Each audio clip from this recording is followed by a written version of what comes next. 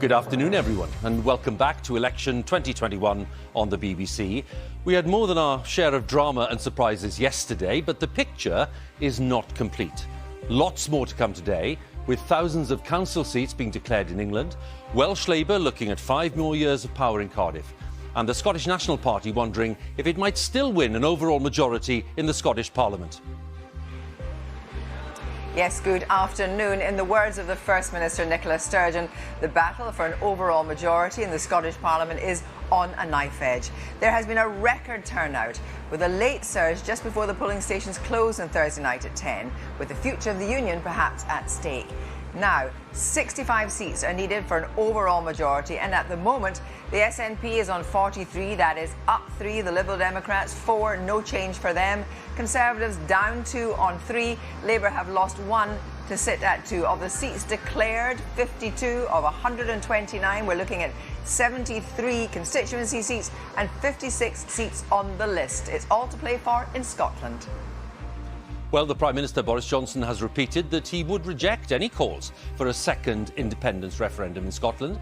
Yesterday, he was in Hartlepool, celebrating a big by-election victory that will last long in the Conservative memory. But the election results didn't all go his way. In Wales, Labour had a great set of results, in contrast to Labour in England and Scotland. Labour in Wales on 30, having gained a seat. The Conservatives now in second place on 14, having gained 5. They are now the opposition figures, principally. Plaid Cymru on 11, and Lib Dems on just the 1. The Independents and Abolish the Assembly on no seats, and the seats declared at the moment 56 from 60, just 4 to go. So we are watching those political landscapes unfold across Wales, Scotland and England. Vicky Young is here with all the latest reaction from Westminster, and Reeta is at the touchscreen to bring us every result. We've had a whole host of results in from the English councils already today, including Cannock Chase in Staffordshire, which, as you can see, has gone from no overall control to Conservative, continuing that theme of a strong Conservative performance in England. We're about 2/3 of the way through with the council results, so lots more to come, including some very close mayoral contests. Our team of correspondents are at all the key contests, and Professor Sir John Curtis, as always, will be crunching the numbers and identifying the key political trends. So join us for all the excitement and the drama of elections 2021.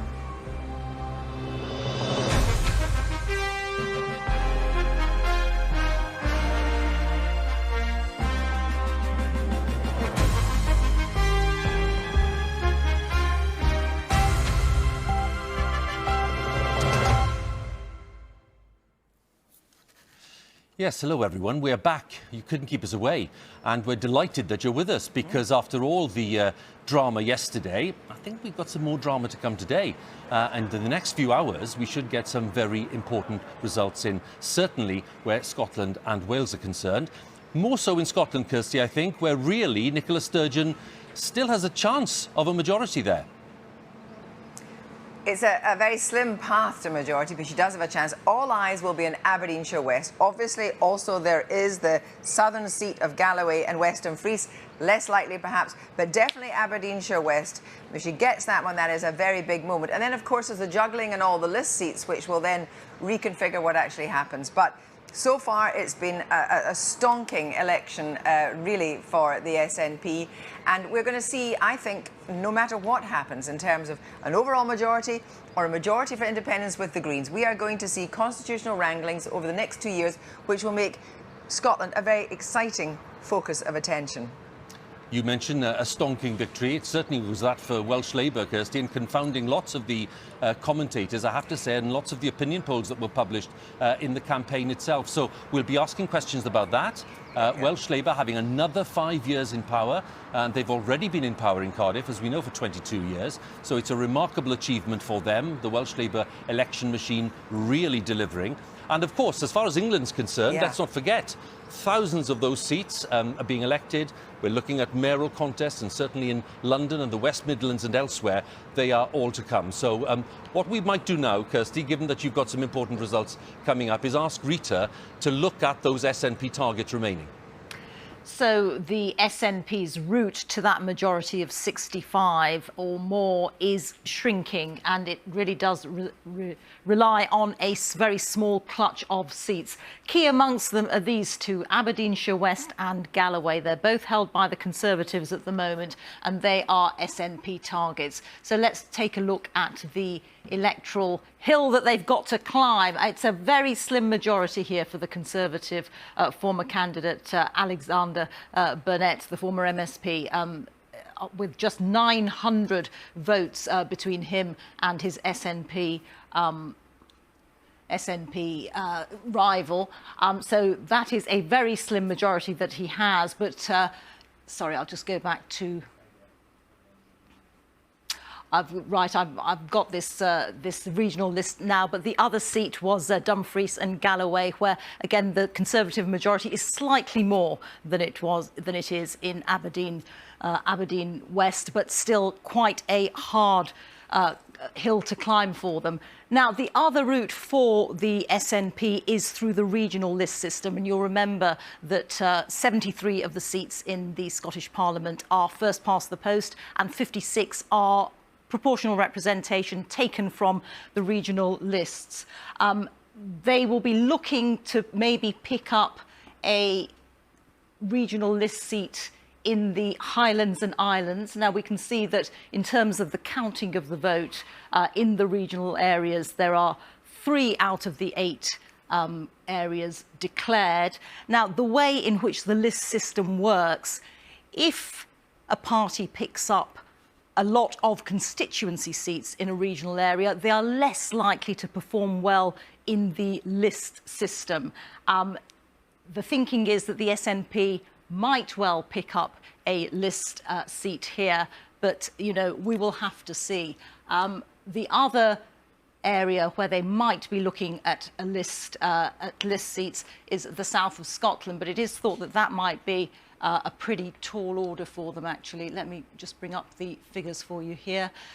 So we can see that there are 5 out of the 9 areas declared. The SNP's got 3 constituency seats here, and in fact it has gained 2 in this election, which means that the thinking is that it is more difficult for them to pick up a list seat here. So it's all very, very finely balanced.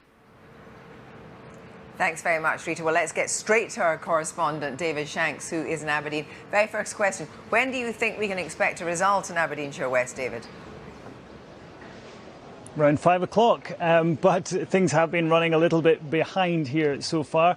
So we were due to have 2 declarations by 1 p.m. this afternoon, but obviously Bamshire and Bucking Coast yesterday was about 2 hours late, so they decided to do Aberdeenshire East this morning instead. So 3 constituencies here instead of the 2. So that's knocked everything back. So mid-afternoon to 4 o'clock, 5 o'clock, we should get that crucial result for Aberdeenshire West. But the candidates are here. They're starting to mill around on the counting floor. If you can see somewhere down there in the vastness of the P&J Live Arena, they are there. Probably feeling quite nervous, as you say. This is an incredibly tight vote. And tell me then about the tactical voting in Aberdeenshire East. Well, what we saw in Aberdeenshire East, important to say, it was another hold for the SNP with Gillian Martin. But again, a rise in the turnout. But also a rise in support for the Conservatives. Majority slashed from 6,000 to roughly just under 2,000 for Gillian Martin there. So where turnout has increased, perhaps there has been more votes for the SNP. So with things as tight as they are in Aberdeenshire West, could that be an indication of where things are going? We could infer that independence has been a big factor here. So we'll see how that plays out later on this afternoon. Well, interesting, 2 different things on that. Of course, the majority in Aberdeenshire West for the Conservatives is much narrower. They've got an SNP candidate, Fergus Much, who narrowly fell back behind the incumbent in the general election. So he's well known in the area, and I gather he's very popular, so it has that in its favour. Against that, of course, you have the idea that that was a particular area where there was a very strong no vote in the first independence referendum. Well, yes, exactly. I mean, it depends on which way the campaign has gone. Fergus Much has been running quite a local issues-driven campaign. He's been very visible. He's been out and about on the trail, very active on social media too. And in the final stretch of the campaign as well, the SNP campaign bus came back through. Crucial to note that that was one of the last stops in the campaign for Nicola Sturgeon as well, to try and shore up that vote, to push them over that line of 900. But it's an affluent area. It's a very rural area. Counts Her Majesty the Queen is an occasional resident as well. Who knows exactly which way this one could go, so will remain very, very tight. Queen's a resident sometimes, but no vote. Thanks very much, David. Well, let's go to the south of Scotland. A tradition there is that they've had plenty of Conservative MPs in the past, thinking of people like Ian Lang in Dumfries and Galloway. Well, we're talking now about the constituency known as Galloway and West Dumfries. That is the Scottish Parliament constituency. And again, we're talking about the challenge there between the Conservatives and the SNP. So let's join Conor Gillis there for us in Dumfries. Just bring us up to date, Conor. How do you think this one's going? Well, it's hard to tell at this stage, Huw. We are expecting a declaration maybe around 3 o'clock this afternoon. But let's take a look at how things played out in 2016 at the Scottish parliamentary election there.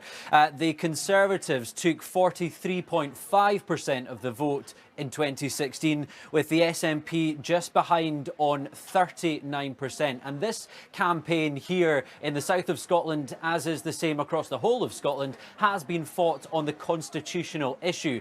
But the Conservatives here in the south are riding on the wave of a win yesterday. They increased their majority by 10%. Oliver Mundell, the son of the former Scottish Secretary David Mundell, re-elected here in the south of the country. So, yes, if Finlay Carson, the Conservative candidate, is not re-elected here today, that would be a huge upset for the Conservatives. He would effectively be ousted from Holyrood because he is 7th on the regional South of Scotland list. And that is the list that is all important. All eyes on that across the south here today. There are 7 seats up for grabs. 2 Conservative from 2016, 2 Labour at that election as well, and 3 went to the SNP. But this time around, the former MP, George Galloway, is in the mix down in this part of the world with the All for Unity party. He is hoping to clutch some success down here. He told the BBC earlier on this week that in order to get some success, he would need at least 20,000 votes in this part of the world. And the results, I can tell you, Huw, are in from 2 parts of this regional list area. And so far, we believe Mr. Galloway and his party have secured around 1,200 votes. So maybe not exactly the numbers Mr. Galloway and his All for Unity party would have been looking for at this stage. But a few hours to go and we'll keep you updated. Indeed, and we'll be straight back on it. Just a quick one. When do you think we might get the Galloway and West Dumfries result itself? And while I'm asking you that as well, what kind of vibe are you getting from party workers there at the count? Yeah, the Galloway and West Dumfries declaration, it's hard to get an exact time, as you know yourself, due to COVID at the moment. Things are running a lot slower. There's roughly around 50 people on the floor here counting the votes. Normally that number would be more than double. So things are taking a bit longer, as is the case across the UK today. In terms of the south of Scotland declaration, the trouble is that, of course, this is a very rural part of Scotland, and that adds again to the length of time. So we'll get the 2 parts of the Galloway constituency down here where I am in Dumfries, but then we need to wait for the other 5 parts of this region to come down before we can bring the whole thing to a close. So no time scale on that. It might be well into the evening. Here for the long haul. Conor, thank you very much. We'll talk to you later. And here in Edinburgh all afternoon, I have our correspondent Nick Eardley with me, and we're going to begin by talking, first of all, about Aberdeenshire West. What are you hearing? Well, it's very close. The Conservatives have been worried about this one for the last few days. They're slightly worried that the constituency vote isn't turning out as much as their list vote. So I think it's definitely up in the air. The SNP have run a pretty aggressive campaign there. I think Nicola Sturgeon's been up 4 times. We're just hearing it was the last battle bus place. She's not been a stranger to some of the local communities up there. What will be interesting is whether what happened in Aberdeen East happens, where Liberal Democrats vote Conservative to stop the SNP. I think it's slightly more complicated here. The Lib Dem candidate is Rosemary Bruce, wife of the former MP for the area, Malcolm Bruce. They have quite a big vote in that area. So tactical voting versus SNP turnout, it's all coming down to that. And also, I'm hearing that Conservatives are broadly disappointed that having lent their votes to the Liberal Democrats and Labour to shore up the union, that has not necessarily been reciprocated. And you're just suggesting there, with Malcolm Bruce's widow, that that might not happen there either. There's a bit bad blood, yes, particularly in East Lothian, for example, where the SNP pipped the Labour Party. The Labour Party are very angry that they think the Conservative campaign was a bit too much there. It's also interesting, I'm hearing some talk about that playing into the list system in the south of Scotland. George Galloway's Alliance for Unity Party getting about 500 votes in most constituencies, nowhere near enough to get a seat, but potentially destabilising the others. Given that the SNP will be looking to get 1 seat in the south of Scotland, that could be the crucial one for a majority. It's all very slim margins. So let's just remind ourselves, we've got 73 MPs, we've got 56 MSPs and 56 also chosen from the list. The regional lists are incredibly important in Scotland, so tell me where you think there's going to be gains and losses. Well, there are 8 regions, all with 7 MSPs. The system is quite complicated. If you win constituencies in that area, you're less likely to win list MSPs, which is why the SNP win them all, but get very few MSPs in most of them. Now, the fact the SNP picked up Ayr in East Lothian means they'll lose seats on the south of Scotland list. On the list. But the SNP have their eye on 2 areas. The south of Scotland to keep 1, on a really good day maybe 2, but all of that is up for question. Also the Highlands and Islands. They'd probably need 1 in each, plus Aberdeenshire West. Now let's just talk quickly about the way the campaigns were run. The story in the papers today is that there were recriminations from senior Tories against Douglas Ross because he kept emphasising in the campaign referendum, where they say he should have been emphasising, you know, the recovery from the pandemic, the vaccine, and what the union has done for Scotland. I think that's right. I think there's always been a frustration on the part of some Conservatives that they tend to talk about the negatives, stopping IndyRef 2, rather than what they see as the positives of the role of the UK government in Scotland over the pandemic, furlough as well. You know, there've been some people pointing out this morning that the number of people on furlough in Scotland is still massive. There's also a few questions being asked about the strategy of targeting just list votes. Now, over the course of today, I expect the Conservatives to do well. On the list, they may pick up seats. They may end up in a pretty good position by tonight. But the fact that the SNP have beaten the Conservatives in some constituencies, like Ayr and Edinburgh Central, maybe Aberdeenshire West, some are worried that that could be their path to the majority that the system makes so difficult. And if that happens, expect big questions about the fact that the Conservatives targeted the list so much over constituencies. Nick, thanks very much. Back here, Vicky's with me, and we were just discussing some of the responses to what's been going on in Scotland yesterday and overnight, because Boris Johnson has not wasted any time in saying a few things about the prospect of a second independence referendum in Scotland.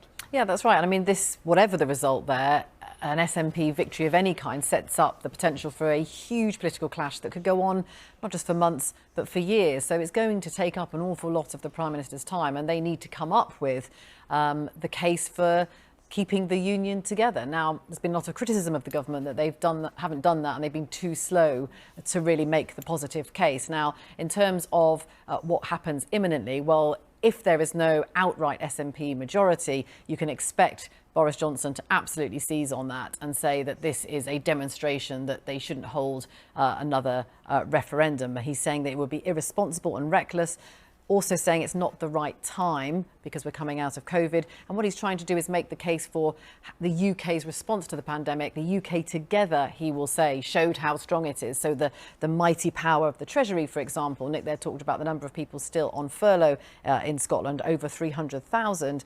and Boris Johnson really wanting to make the point that it's the UK Treasury that allowed that to happen, along with the armed forces, for example, being able to help. So that's what he's going to say. But there are many people who feel that actually, if there's a majority in the Scottish Parliament, including the Greens and the SNP, then the case is still there. Nicola Sturgeon, of course, will still push it. And then what happens? Lots of people predicting this could end up in the courts. Boris Johnson, of course, we saw him celebrating in Hartlepool yesterday after that by-election, but also some notably good performances by the Conservatives in local government. Let's just update ourselves now on the situation where local elections are concerned, and this is England now. Councillors elected so far. We have the Conservatives having gained 166 councillors. Labour have lost 207. The Lib Dems have lost 22. The Greens have done very well and they've put on 55. We were talking to Caroline Lucas yesterday and she predicted that they'd make some pretty good gains in these elections, the others up 8. So that's the update for you on the figures. So with that in mind then, Vicky, what does that tell us about the state of play in England? Let's keep it specifically to England at this point. That performance, that Green figure, the Labour figure itself, down 207, and we put that, of course, in the context of some of the areas where Labour really needed to perform well in order to prove that they were coming back. What are your thoughts? I think what's interesting here is that council elections, we all accept, of course, the turnout is lower than general elections, and you has to be a limit to how much you can read into this. But why they're important is that they set the tone for what happens in the coming months and even years. So in terms of Boris Johnson, I mean, this makes his position as leader of the party completely unassailable. Conservative MPs backed him because they wanted a winner, and he is proving to them that he can win, and he can win in areas where you wouldn't normally expect Conservatives to do well. And it wasn't just a one-off in the 2019 election. It seems that this is still carrying on. And those figures there tell you something very interesting as well, which is that the right is united now. Those Brexit Party votes have shifted in England mainly to the Conservatives. So that split vote isn't there. But if you look at the opponents, the Liberal Democrats, Labour, the Greens, that's still fragmented. And so that is in some places allowing the Conservatives to continue to do well. So that realignment, if you like, is incredibly important to Boris Johnson, because it indicates that potentially in other seats come the next general election, the same thing could happen. Those Brexit votes transferring potentially to the Conservatives. But it's not all rosy for Boris Johnson, because he has to deliver. He has promised this levelling up agenda. Of course, the pandemic has meant that that hasn't been the priority, but he is going to have to start to explain what it means in tangible terms. Is it just about spending money? Is it going to work? And these areas now are expecting a lot from him, and he will have to start to deliver on that. And when it comes to Labour, as we've said, very disappointing for them in England. They're promising a policy review. I mean, there's going to be all sorts of problems for them. What the danger for them, though, is that they look inward, debate amongst themselves, and don't reach out to those people that they have lost. I think it's important to underline, Vicky, isn't it? I mean, you're right, lots of disappointing results for Labour, but it's not been all disappointing. I mean, let's underline that, and it's important to say that there have been some notably good results for Labour too. It's not all a disastrous picture. I'm thinking, for example, of the Liverpool City Region Mayor. Let's have a look at these figures, because they'll tell you a story. And there you have Labour's Steve Rotheram, former MP, look at that vote, 198,726. Huge majority of over 132,000. That's just a first round, sweeping victory over the Conservatives, Greens and Lib Dems. Look at the share, and the share for Mr Rotheram on 58%. That is a stunning win by any stretch of the imagination. 20% to the Tories. And then if you look at the first round share change, there you'll see that, Labour there or thereabouts, and the Tories. The Greens actually, again, put in a decent performance to put on 7%, and the Lib Dems a little as well. So with those figures in mind, I'd like to go to Liverpool and say a very good afternoon to Mayor Rotheram. Mr Rotheram, good afternoon. Thanks for joining us. Hi, are you OK? Yeah, I'm very good, thanks. And it's great to have you with us, Steve. Look, lots of things have been said yesterday and today about Labour's performance. You have outperformed Labour's other performance, let's say, in Liverpool City and local elections, and indeed in other areas too. So there'll be lots of your friends in the Labour Party wanting to know how you managed it and how that campaign worked out for you in a way that it hasn't worked out for some of your other party colleagues. Well, even here it was a difficult campaign for us, given the backdrop of what had happened at Liverpool City Council. But what we were able to do is to get out quite a clear message about what the values and principles of a Labour Metro Mayor would be against the alternatives. And I said in my acceptance speech just before, Huw, that what we need to stop doing is saying we're going to listen to people. We need to hear what the people are telling us and then to react on what they want. Well, that's fascinating, Steve. I'm just thinking, OK, for viewers watching, thinking, what does he mean by that? What kind of examples can he provide? What would you say? How would you guide people? Well, honestly, on the doorstep, people aren't interested in the internal machinations of our party. What they want is hope for their children, that they can get a good education, and that when they come out of that there will be a job or training or an apprenticeship for them. And that's why we've guaranteed our youth of the Liverpool City region that we will do that. They tell me that they think our transport system, despite it being good in bits, is too fragmented and too expensive, and they want to look towards what happens in London. So we've said we'll have a London-style, integrated, publicly owned transport system, and we're well on with that, with £500 million worth of new trains ready to roll, with hydrogen buses coming in at the end of the year, and by providing a genuine alternative to the car. You know, if we're going to tackle climate emergency, you don't do that just by punitive measures. You offer an alternative. That's what we're trying to do. And then about our economy needs to work for everybody and not just for people who've got businesses come in here and then do nothing and take that away. So we're trying to build not just the indigenous businesses in the Liverpool City region, but give a fair crack to the third sector and to community wealth building. Well, that package clearly has worked out for you, and it's a comprehensive one. We've heard that. When Sir Keir Starmer was saying yesterday, look, I'm going to be announcing things in the next few weeks, and there are going to be radical changes and stuff like that, what would your advice be to Sir Keir, and you know, what kind of changes does he need to make? And I think in the question, Huw, that's part of the problem. It is about what happens in Westminster, and actually people aren't that bothered about what happens in Westminster. I lived in that bubble for 7 years. And when you talk to people here, it's about what happens and what resonates in their local area. And we need certainly to get the devolution message better for our party. But I think our values and principles on the doorstep are universally well received. And what we need to do is to ensure that we can get that messaging out and stop sort of internal wranglings and all of the machinations that go on about Westminster. Actually, what people are interested in is their family, their area, their friends, their city region. I take the point, Steve, totally, because I hear what you're saying, but obviously, you know, a party leader has to make some decisions about leadership as well. That was the point of the question. Vicky's with me, and she'd like to ask you a question, if that's okay. Yeah, and Steve, it is along that point, really. I know what you're saying about what goes on in Westminster, the Westminster bubble, and it's not important to people. But in the end, Sir Keir Starmer is the leader of the Labour Party, and he is going to have to get his message across, because in the end, you've run obviously a very local campaign. Other mayors will do so successfully as well. But Sir Keir Starmer has to try and get that message across. How is he going to do that? And do you think he's done a good job over the last year? Well, I think myself, Andy Burnham, Jamie Driscoll, Dan Jarvis, Sadiq Khan.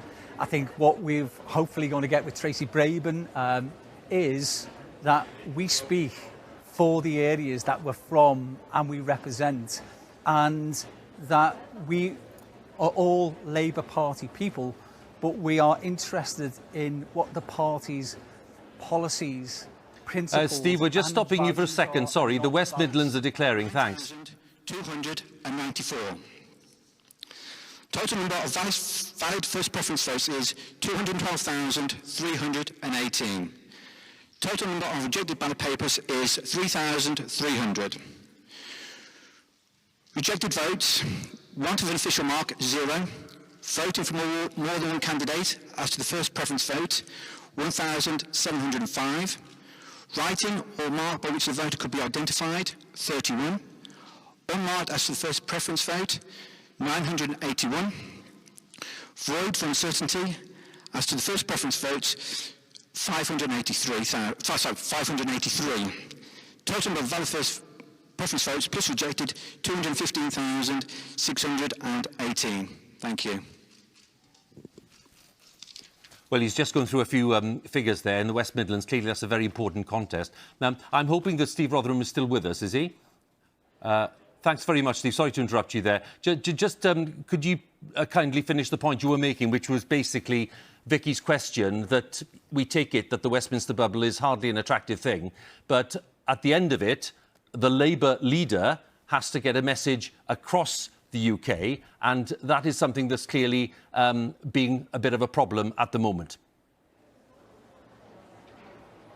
Yeah, and I think, to tell you the truth, some of the people who in our city region were standing this time on the doorstep were trying to get over a local message as well as those national messaging issues that the National Party wants us to. But we need to make it much more simple for them. We need to get back to, the basic principles of a Labour Party. Social justice is still a hugely influential political message on the doorstep. And it's what we've been able to demonstrate. The mayors, the Metro mayors, so far in their individual areas have been able to put Labour policy into practice, and we need to use the platform of the Metro mayors more. In the Liverpool City region, I've been able to demonstrate socialism in practice, and people shouldn't be afraid of socialism. Socialism is a force for good in our country, and we need more people to be actually listening to what it is that we can do in our areas to improve their individual lives. Great to talk to you, Steve, and many congratulations again. Thank you. And now we can speak to Emma Thomas in Cannock Chase in Staffordshire. Has gone from no overall control to the Conservatives.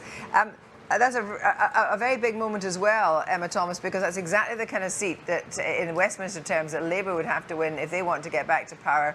They had 50% of the vote in 2005, and they're nowhere. Yes, well, in the words of one Labour councillor speaking to me after today's result, he said, "There is no sugarcoating it. This is a disaster for Labour." Now, this authority was created in the early 70s, and for most of those nearly 5 decades, it's been under Labour's control, either with the party enjoying majority status or, as was most recently, in a minority status. Now, it is fair to say the Conservatives have had some recent electoral success here. There's been a Conservative MP for the last 11 years, and in the early noughties, the Conservatives and the Liberal Democrats formed a coalition to lead the council. However, today's stampeding result means that the Conservatives can, for the first time in this authority's history, lead the council without the need of help from any other party. Now, a third of the 41 seats were up for grabs here this week. And as the results were announced this morning, quite speedily, I should say, all but one was declared for a Conservative candidate. The only candidate to win a seat today who wasn't a Conservative was a long-standing local councillor, formerly from the Green Party, currently with the Chase Community Independents. Now, it's been an awful day here for Labour, losing 8 seats. When I spoke to councillors who were here after the result, they said they feel that very much voters on the doorstep were making decisions according to national issues this time round, not local issues. And so they were carried in a wave of support for Conservatives in Westminster. As for the Conservatives here in Cannock Chase, well, it is a day of celebration. In fact, the Conservative group leader, soon to be the council leader, is to take on the role at the age of just 29 and remarkably in her first term in office as an elected councillor. Thanks very much indeed. Now, we were talking to Steve Rotheram there in Liverpool. These mayoral positions, especially these big area mayors, let's say, for example, the west of England, which we're going to talk about now, these are very powerful positions. They're potentially very influential positions. And Steve Rotheram there was just explaining to us the kind of infrastructure investment and and changes that he's been able to encourage and to put in place in Liverpool. So it gives you a sense, really, of the resources that can be deployed. And that opens up all kinds of political possibilities, as he was suggesting. Now, in the west of England, the mayor there was Conservative elected last time round. Labour, we are told, have high hopes of maybe putting their guy in this time round. So we're going to talk to my colleague Paul Bartrop in Bristol. And Paul, what's your guidance on this? And just give viewers a little bit of guidance around the shape of this contest. So all of 40 minutes ago, we had the declaration of the first round of voting, because, of course, this is the supplementary vote system. People make two choices. And on that basis, Labour's Dan Norris came first. He had 12,000 more than the Conservative candidate. Now, that will almost certainly put Dan Norris in pole position, very likely to be chosen as the mayor once the second round of counting has taken place. Now, that second round is underway at this very moment. We expect to get the final result probably in about 2.5 hours' time. But I think nobody here is in any doubt whatsoever. Dan Norris for Labour has done it. This will be a real success for them because, as you say, the first time this was contested was 2017. The Conservatives won it then on a whisker, but they had real high hopes that they were going to hold on to it this time. They'd actually changed their candidate. The Conservative West of England mayor for the last 4 years was somebody by the name of Tim Bowles, not as well known as many other regional mayors, it has to be said. They'd selected an energetic new young candidate, but it hasn't cut through. Labour's man, Dan Norris, former MP, former government minister. He was part of Tony Blair's administration. He lost his seat to one Jacob Rees-Mogg. So it's interesting that, in a way, for Dan Norris, this is a bit of a sweet turnaround, a sweet comeback, not least because he did extremely well picking up votes in his old constituency, North East Somerset, as it's now called. Now, it's not over yet by any means. We've still got to get that second round of voting counted. But I think the confidence is there from Labour, not least because this has been a double election in Bristol, 2 mayoral elections taking place at the same time. We're talking about the West of England mayor right now, but later on this evening, once that's all done and dusted, they're going to be totting up the votes for the city mayor. And that has meant a really big push in the city. The mayor, the councillors are all up for grabs. That has seen activists from all the political parties working the ground really hard. And that has meant there's been an increased turnout. Better turnout in Bristol than in the neighbouring areas of South Gloucestershire and Bath and North East Somerset. That undoubtedly has boosted the Labour vote and given them real confidence that they are going to turn over the Tory majority and take the West of England crown.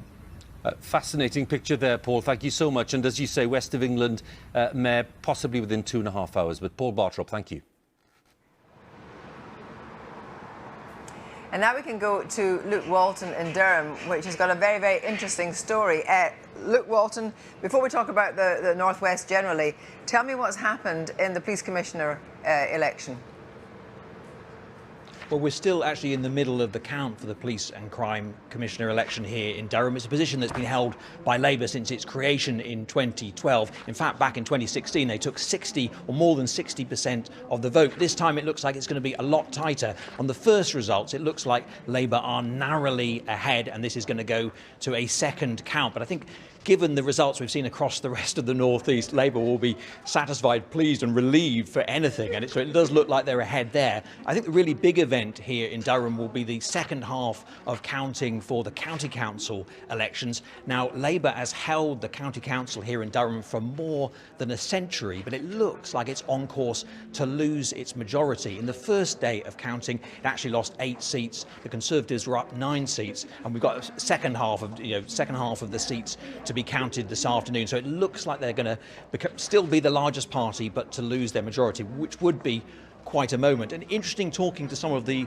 Tory party activists here who say that they are making gains in the parts of County Durham where, of course, the Conservatives famously took red seats back in 2019. We're talking about the likes of Bishop Auckland and Sedgefield. They think they're making progress there. They are converting some of that parliamentary success into local government success. They also say that some of the voters in County Durham are looking over the border into the Tees Valley and seeing what the Conservative Mayor Ben Houchen is doing there in terms of helping the airport and bringing the free port to the area. And they're basically saying we'd like a bit of that. And as I said, the two areas are very close. So here, the picture really is of continued Conservative progress, but at least on the Police and Crime Commissioner election, it looks like Labour will hang on, but very narrowly. And look, my apologies, of course, northeast, not northwest. Thanks very much indeed. Let's stay on the theme of these very big, powerful regional mayors. And one of the other big contests today is the West Midlands mayor. The West Midlands is, of course, such an important political battleground. You know, no general election in the UK can be properly analysed without looking at the West Midlands. And the West Midlands mayor has proved to be, again, a very powerful thing for the campaigning for the Conservatives and Labour in view of the personalities involved. Now, Elizabeth Glinker is there, keeping tabs on this. We were talking yesterday, Elizabeth, about the balance in the region there. So tell us about the West Midlands mayor today. What you think we're likely to see in terms of timings and what's the sense of things that you've got there? Well, a short time ago, I saw the Conservative candidate for West Midlands Mayor, Andy Street, and he was looking a very happy man. There's a bit of an atmosphere in the hall at the moment because a short time ago, I think you saw a little bit of it, we had a partial declaration on first preferences just for Birmingham. Now, Birmingham is the big population centre at the heart of this city region, so surrounding it are 6 other big metropolitan boroughs. We've just had some results coming through just for Birmingham, as I say, but that has the Labour candidate Liam Byrne on over 102,000 versus Andy Street on 84,000. Now, at first looking at that, you're like, oh, Labour's ahead, but it's only by 16,000 votes, and that could easily be cancelled out by the results in other parts of the region. So there's some glum faces amongst the Labour campaign team at the moment because they are hoping against hope that they are going to get to second preferences, but given where we are at the moment, that is by no means a sure thing. I'm just thinking there, I mentioned personalities, Elizabeth, and, you know, when you talk about positions like this, it's so important. And I'm thinking that you've got Liam Byrne, who's a very experienced political operator, former minister, of course, in Gordon Brown's cabinet and treasury. And then you've got Andy Street with his amazing business experience. I'm just thinking, how has that played out? And have people responded to that in some way? Yeah, I mean, I think so. I mean, Andy Street has always made a big play of his background in business, as you say, former boss of John Lewis, very successful businessman. He is a local guy, grew up in Birmingham, and he's set great store by sort of being this almost non-partisan figure during his mayoralty, so able to work with both sides, working in a pragmatic way, using his business experience. And it seems that that potentially is something that's cutting through. At the same time, I mean, Labour had great hopes here. Liam Byrne, a strong candidate. He's an MP in Birmingham, and as you say, has that experience in cabinet under Gordon Brown. He was seen as a strong candidate here, someone that could shake things up, and win this back for Labour. But as it's turned out, I mean, I think that national picture, what we've seen play out in the North East, has played out just as much here in the West Midlands. Certainly across the Black Country, where we saw councils like Walsall and Dudley. Well, Dudley turning blue yesterday, Walsall really consolidating the position. These are the boroughs that are also voting in this mayoral election, and that really has played out. So the fact that the vaccine rollout has gone very well, that people are to some extent rallying behind the government, and at the same time perceiving Andy Street as this almost non-political figure who has the ear of government, who's able to talk to the right people and work with people from all sides, it seems that may have really sort of cut through with the electorate. Elizabeth, thank you. And we'll look forward to coming back later for the latest developments then to see what happens in that contest for the West Midlands mayor. Let's get right up to date with the picture in Wales. Now, I was telling you earlier, Labour in Wales have had an amazing election, really, confounding lots of the pundits, lots of the commentators, doing far better than expected. Mark Drakeford, the First Minister, proving extremely popular with voters, not just in his own seat, where he had a huge surge in his majority, but Labour has been seen to fight off lots of the challenges from the Conservatives and Plaid Cymru in North and in South Wales and in towards West Wales, when we think of the constituency of Llanelli as well, where Labour really increased its majority a great deal. So we now have all of the results in for Wales. It's the final picture, and let's get Reeta to run us through that, and then we'll talk about that a little more. Reeta? Yes, Huw, so this is what the final result looks like. Labour on 30 seats, so matching its best performance in the Welsh Parliament ever. The Conservatives have pipped Plaid to the post and now replaced them as the second largest party in the Welsh Parliament. They've got 16 seats. They've put on 5.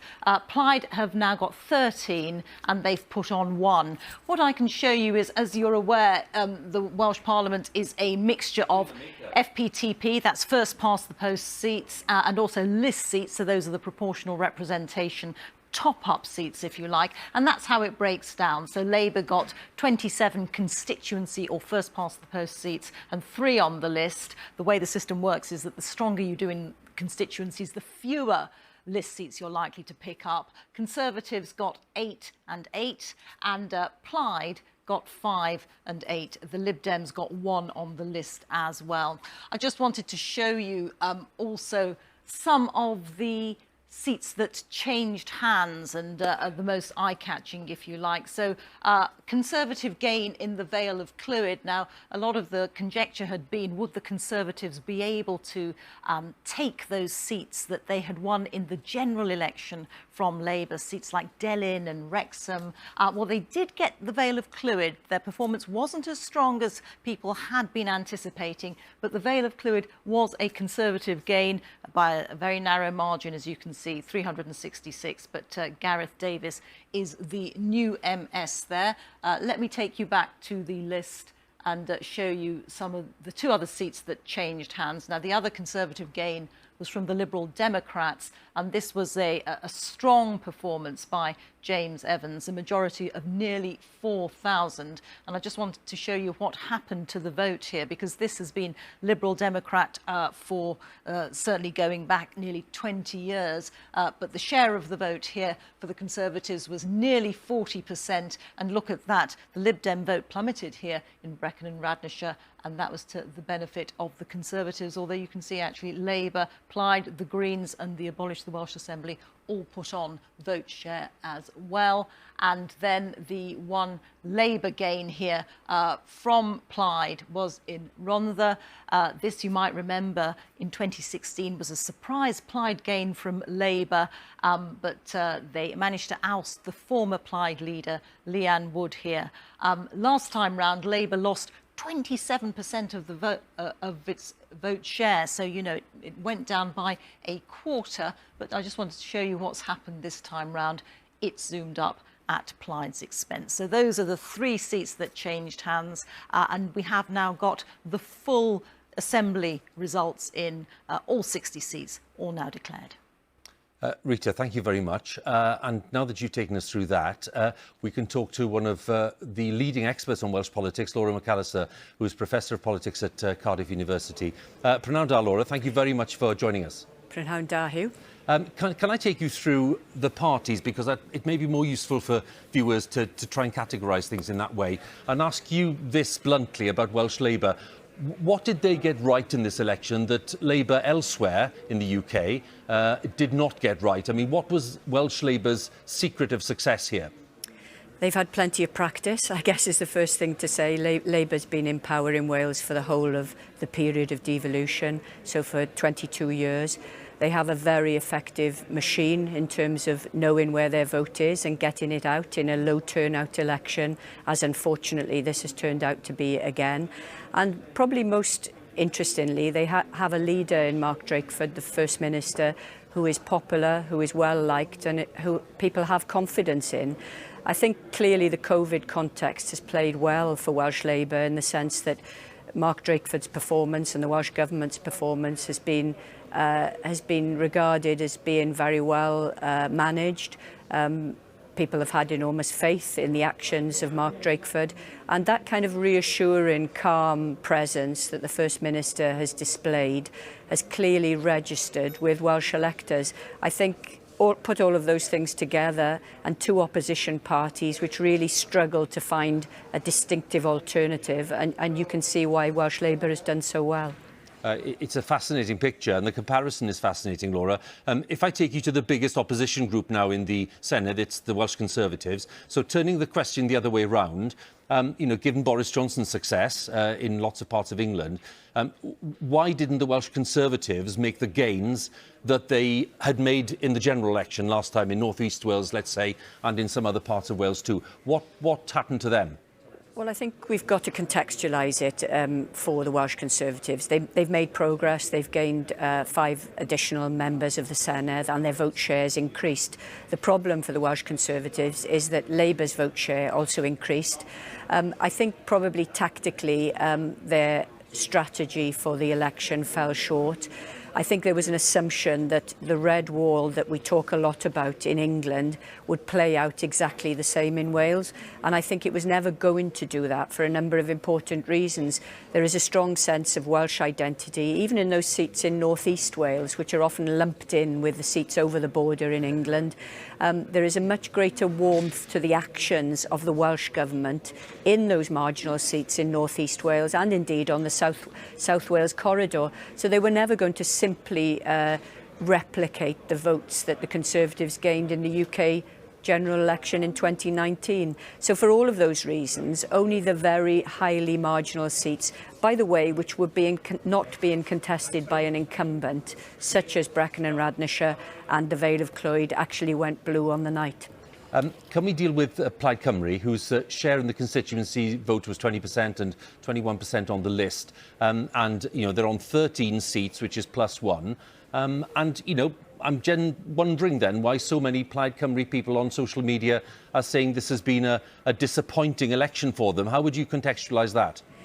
Well, I think there's a deficit between expectation and performance in the case of Plaid Cymru. With their newish leader, the first Senedd election Adam Price has contested, the ambition was at the very least to be in a position to have tough, muscular negotiations with a minority Labour government, if not to become First Minister himself.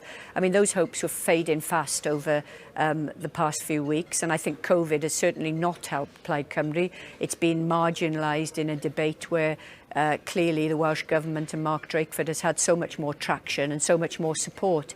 But as well as that, as you know, Huw, Welsh Labour is very different not only to English Labour but equally to Scottish Labour. It's been very relaxed about moving on to the lawns of soft nationalism and to talk about its commitment to a very different constitutional future for Wales, and indeed to be proud of its Welsh identity. So I think all of that played in a difficult context for Adam Price, and really to have lost the Rhondda, that totemic Valley seat where, you know, at the very least they would have been hoping to hold on and rebuild in the next election. I think that's what makes this election an incredibly disappointing one for Plaid Cymru. And just a final thought, Laura, if we look at Scotland, England and Wales, more than ever now, we have 3 very different entities, with Labour still in power in Wales, Conservatives more or less in England, as we know, on all those local authorities, bar a few Labour places like Liverpool and in some of the other greater cities. And of course in Scotland, the SNP still in power. So it's a very mixed picture now, and a very distinctive picture for each of those nations. Oh, massively so. I mean, I've been saying in the media over the past 24 hours, I think this was the first proper Welsh general election where voters understood what the Senedd does, they understood what the First Minister is in charge of, and by and large they were prepared to vote on his and its record of governing.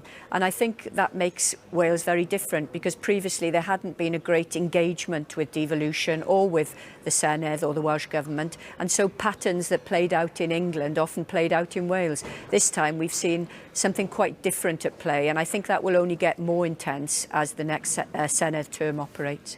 Fascinating again. Professor Laura McAllister, thank you very much.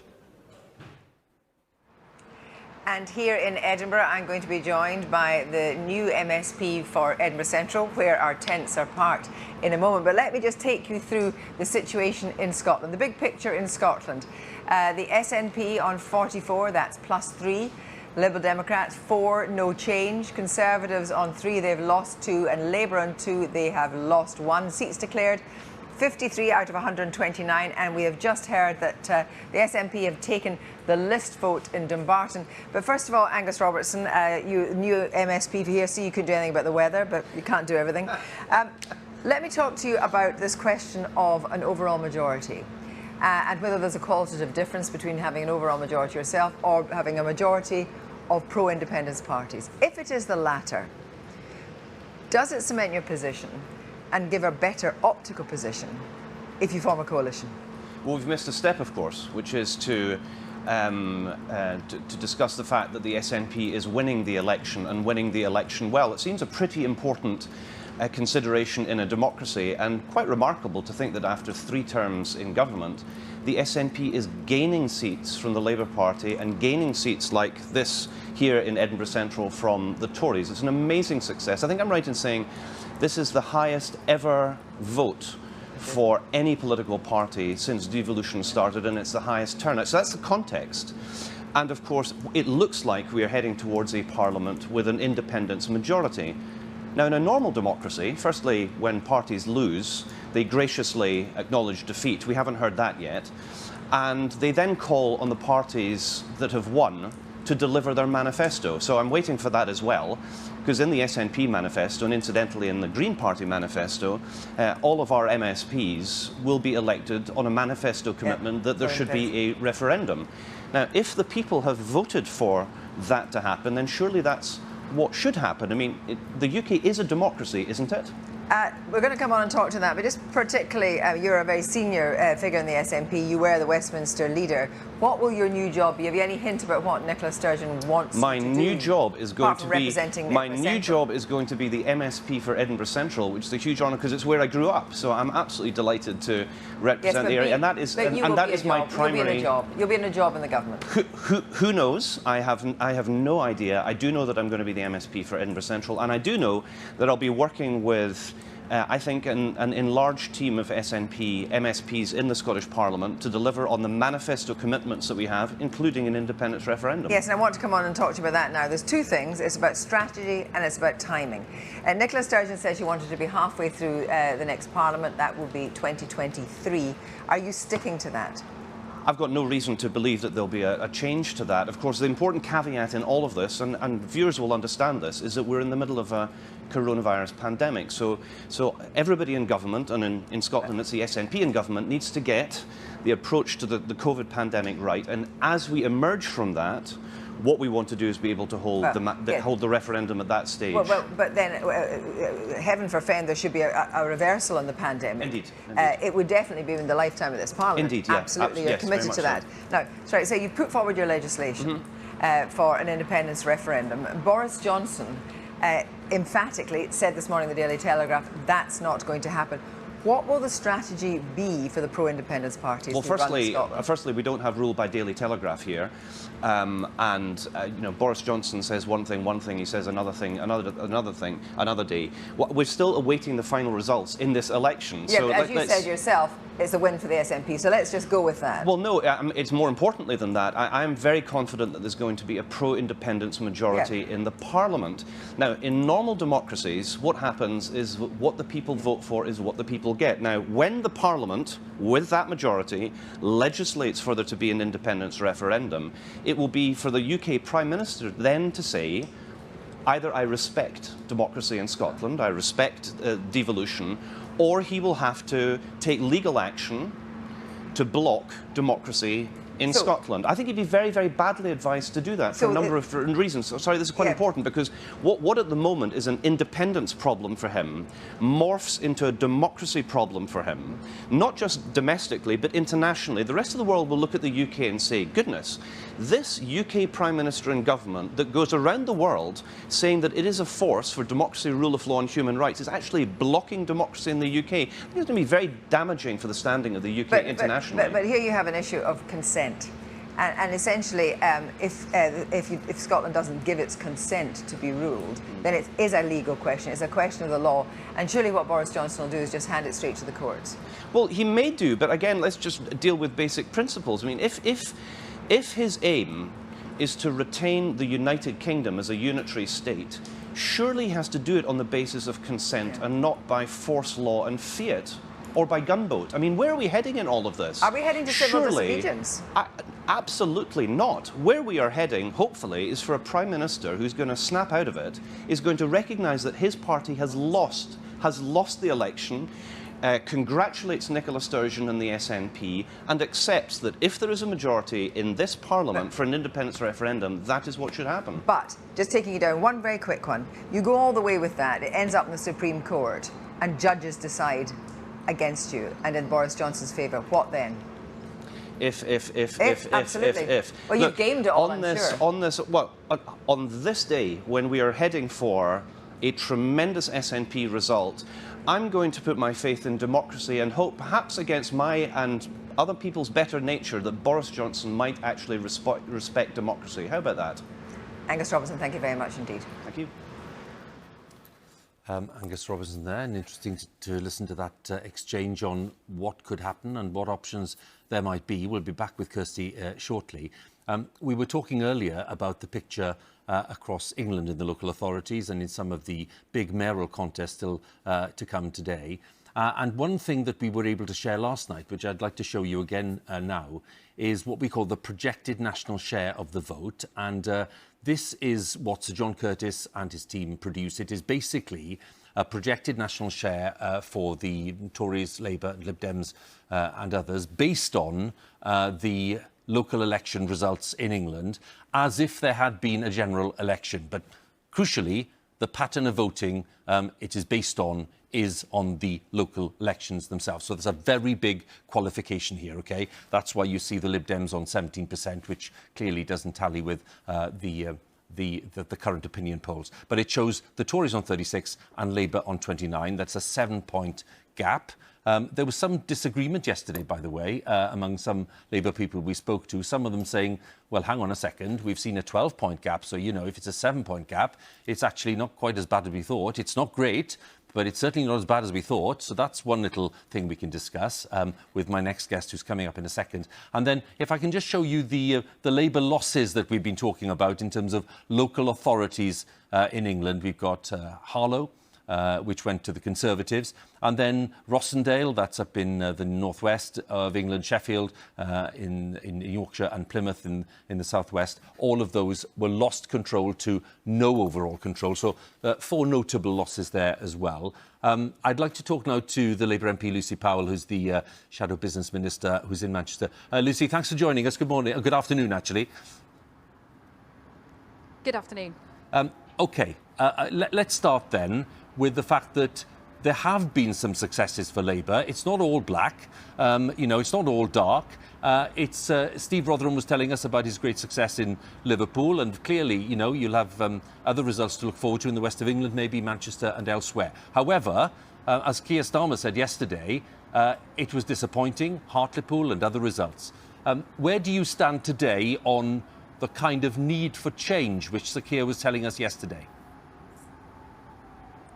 Well, I think overall, when you look at the distribution of where the votes are, you know, these are disappointing results for us. Yes, where Labour is in power and where we're able to show what we can do in power and how we can transform people's lives for the better, both in Wales and in the Liverpool city region, as you were saying, and hopefully here in Greater Manchester, where Andy Burnham's very popular.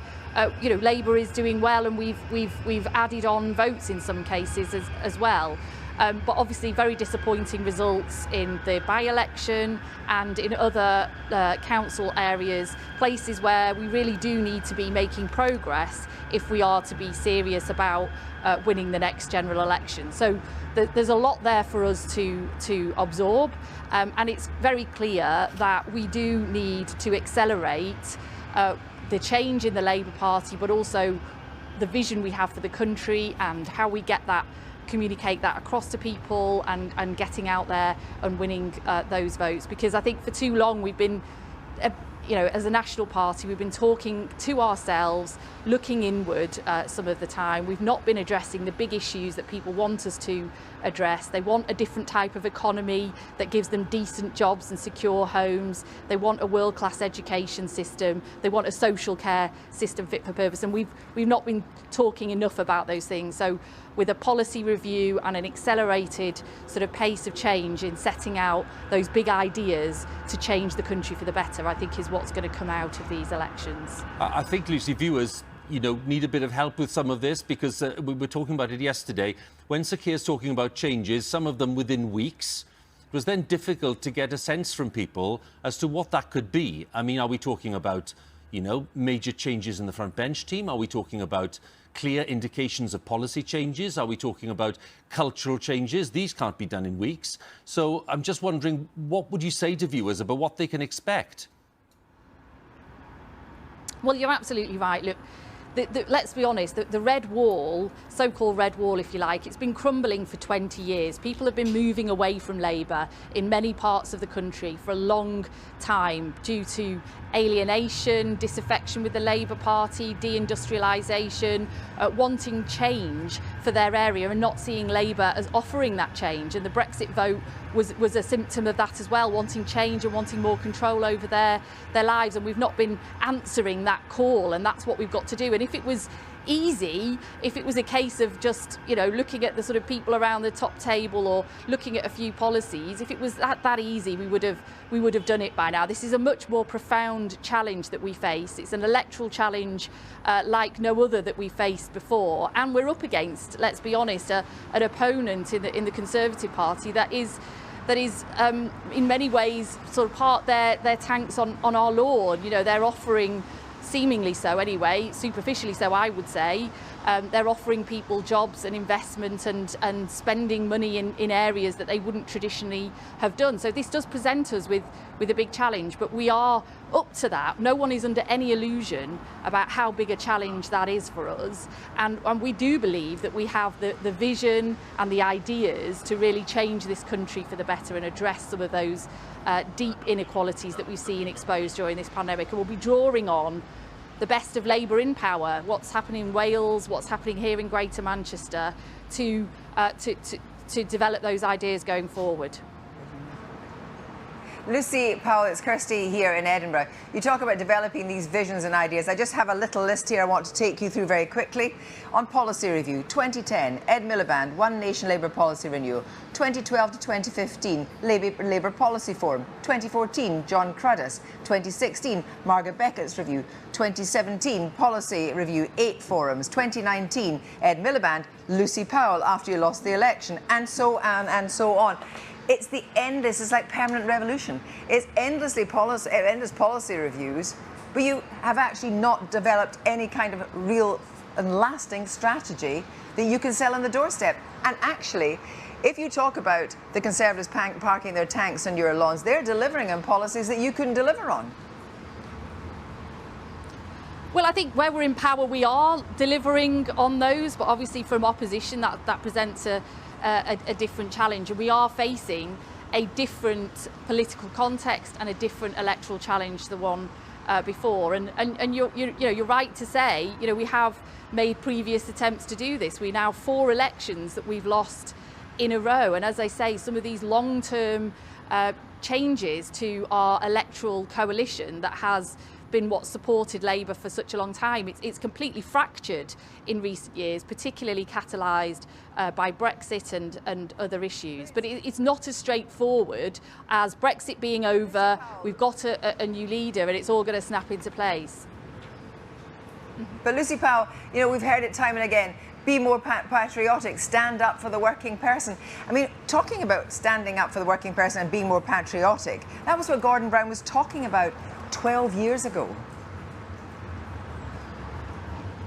Yeah, and look, it's not working, is it? I mean, that is the point. You know, these are a real challenge for Labour. I don't know how many times I can sort of say that in the same way. These election results are part of a slide, a difficult sort of decline in many parts of the country, albeit that we're doing better in other places. So here in Manchester, but it's no good for us to just add on more votes in cities like here in Manchester if we're losing votes in the other parts of the country, and that's why we do need a really fresh look at that. But it's got to start with vision. It's got to start with direction, and that is what Keir Starmer is going to accelerate over coming weeks. It's been a difficult year coming in as a new leader during a pandemic, not being able to do the usual political activities of going out and speaking to people, going around the country, giving speeches, having debates with people. It's not been that usual year, and he's been focused on trying to be a constructive opposition, and these elections have come at the end of that period. But that's no excuse. You know, we do have a mountain to climb. Keir is under no illusion about the height of that mountain that we have to climb. But I do believe that we do have the right values to change this country for the better. We've seen during this pandemic those deep inequalities in our society, in health, in wealth, in our public services. They've been really exposed, and the Labour Party has the right values and ideas and vision to address those. And at the moment, the Tory party look like they're addressing those, but fundamentally they do just believe that market forces alone will address them, and we don't think that. And you know, that's the basis of the change that we're talking about, and how we're going to get a bolder vision that addresses those issues that I think people care about. Lucy, it's Vicky Young here. Just picking up on that, really. Lord Mandelson yesterday talked about Labour not being able to make a cultural connection with places like Hartlepool. And also Carla Mahmood, your colleague who resigned from the front bench last month.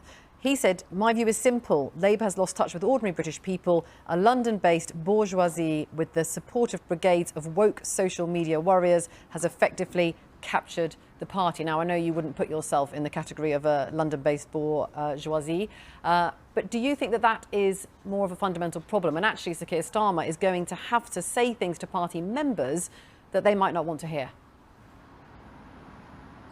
Well, I mean, I would agree with some of that. We have been too focused on the Westminster bubble, and we are a bit London centric. Obviously, I'm a very proud Mancunian, so I wouldn't put myself in that bracket. And there's many people across the Labour movement who, you know, we do represent the places that where we were born, and you know, we're really passionate about that as well. So these are issues that we have to look at. We have spent too long doing that, but also I think, you know, in our past as well, even when we were in government, our economic model at that time was, we did think that trickle-down economics would eventually reach all parts of the country, and that's why places like Hartlepool or Wigan or Doncaster, you know, that's why in the end they've become alienated with the Labour Party, because that trickle-down economics experiment didn't work for places like that.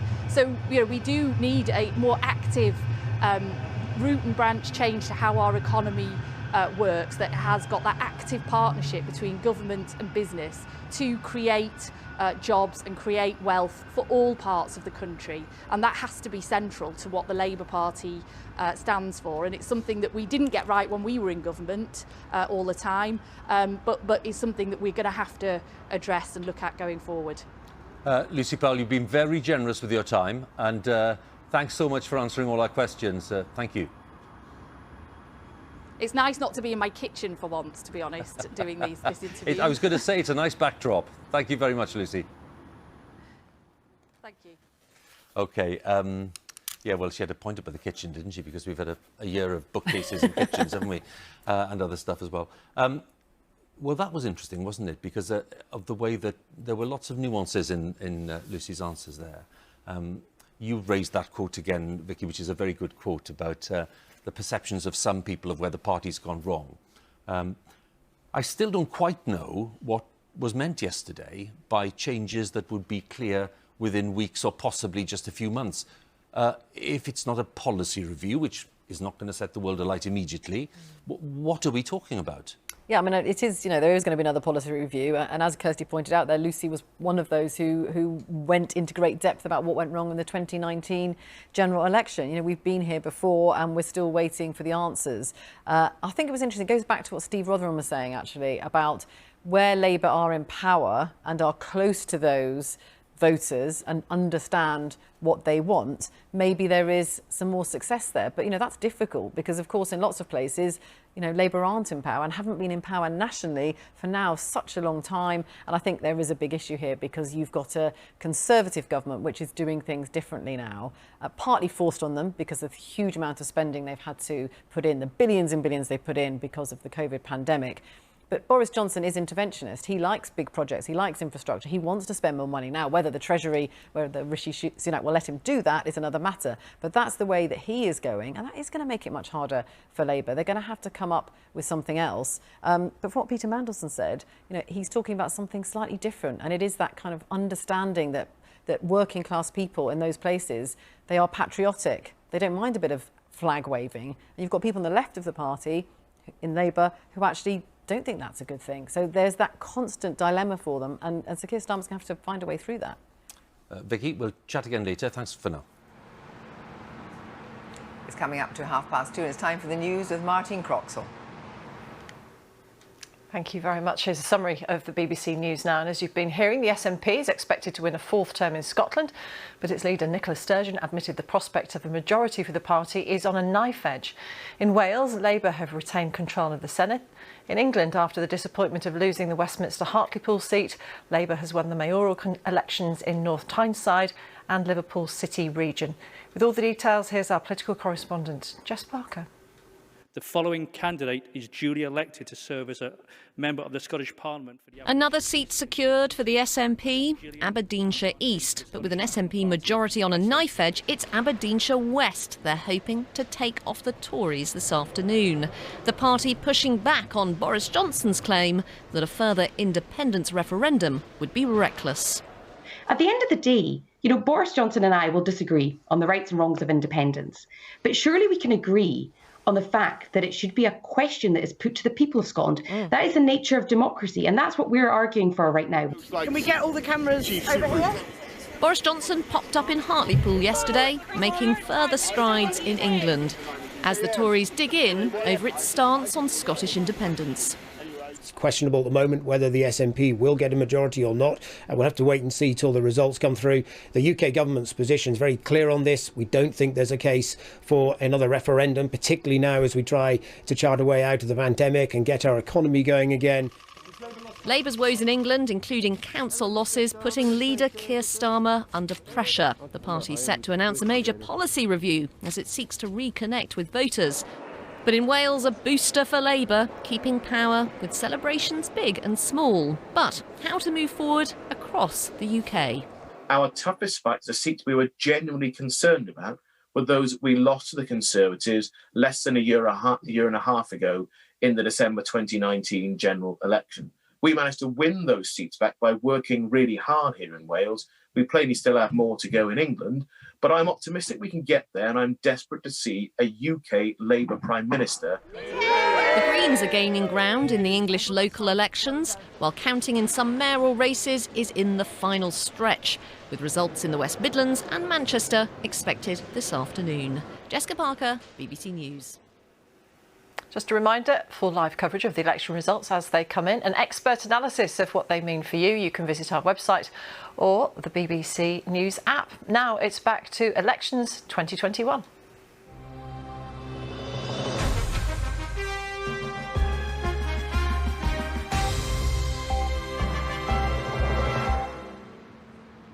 So we have back in the election studios here in London and in Edinburgh, we have a full picture in Wales. They've finished everything, and we're very pleased to say that that's all been tidied up and we know exactly what's going on.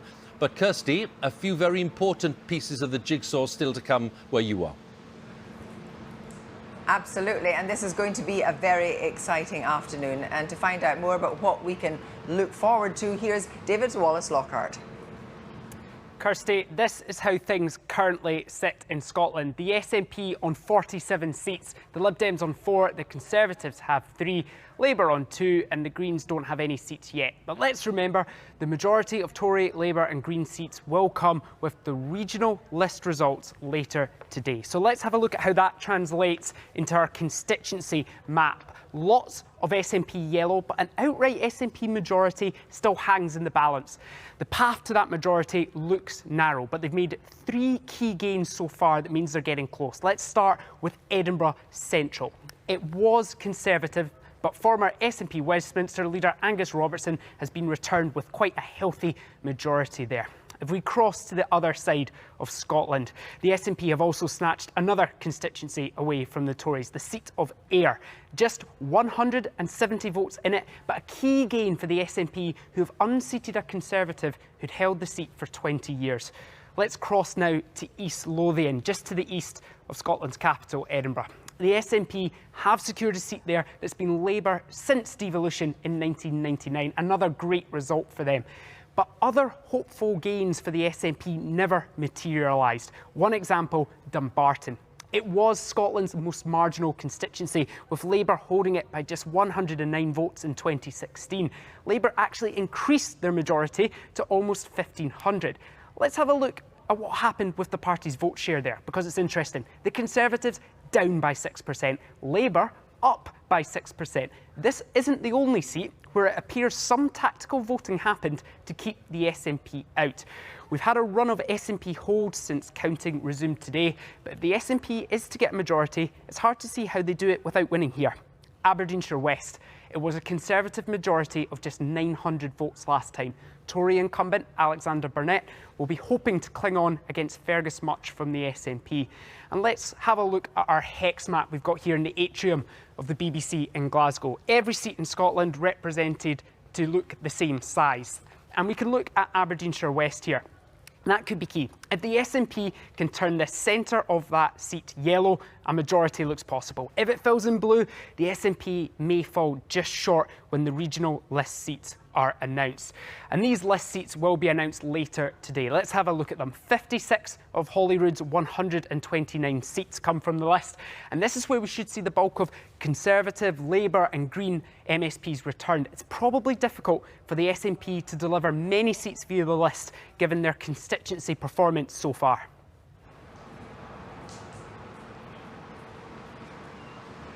Thank you very much indeed. And we can talk now to Douglas Ross, the leader of the Scottish Conservatives, who joins us from Inverness. Good afternoon, Douglas Ross.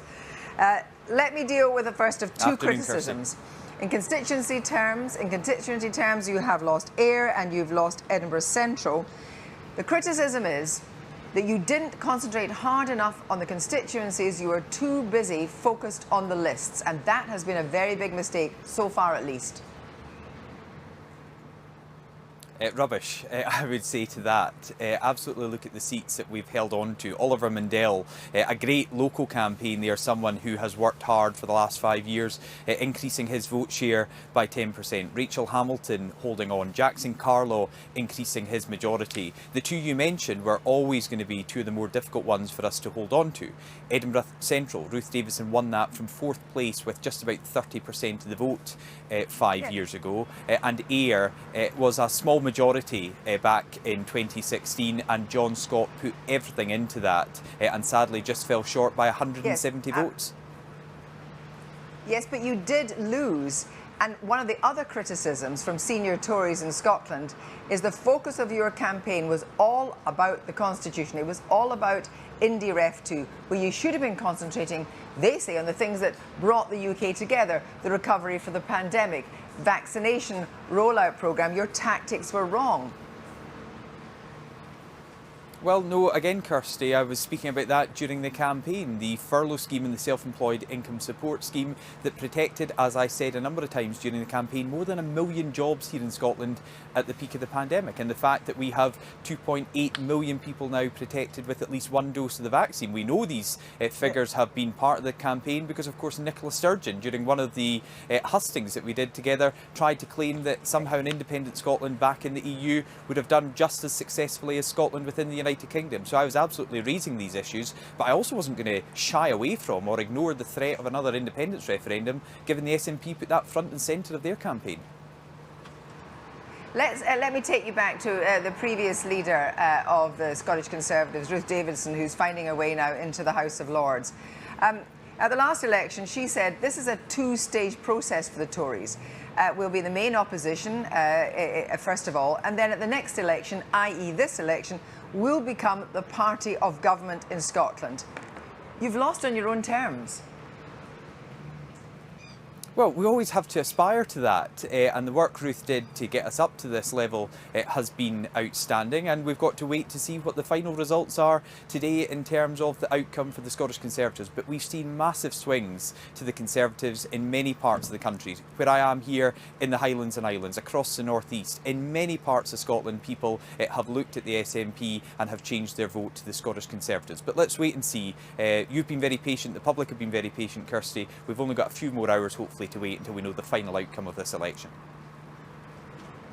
We know the final outcome of this election, and then the fireworks really do start, because we know that the SNP are going to put forward legislation for Indy Ref 2. We know that Boris Johnson is implacably opposed. Where do you stand on this, Douglas Ross? You are a leader for the Conservatives in Scotland. You have to rule in Scotland with the consent of the people. If you don't have that consent, and indeed if the majority of the people want an independence referendum, you are going against the will of the Scottish people. Well, the majority of people don't want another independence referendum. Indeed, many people asked Nicola Sturgeon could they vote for the SNP and that wouldn't be taken as a mandate for a second independence referendum. And on TV, in one of the leaders' debates, Nicola Sturgeon said absolutely they could vote for her, vote for the SNP, and their vote wouldn't be taken as a proxy for another referendum to separate Scotland from the rest of the United Kingdom. Did you hear her say that? Before all... Yeah. Yes, I did, Did Kirsty, you hear her say with that? your colleague, Glenn Because in Campbell, fact it's a on the BBC manifesto Scotland commitment. debate. Yes. It's a manifesto commitment to go So, for an Kirsty, independence referendum.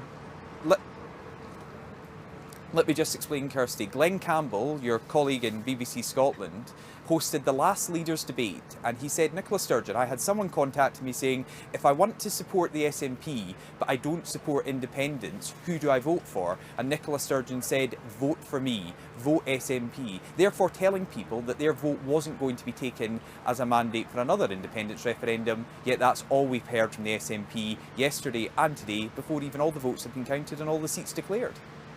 Yeah, but what she was actually saying was the independence issue will be resolved in a referendum probably held in 2023. What is the problem with giving people the chance to vote in a second referendum? If not, then what is the Scottish Parliament for? If the parties that support an independence referendum command a majority in the Parliament, are you going to say that doesn't matter? Actually, what goes on in the Scottish Parliament is of no consequence, and essentially what you're saying is devolution is of no consequence.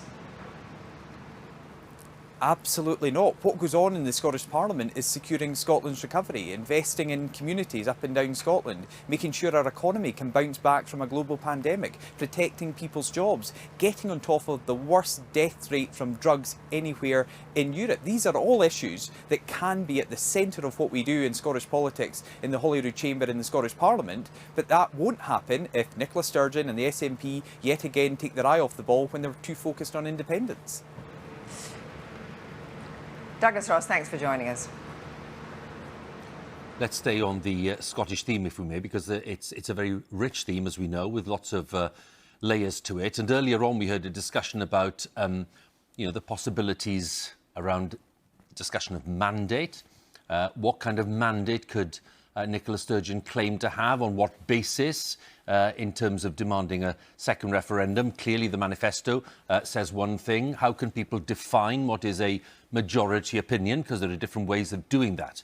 And then where would the debate go? If Boris Johnson keeps on saying no, no, no, or not yet, what recourse then does the Scottish National Party have, the Scottish Government have, the Scottish Parliament have to take the demand forward if it wishes to do so? So let's talk to Professor Nicola McEwen from the University of Edinburgh in Glasgow. Nicola, thanks so much for joining us, because as you know better than anyone, this is a debate that could last a long time and could be a pretty intense one on each side. So let's go back to basics, if we may.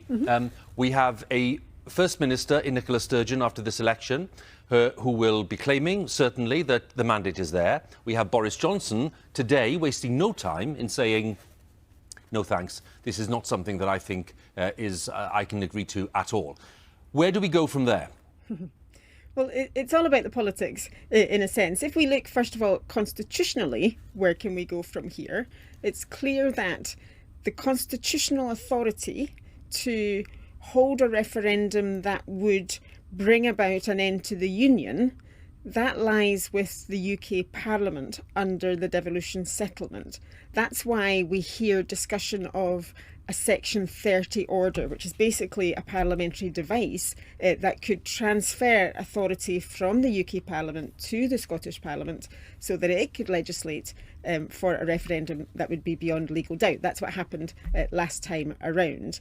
Boris Johnson has said that he will not do that. And actually, I don't think it would make a difference whether the SNP wins a single party majority or not in this election. That still hangs in the balance. I think he would have said no anyway. Where does that leave the SNP? They could bring forward legislation that is almost inviting then the UK law officers to refer it to the Supreme Court and have an almighty battle in the courts about who has the competence. Politically, that might not be a particularly good look for the UK government either. I think this is determined ultimately in the political arena, and if it's not determined by this election, there are subsequent elections, and we will have the whole argument again at the next UK general election. Well, let's put that thought to one side for a second, because clearly we're in this cycle. And viewers will understand the point you're making, obviously. You've answered one point that I was going to raise, which was when you mentioned the UK Supreme Court. Lots of our viewers have been asking, not just in Scotland but elsewhere, if this did go along the legal route, where would this be decided? Now, clearly, there's a legal system in Scotland which is a separate one, and then, of course, you have the UK Supreme Court at the top end of the picture, sitting in London. But you're very clear that that's where it would end up. Well, I'm not a lawyer, I have to say. I'm a political scientist, so I don't want my legal colleagues to be shouting at the television right now. But we just had two pieces of legislation, actually, that were passed in the Scottish Parliament, and the UK government has referred these to the Supreme Court to determine whether or not they are ultra vires, in other words, whether they are beyond the competence of the Scottish Parliament. And I think that's the route that we would be looking at if there was a referendum legislation passed in the Scottish Parliament that the UK government wanted to challenge. It could be possible, let's just imagine the scenario where you draft a piece of legislation in such a way as that you manage to fit it within the competence of the Parliament. That's theoretically possible, but that's not particularly attractive either if it doesn't have the consent of the UK government, because there's one thing that is clear: if you want to have a deliberative process that brings about an end to the Union, that can only be done through consent, and it can only be done through a negotiated arrangement with the UK government. Professor McEwen, very good to talk to you, and thank you for shedding light on some of that for us. And given that you were telling us that you're not a lawyer, I thought that actually made a lot of sense. So thank you, thank you very much for joining us. Thank you. And now we can speak to Patrick Harvie, MSP, the Green Party co-leader in Scotland, who joins us from Glasgow. Patrick Harvie, good afternoon. Patrick Harvie, you went into this election with six. You went into this election with 6 list seats for the Greens. We're hearing that you may well have done better than that. Are you hearing the same thing? You might, of course, say yes, but you might, of course, say no. Well, I'm going to say something halfway in between. As you know, Kirsty, the allocation of the regional seats often comes down to very fine margins at the end of the day, and we're yet to see the regional vote share for some really important constituencies. So I think we're certainly confident that we'll hold the ground that we won in 2016. There's a number of other seats that we're in contention for, and it just is too close to call, which, if any of those, will come good for us. But we're hopeful that we'll get some good news later on, and it's frustrating to have to wait this long for the result, but only a few hours to go, I think. Yes, but in any event, whether or not you have 5, 6 or 7, or indeed more, the chances are that you are one of the 2 pro-independence parties in the Parliament, and you will together be likely to make up a majority. Do you think it cements your position as a pro-independence referendum too, if you have some sort of formal coalition, or does that make any difference at all? I don't think that's critical. The clear position is that the democratic wishes of the people of Scotland should be respected. Now, if the anti-independence political parties, Labour, the Conservatives and the Lib Dems, between them had a majority in the Scottish Parliament by the time the final votes and results have been declared, I would regret it, but I would have to accept that that's a democratic principle, and that a referendum wasn't going to happen in the new session. But if there's a pro-independence majority, all that needed is that the other political parties accept the same democratic principle. The two political parties that are likely to make up a pro-independence majority, the SNP and the Greens, were very clear with the people of Scotland what our position was during this campaign, that there should be a referendum not immediately while the public health crisis is still happening, but during the term of the new Scottish Parliament. And I think it would be entirely unreasonable to say that Scotland's future lies in the hands of the person behind the door of number 10, rather than in the hands of the people who live here. So it's going to be in the lifetime of this Parliament at a date unspecified, because of course we do not know what is happening with the pandemic. Nicola Sturgeon said she hoped it would be around about 2023. This is where I want to talk to you about Boris Johnson, because Boris Johnson has made it very clear he's out the traps very early. No chance of an independence referendum. It's simply not going to happen. Nicola Sturgeon has made it clear she doesn't want some wildcat referendum that cannot be defended in the courts. Where do the Greens stand on this? Are you absolutely foursquare behind the idea that it has to be 100% legally watertight before you have an independence referendum? Well, it has to be a legally accepted and respected referendum if Scotland is going to become independent, because the result of a referendum clearly has to be accepted within Scotland, and it has to be accepted beyond Scotland. So very clearly there has to be a legal basis. But I think the position of the UK government is actually verging on being dangerous here. They're essentially saying to the people of Scotland there is no democratic path to allow them to make the decision about their own future, and relying instead merely on legal technicalities rather than on any form of political legitimacy. I think if they want their position to hold, they need a legal position, but they also need political legitimacy, and they seem to be giving up on any pretense of the latter. Patrick Harvie, thanks very much indeed. Now, in a moment, I'll be talking to the Welsh First Minister, Mark Drakeford, who's kindly going to join us, so stay with us for that. Just to remind you, we're monitoring all the results as they come in. We'll be focusing on the most important and the most interesting, clearly those that are left. And don't forget, we're also providing all the results on our various digital services. So here's Adam Fleming to explain a little more. All weekend, we're going to be bringing you the latest on the elections in Scotland, Wales and England. To find out what's happening where you live, go to bbc.co.uk/news, or you can use our app.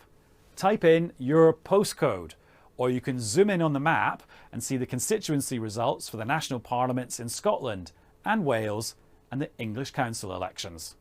We'll also be bringing you the latest on the English mayoral contests and the races to become police and crime commissioners.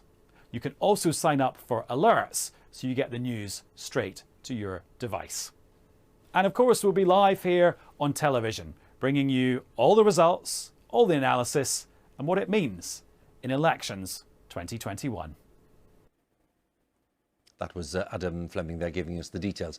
Before I talk to Mr Drakeford, let's have a quick reminder of the position in the Welsh Parliament, the Senedd. And these were the final numbers. Labour, having had an excellent election and having fought off challenges in pretty much all parts of Wales, on 30 seats, having gained 1. Conservatives on 16, having gained 5. They too did well in some areas, but not nearly as well as they thought they might. Plaid Cymru on 13, having added 1, but I think it's fair to say their expectations were rather higher. Lib Dems on 1, the Independents on nothing, and the party that wanted to abolish the Senedd, or the Assembly as they called it, not having got anywhere really. So with all of the scores there in mind, let's go to Porthcawl, a rather wet Porthcawl by the look of it, and say prynhawn da to the First Minister. Hello, Mr Drakeford. Prynhawn da, Huw. Mae'n bwrw glaw fan hyn. Mae'n bwrw glaw. It certainly is raining and it looks very wet, so I hope you're under cover. Can I just say, first of all, congratulations on the result you had yesterday, which was clearly a matter of great pride to you and to your colleagues, and lots of people have been paying compliments to the efficiency of the Welsh Labour machine.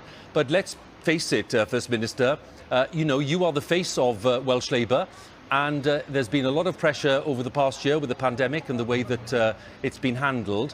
So tell us, is that the key to the success here? Is that the key to it, the handling of the pandemic in Wales over the past year? Well, that was very certainly the thing that was most spontaneously and most often raised on the doorstep. From the very first day of the campaign, here in Porthcawl, in fact, people have been coming to the doorstep to tell us that they feel glad they've lived in Wales over the last 15 months, that they feel that they've been kept safe here in Wales, and that has certainly been a strong theme of the election. But it has been more than that. People have wanted to talk about the future as well. The future for our NHS, for our economy, for Wales's contribution to the other great crisis of our time, climate change. So, pandemic definitely, but more than that as well. More than that, you say, but of course, you know, it's up to all parties to basically say what they think is positive and then maybe what they think is negative about others. I noticed that Welsh Labour was saying, I think you were actually saying, that Wales had not opted for narrow nationalism or cold conservatism. I think I'm quoting the words correctly. Tell us a little more about that and how you see that to be more in keeping with what the Welsh psyche or the Welsh need is at the moment. Well, I think the pandemic has had a polarising effect to an extent on people's opinions. But when it came to the election, I think you could see clearly that the great bulk of opinion here in Wales remains attached to powerful devolution, where decisions that only affect people in Wales are only made by people in Wales, but where we continue to be part of a successful United Kingdom. And that's what the Labour Party offered in this election.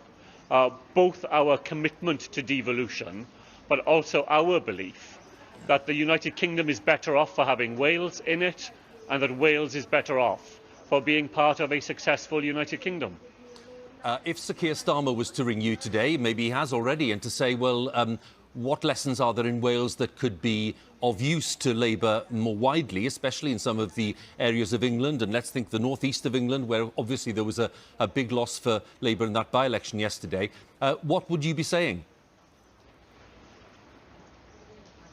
Well, first of all, that we will be very keen to be part of any review that Sir Keir Starmer decides to set up into the performance of the party more widely, to contribute whatever thinking we can. But I've thought throughout that our biggest advantage is the fact that we have been in government here in Wales, demonstrating what you can do for progressive causes when you have the power and the authority to do that. Whereas our colleagues in England, often being in opposition, are able to put forward ideas, but they don't have that advantage of being able to point to the record of actual achievement that we can in Wales. So when we say in our manifesto that we will do other things for people in Wales in the future, people have the confidence of knowing that we've got a record of delivery here in Wales. Just a final point, First Minister, if I may. This is about the future. You know, Welsh Labour has been in power, sometimes in coalition, but in power since 1999, when the Assembly was first created, now the Senedd. And now you're facing another period in power. Renewal is often talked about, and yet continuity is often seen as a strength. So what will it be for you? More of the same, which has clearly worked in this election? Or will you be looking to renew? And if you are looking to renew, how will that manifest itself? Well, I do think it's a combination of the two, Huw. Absolutely continuity in terms of our handling of the pandemic, which hasn't gone away. Coronavirus is still here in Wales, and the careful, cautious, scientifically informed way in which we have responded to the pandemic. We'll certainly be continuing that, but renewal as well, because of our ambitious plans for the future. A future for Wales based on our huge natural strengths, that gives our young people a powerful sense of a future that is here for them in Wales, using our natural resources, our abilities, our skills, our commitment that we have in the workplace here in Wales. All of that gives us the raw material for renewal, a stronger, greener, fairer Wales, the other side of the pandemic. Mark Drakeford, Kirsty here in Edinburgh, if I could just come in with a final question here. Just asking your advice on this. If the Senate delivered a majority in favour of an independence referendum for Wales and Boris Johnson said no, what would you do? Well, if there were a majority in favour of independence, parties returned with that as their policy, then I've always been clear that should then go ahead, because that would be the democratic mandate from the people in Wales. That won't be the case in the Senate that was elected on Thursday, so we won't face that in the next period. But had people in Wales voted in favour of a referendum, then the democratic mandate for that would have been secured.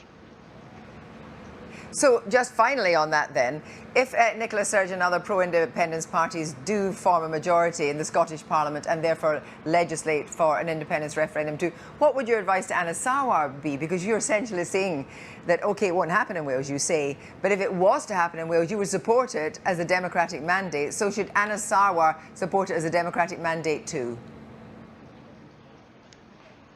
I don't think I'm in a very good place to be handing advice to people in other parts of the United Kingdom. I'm quite sure that the Labour Party in Scotland will engage very carefully in that debate. I've heard them make a powerful case for saying that there are other priorities that should come in front of such a referendum, and there will be ample opportunity, I'm certain, for Scottish colleagues to debate that issue and to come to a conclusion amongst themselves.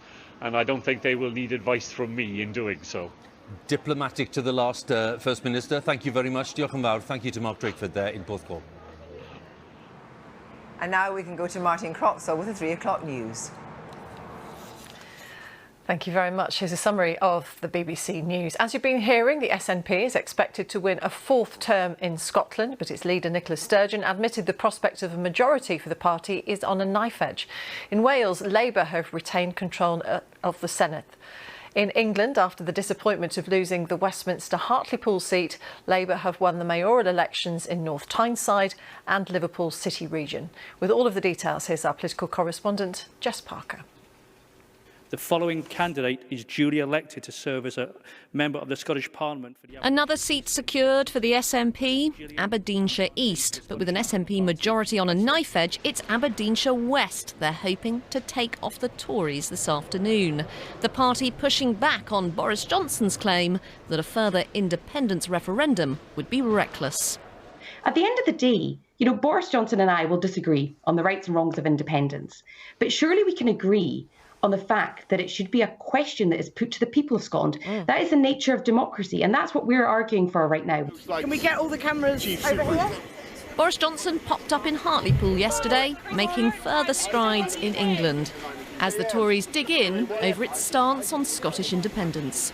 It's questionable at the moment whether the SNP will get a majority or not. We'll have to wait and see till the results come through. The UK government's position is very clear on this. We don't think there's a case for another referendum, particularly now as we try to chart a way out of the pandemic and get our economy going again. Labour's woes in England, including some council losses, putting leader Keir Starmer under pressure. But in Wales, a booster for Labour. They'll continue in power, winning half the seats in the Senedd.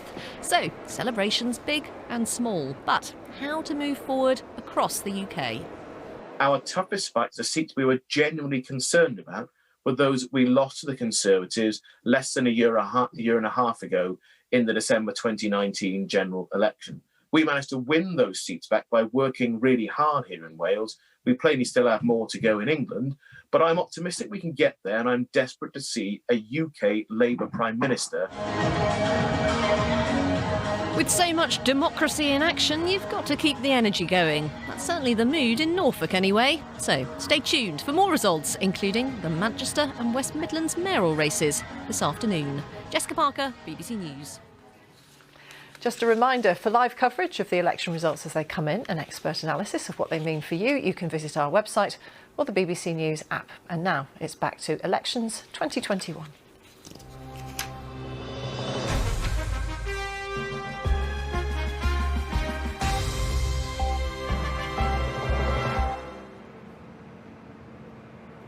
Welcome back to Elections 2021. I am in Edinburgh and Huw is in London. Huw, very quick observation.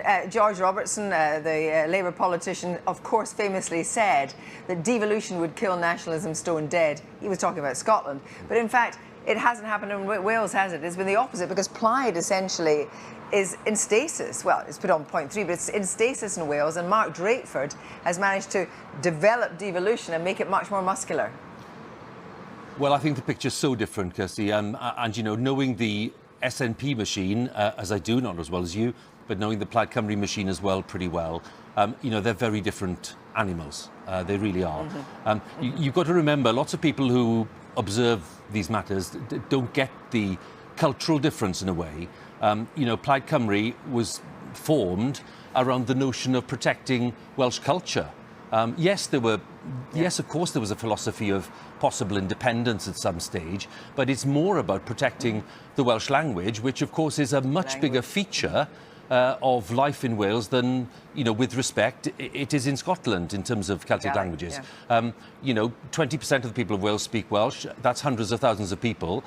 It's a big political issue at times, sadly, very divisive sometimes. Less divisive today than it was, which is a good thing to be able to report. Plaid Cymru's problem is that it's never been able, I mean, there are exceptions to this, but it's never been able properly to move out of an area where people see it as just a cultural language movement. That's been the issue. So Plaid Cymru at times has broken through in the valleys of South Wales, but then that's kind of fallen away again. And its heartlands, without question, are Welsh-speaking Wales. And I really think that until Plaid Cymru steps into the areas that Labour currently dominates, you know, it'll have a problem increasing its share of the vote dramatically. And as somebody said earlier, and when I was talking to Laura McAllister, who was, you know, shone a lot of light on this for us, there's an overlap, you know, in terms of values and policies between Plaid Cymru and Labour. There's actually quite a big overlap. So you're not asking voters to make a decision in some areas between two very distinct things. In many areas, they're kind of, you know, people will vote Plaid at one election and then they'll vote Labour at another election. So, you know, you can see why the growth has not been in the same way as it has been in Scotland. And I think that the cultural part of that is absolutely essential. And if you don't get that, you don't understand Welsh politics. That's the truth. Yeah. Well, Vicky, I think my Welsh Methodist sermon is over. Yes? OK. But can I just say, I think I do quite a good sermon. Yeah? So now, I just think there, after Mark Drakeford said those things, and I was intrigued with his response to my question about Keir Starmer. Because he didn't want to get tangled up in Anasawa and any advice on, you know, what happens with independence. He didn't want to go anywhere near that. But he did answer the question on Keir Starmer, and he said, well, you know, we'd be very happy to help out with any talk about policy and all the rest of it. And then, crucially, he said, I'm paraphrasing, but he said this, you know, the issue is here, we have power.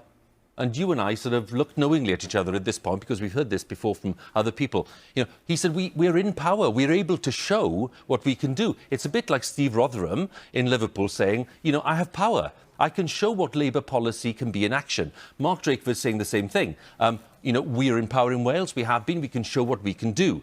You can argue with it. You can oppose it. But ultimately, that's him saying, Sir Keir Starmer, you need to win power. Then you can show people what you can do. And I just thought it was, you know, that was just another warning shot, really, that Sir Keir really is under massive pressure to get Labour in a position in UK terms where it can win again. Yeah, and that's the big problem, though, isn't it? It's a self-fulfilling cycle, you could argue. That's what Mark Drakeford was basically saying, is he's got power and he would say, done good things with it and shown voters what he can achieve. The problem for Keir Starmer is he's not in power, he's nowhere near power, and so he can't prove these things. He's got to do it from the position of being in opposition, which, of course, is much tougher. But I think what it means is he's got to be even clearer about what he wants to do. There's actually quite an interesting quote here.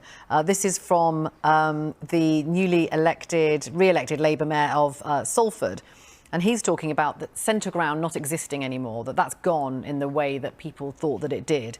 And he's just saying that the public now expect Labour to pick a side and articulate a bold, ambitious, progressive vision for the future, which tackles poverty and inequality. And he talks about... One second, Vicky. 1 second. West Midlands. Returning officer appointed at the election of mayor for the West Midlands Combined Authority area on the 6th of May 2021.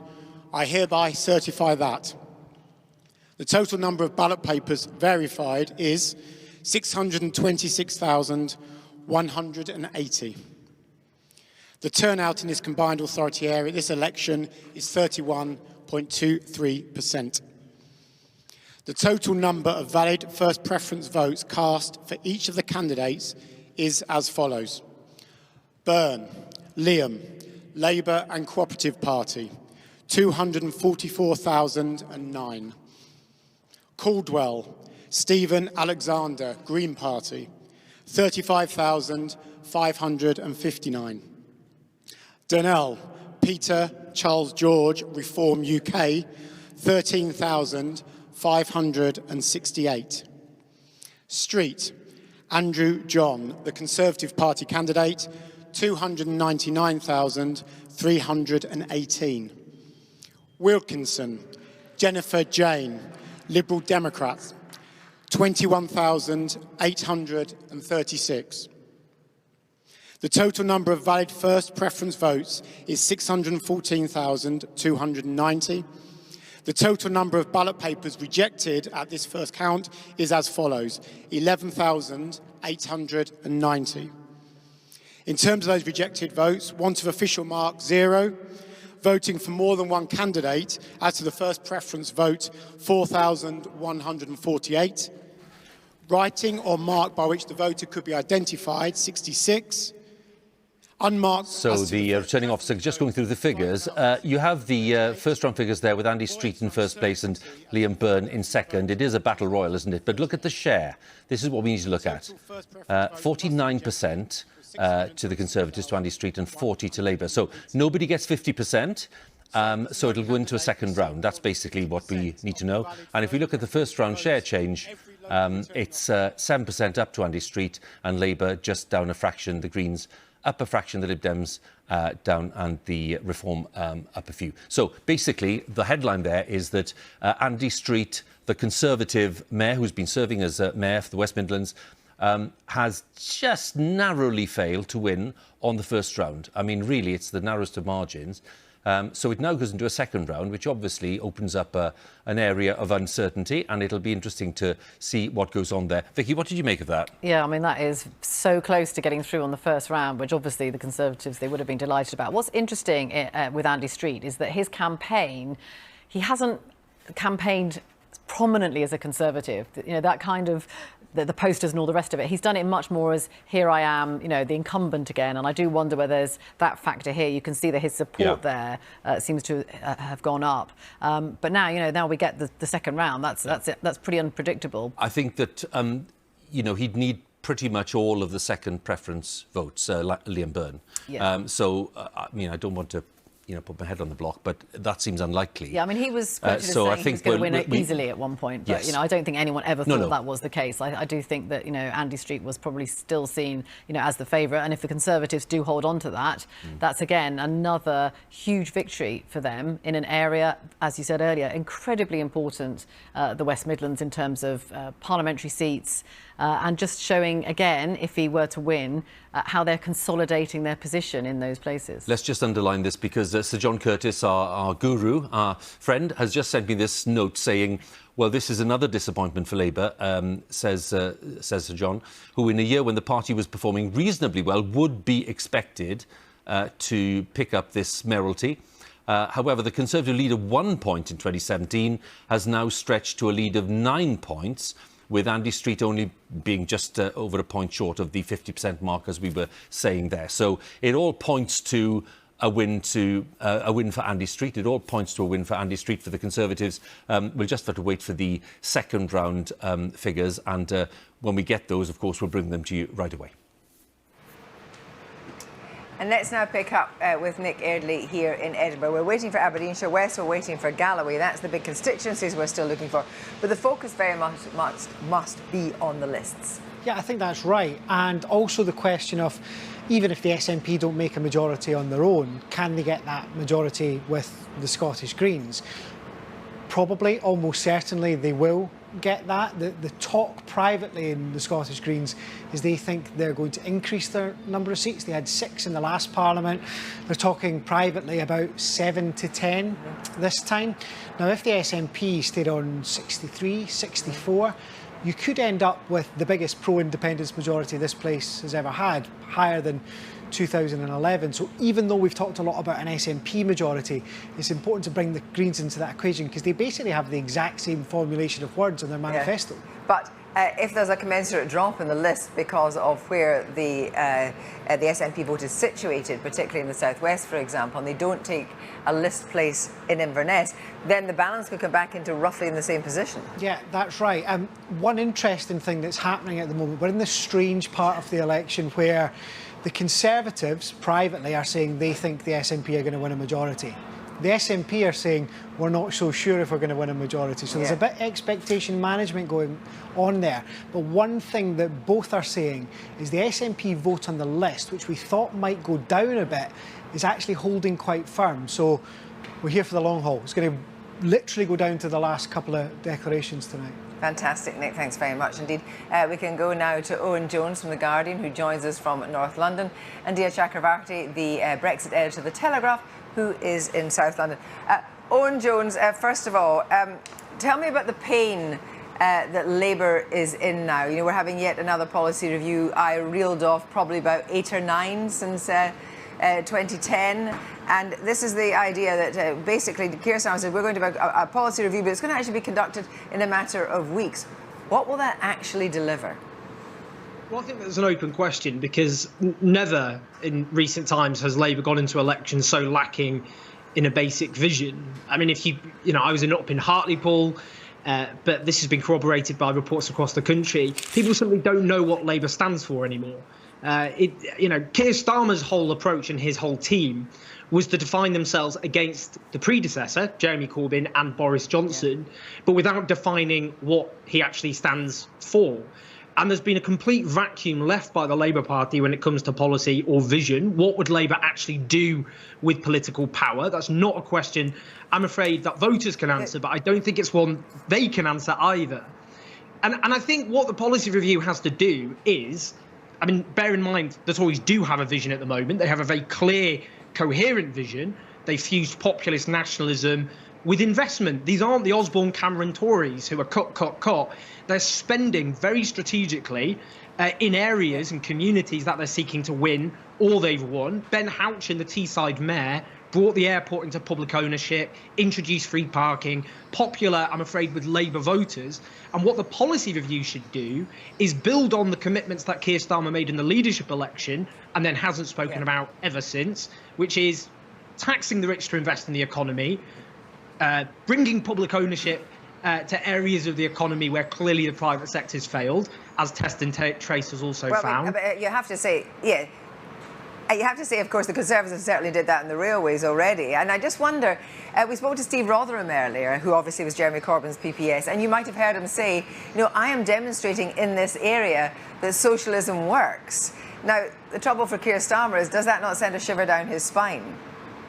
Well, it shouldn't do, because actually, if you look at the results, many of them are dire for the Labour Party. But Steve Rotheram's a case in point. But also, if you look, for example, in Wales, Mark Drakeford, after the terrible 2019 election rout for Labour, said that Labour needed to commit to those radical policies, and it's worked in Wales. If you look at Salford, if you look at Preston, both led by radical Labour administrations, they've bucked the trend. And that's because when people think they're not just voting against the Conservatives, which I'm afraid is all the Labour Party has become in much of the country, but they actually think they're voting for something which actually inspires them in some way, then Labour can buck that trend. And what we've seen, I'm afraid, in large parts of the country is when voters are completely bereft of any sense of what the Labour Party would actually do with political power if given the opportunity, they won't vote or they'll take their votes elsewhere.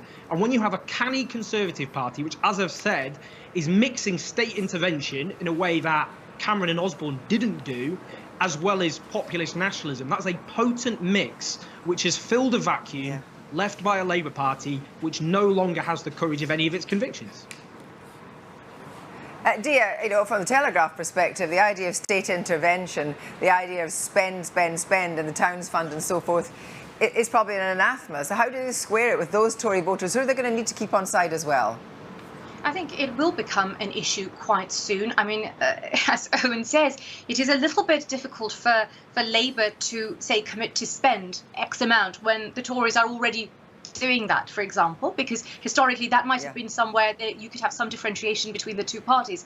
With the pandemic, it has become a situation where there is a lot of spend going on with a Conservative Party in power. Now, at one point, I think some sort of conservative thinking will kick in once the pandemic is over, and the government will have to find ways of either raising taxes or cutting spending to keep up with the way we've become used to over the last couple of years to spend as a country. And then what happens? Is the government getting prepared to create either the jobs or the infrastructure, keep the infrastructure in place for those cuts or tax rises to happen? Are they going to be able to take their newly won constituents with them? Are they going to take people, the voters from Hartlepool, along with them when that change in policy happens? What exactly have these people, the voters in Hartlepool, voted the Tories for? What are the expectations from the Tories, and how are they going to sort of hold on to those and deliver on those is going to be the biggest challenge for the government now. Yeah, because what the government is trying to do is occupy the centre ground, but Dominic Cummings said very clearly that centre ground simply doesn't exist. It's a myth. Well, I mean, maybe it is a new centre ground. I mean, who knows? We are in very, very complicated times. You don't need me to tell you that. Things are all topsy-turvy at the moment. But it does seem like in a time of pandemic, when the government has done, it's had extraordinary success with the vaccine rollout. There's absolutely no doubt about it. But Dominic Cummings said very that's been a plus. But, what next? That is where the government needs to look now. And that's going to be the biggest challenge. Well, let me come back to Owen on that, what next for Labour, because it seems to me that Labour is looking in three directions. It's looking to the Red Wall, which has got one set of problems. It's looking to Wales, where it's strong, which are completely different. And certainly Mark Drakeford is not going to be taking any lessons in Labour policy from Keir Starmer. And we're looking to Scotland, where we absolutely have no idea what Labour would do in Scotland going forward when it comes to a second independence referendum. So there's all sorts of different imperatives. And Keir Starmer, it's fair to say, has, over the last 24 hours, it sounded a lot more irritated and irritable than we've ever heard him before. Do you think, Owen Jones, that Keir Starmer is a transitional leader, or do you think he'll be the leader that takes us into the next general election? Well, I think there's an increasing question over that. Look, the whole pitch of Keir Starmer was competence, essentially, wasn't it? It was to bet the house on that. That was the dividing line with the government, and it was incinerated by the, thankfully, huge success of the vaccine rollout programme. That wasn't actually the government, that was the public sector and the NHS, which Labour could have trumpeted. But because Keir Starmer's team didn't use the pandemic as an opportunity to set out an alternative vision, they've been left with very little to say. Now, they've been saying today in the newspapers that, well, actually, the reason is, and I think they've said to you, the reason for that is the pandemic's in the way. Well, that's a terrible excuse. I mean, if you look back, World War II, a far bigger emergency, of course, than the one we're currently facing. Labour used that emergency in World War II to set out a clear vision of what the country would look like under them. Once we win the war, Labour said, we've got to win the peace. And they didn't do that with a pandemic. And I think the problem with Keir Starmer at the moment is, his pitch in that leadership election was keep the radical policies that are popular, like public ownership, taxing the rich, getting rid of tuition fees, unity in the Labour Party, and competence. And I'm afraid he hasn't stuck to that very basic democratic mandate. And in the same time, if you look at the way he's pitched towards the so-called red wall, a lot of it's been pretty patronising. It's been kind of, let's go to focus groups and repeat back what people tell us, all kind of nothing wrong with a flag before I get an angry tirade on social media. But the way that focus, rather than on policies and vision with let's fly the flag a lot, it just screeches inauthenticity. So I think if Keir Starmer wants to resurrect a leadership which is clearly in crisis, then he should recommit to a vision, build on what Clement Attlee did during World War II, national emergency, Labour best positioned to deal with what comes after that national emergency.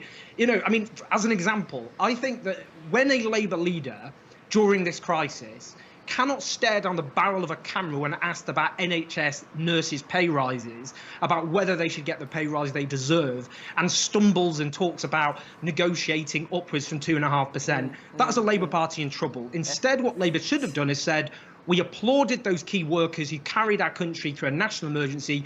We'll give them the pay rise we deserve. We will, instead of universal credit being woefully inadequate, which millions of people have seen because of the pandemic, we'll build a welfare state that is adequate for the times in which we live. The self-employed, the precarious, that's been exposed during the crisis, as well as the NHS and key work. And that's what Labour failed to do, and that's what Owen, I admire your Saturday afternoon energy. Owen and Dia, thank you both very much. Right. Well, what I'd like to do at this point is focus on those contests we were discussing just a short while ago, the mayoral contests in England, and to focus really on the performance of Conservative and Labour in those where, there have been disappointments for some parties and there have been gains for others in more unexpected contests. And then we'll have a chat about that. But Reeta, could you just tell us what's the latest we have? Well, we've got 6 results in out of 13 mayoral contests. We know that the West Midlands has gone to a second vote. Remember, if no one candidate gets 50% or above of the vote, then it goes to a second round. That's going on in the West Midlands at the moment, with the Conservatives, Andy Street, just missing out by 1 percentage point on actually going through on first preferences. Now, we know that Labour has had a tough time of things in England. The story when it comes to the mayoral contests is brighter for them, because as you can see, there have been several Labour holds here. They've held Liverpool, they've held North Tyneside, they've held Doncaster. Tees Valley yesterday was a huge hold for the Conservatives. There, Ben Houchin got pretty much 3/4 of the vote. We were talking about incumbency earlier, and that was probably of great benefit to him.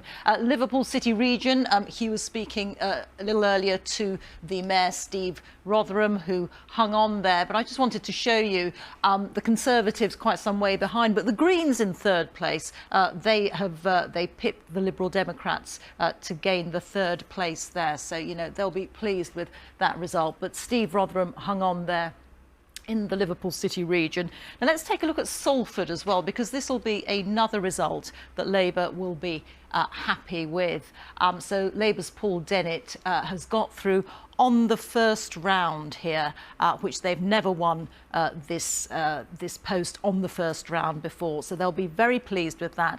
And that may have implications also for Andy Burnham, who's running again for the mayoral post in Greater Manchester, Salford coming within that area. So they will be pleased with that Salford result. Now, a couple of the posts on this screen are still counting. They are Cambridgeshire and Peterborough, and also West of England. That's why they're still in the pale pink. West of England is interesting. So this was Conservative before, but Labour has topped the poll in the first round. Labour's Dan Norris, he used to be a Labour MP, as in fact Stephen Williams was an MP for the Liberal Democrats, so 2 former MPs standing in the West of England. So this has now gone to a second round vote, because neither of the top 2 candidates got 50 50%. And interesting, again, another sort of strong performance by the Green candidate there, coming in a very respectable third. So that's where we are with the mayoral contest so far. As I said, we've got 6 of them in, another 7 to come, including the West Midlands, including London. Let's just take a look also at where we are in terms of the local council elections. So we've got 106 of 143 declared. And I want to show you one or two of the interesting ones because they don't make as good reading for the Labour Party as the mayoral contest did. So you can see that, again, the Conservatives putting in a strong performance. They've gained Cannock Chase from no overall control. Gloucester was hung and they've gained that. Worcester was hung and they've gained that. And a couple of interesting details within some of the other results. So Rotheram, which has never in the past had a Conservative councillor, well, it's now got 20. So although this is a Labour hold, look at that, Labour has lost 12 seats and the Conservatives have gained 20. Clearly, it looks as if the UKIP seats have all gone to the Conservatives. So that's in Rotheram. And one more I want to show you, which is Hartlepool. Of course, yesterday's huge story, the Conservatives taking the Westminster seat of Hartlepool. Well, here too, the Conservatives, who did have a presence on the council, but they've put on 10 seats. So signs, again, if it were needed, of that shift in strong Labour areas towards the Conservatives. Reeta, many thanks. And Reeta, they're mentioning the West Midlands because, of course, we saw that first round vote earlier with Andy Street for the Conservatives just missing out on victory in the first round by 1 percentage point. Let's go back to Birmingham and talk to our colleague there, Elizabeth Clinker. Well, that was very tight, wasn't it, Elizabeth? We nearly got a result on the first round. So where do you think we go from here? Absolutely, yes, Huw, on a knife edge, everybody. There were almost audible gasps in the hall, actually, when the first preference votes were announced. You can see counting back underway here now onto second preferences. So, as we just heard, narrowly missing out on winning with first preference votes. Andy Street, the Conservative candidate, 49% of the vote to 40 for Liam Byrne, the Labour candidate. Looking at it, though, we're trying to sort of crunch the numbers here. Liam Byrne would have to almost get all of the second preference votes to actually win in this second round. So we'll have to see how it goes. The Greens, interestingly, seem to have done pretty well. The Green candidate has done well. So that might suggest that a number of those second preferences would go to Liam Byrne. But I think it would have to be an extremely good showing for Labour in second preferences for Liam Byrne to come back. Looking at the figures, Andy Street, as we said, 49% of the vote. That's an increase on the share he got in 2017 when he was on just under 42% of the vote after first preferences. So he seems to have increased his popularity. Elizabeth, we're just going to the latest declaration. Parliamentary election for the Galloway and West Dumfries constituency, hereby give notice of votes, excuse me, ladies and gentlemen, that the total number of votes polled for each candidate was as follows. Finlay Carson, Scottish Conservative and Unionist Party, 17,486. Archie Dryborough, Scottish Labour Party, 2,932.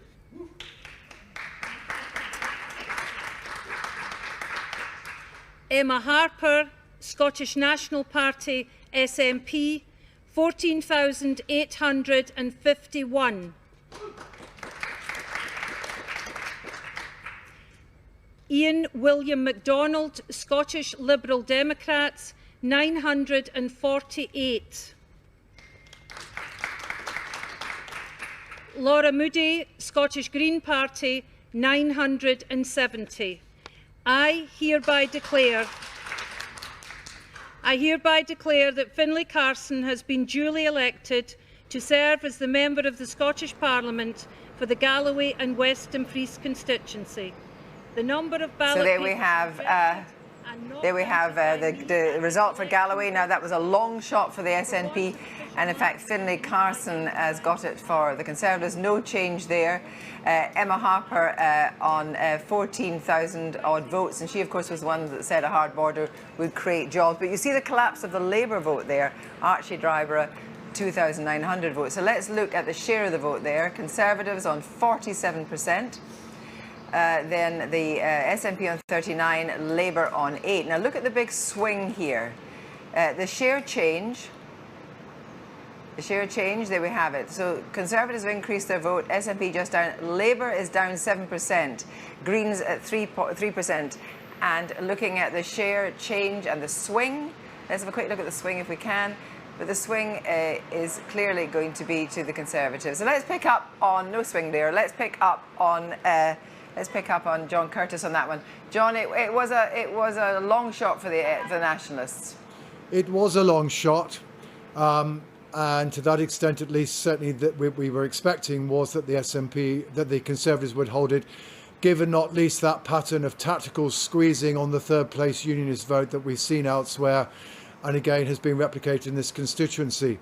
This outcome narrows yet further the potential SNP path to an overall majority, but it doesn't put a complete barrier across it.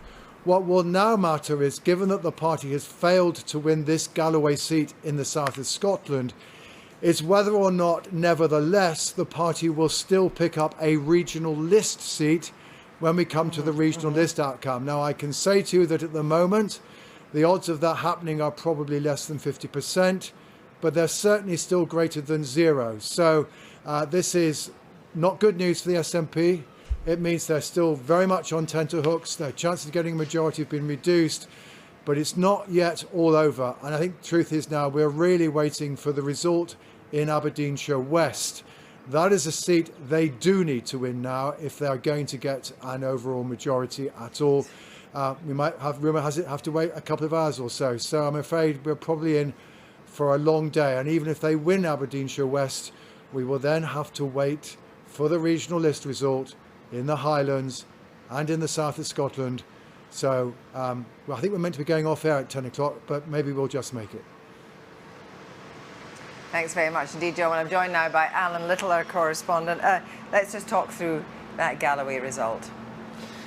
When I was a child in the 1970s, growing up in Galloway, that constituency was nationalist. We had sent an SNP MP to Westminster, one of the 11 who were elected in October 1974, but it's been held mostly by the Conservatives at Westminster since then, but it's also been held by the Labour Party. When enough of Dumfries is included in the constituency, when the boundaries change, it was briefly held by Labour at the Scottish Parliament. So it splits three ways. And that was one of the areas, and again, like Aberdeenshire West, which as John says, we might have to wait far for, that was one of the areas that voted no in the independence referendum. And it's like the Brexit hangover, isn't it, in other areas? That residual anti-independence vote in the referendum, it still holds. That's right. It was one of the strongest, stronger no votes in 2014, and it's a quite conservative electorate. It's a very stable electorate. Peripheral Scotland does feel, geographically peripheral Scotland does not feel a stronger connection with this place as people in the Central Belt do. That can be also said for Aberdeen. Yes, and indeed the Highlands and Islands. Though I have to say that Nick Eardley, your colleague Nick Eardley, who was here a moment ago, says that actually the SNP are more confident in Aberdeenshire West. Right, well that's obviously the key one now, because without, as John Curtis was saying there, without Aberdeenshire West, they would need to pull off a miracle in the list votes to... Yeah, well, they're relying on this Highland vote, on the list vote. So, as John Curtis says, we may be here for some time looking out for those two big results that the SNP are looking for themselves. And, of course, we're also going to be hearing from where the Greens stand and where the Greens are in this whole equation of the overall support for independence parties in the Parliament. It is interesting that there is opinion polling that suggests that the public to some extent care about whether the SNP have a majority rather than simply a pro-independence majority with the Greens.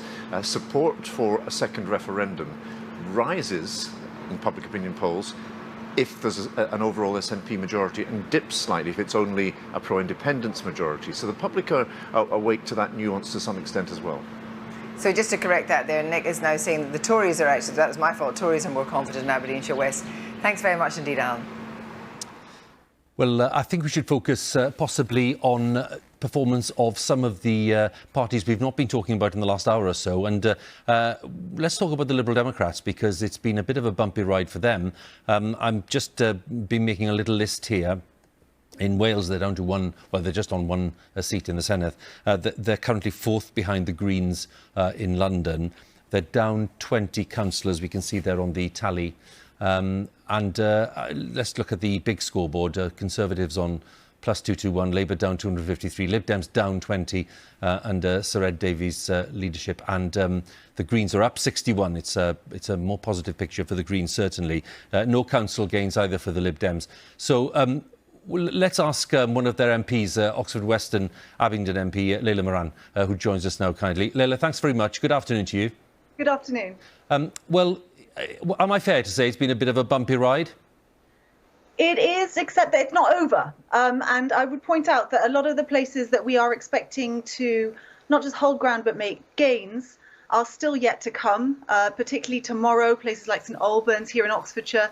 But I would also point to the fact that whilst it could seem that there are parts where we haven't made progress, actually we've held a lot of seats. So we are looking to make further gains in the next 24 hours. We also have now found ourselves in a position where we've taken control away from both Labour and Conservatives. For example, look at Sheffield, where that's Labour facing. We are now the biggest party looking to lead that administration. And just look at what happened in Cambridgeshire, bucking the national trend, and we are the largest party looking to lead that administration as well. So actually there are lots of places where we have made progress, and the emerging picture for us is actually when you see governing parties, particularly in Wales and Scotland, for the Tories in England, making gains, and it does seem to be a bit of a pandemic swing towards those governing parties. Actually, we've held ground, and in some places we're even bucking that trend, which is very positive indeed. OK, and you set out some of the areas where things have been a bit better, which is perfectly fair, obviously. You talk about making other gains. You mentioned St Albans. So just so that viewers know, where else are you expecting to make gains in the rest of this set of elections? Well, what we're looking towards specifically is areas where we are strong and competitive against the Conservatives. So we are second in 91 constituencies. Many of those are Conservative facing. So places like St Albans, we have a sitting MP, but also their surrounding seats are ones that we'd be looking to towards the next general election. Here in Oxfordshire, again, lots of strong seconds in the last general election. We are confident that we will be taking seats away from the Conservatives tomorrow when we start counting. We had a very good set of elections here, and we are hopeful that that will in fact lead to several seats falling towards us. So that halo around London, a lot of the places where we're second place, we are the national challengers to the Tories, it seems, and that is the emerging picture for us in England in particular. As Labour have become weaker, we are the only ones now who can take significant number of seats away from the Conservatives, not just at local elections, but also looking forwards towards the next general election. The point is, Layla, as lots of your supporters will know, there was a time not so long ago when we'd have been sat in the studio looking at this tally and saying, well, you know, the Lib Dems have gained so many councils, they've done well in terms of council seats and all the rest of it. I know you've had a very challenging few years, we all understand that, but I'd sort of put it to you maybe politely that at this stage, and, you know, we've got a government that's been in power for a long time. You really should be doing far better, given that Labour, too, are having their problems. So why aren't you attracting more votes than you are right now? Well, as I say, let's wait and see. The votes are not yet count, and we need to make sure that we get to the end of those counts before we decide what we do next. But actually, I think there are huge numbers of glimmers of hope. And I think some of them actually are in areas that are a bit surprising, in places like Sunderland, places like Barnsley. We've held Cheltenham, we've held Eastleigh.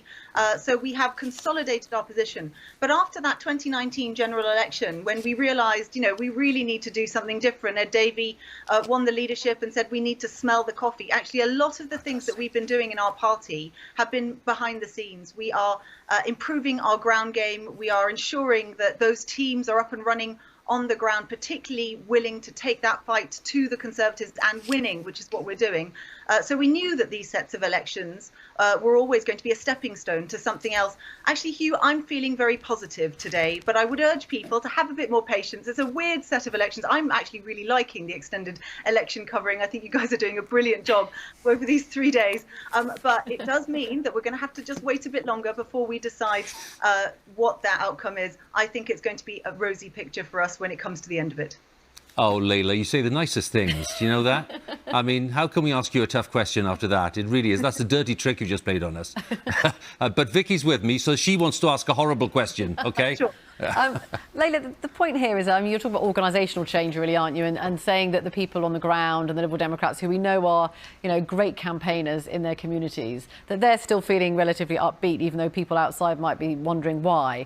But what about the broader message? Since the Brexit issue has faded, it's not over, but, that is, as a political argument, over. What is your message to people, if you're going to reach out to a broader set of voters and appeal to them? So in this election, particularly in England, it's going to be different in different parts. And in Scotland, we were putting the recovery first, and the same thing in Wales. And actually, I've held up pretty well against surges for those governing parties. In England, it's been having a greener, fairer society that is more caring. Ed Davey's been putting the caring agenda right at the centre of what we've been doing, and also championing small businesses. But we recognised after 2019 in particular that we did need to go back to square one. And actually the fact that we've held up our seats and held up our votes and are indeed making gains against the Conservatives in some key areas is, I think, a very good sign for us. People are hearing us, and where we have that infrastructure on the ground, we're able to get that message across. So I am positive. I do think that by the time we get to tomorrow, the numbers will look a bit different. But critically, we are not just thinking about this year, we're thinking about years to come. And what's clear to me in this election is that we are the ones competitive against the Conservatives. So watch this space for years coming forward. But you talk about the green agenda, and actually all of the parties, of course, are talking about the green agenda, but also you can see that the Green Party are doing reasonably well. How do you make a distinctive offer from them? Well, actually, in some parts of the country, we work really well with them, and I wish them well, because actually the climate emergency is the #1 issue facing this planet, even more than the pandemic. I would argue, because it's not one that we can easily recover from if we get it wrong. And there are some parts of the country, like here in Oxfordshire, where actually we have a historic relationship with them, and we found it very useful working with them. South Oxfordshire District Council, we are governing with them in coalition. It works really well. So actually, but the other thing to bear in mind is that we aren't just gaining seats. We are also holding many hundreds of seats at the same time. And where there have been councils that we've taken control away from the other parties, the administrations that are leading them are the Liberal Democrat administrations, because we are the largest party. So actually, for us, the set of elections has been really complex. It's been very wide-ranging.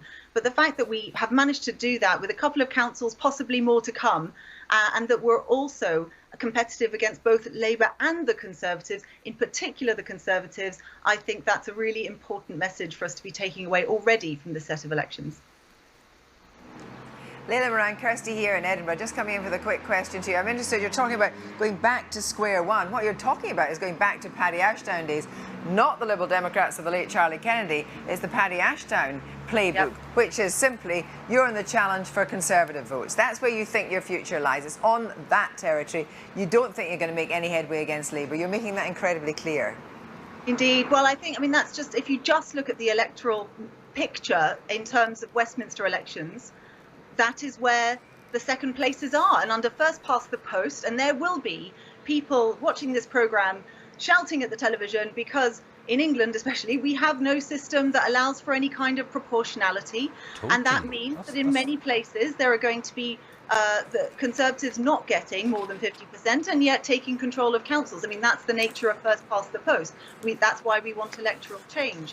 But until we have that electoral change, we have to appreciate that actually we need to work where we are currently in second place to get over the top. That's 91 constituencies, vast majority of which, with a few exceptions, places like Sheffield, where actually we are still competitive against Labour. And it's interesting that there we did take control away from Labour on that council. So don't discount us in those areas either. But bluntly, yes, that is where the votes are going to come from. And at the next general election, for those people wondering how are we going to get rid of this Tory government, in places where the Liberal Democrats are second, you know how. It's vote Lib Dem.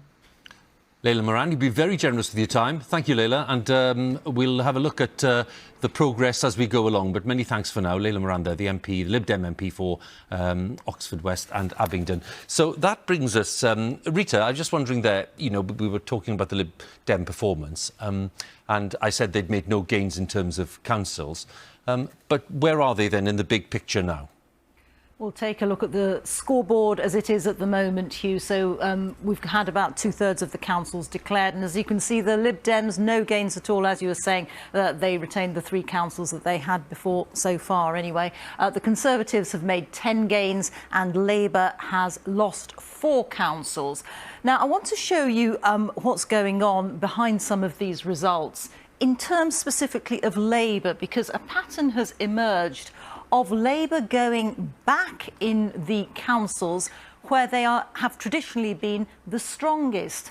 Now, here are 3 councils, Liverpool, Sunderland, Colchester in grey, so that's in no overall control. But Liverpool and Sunderland both held by Labour.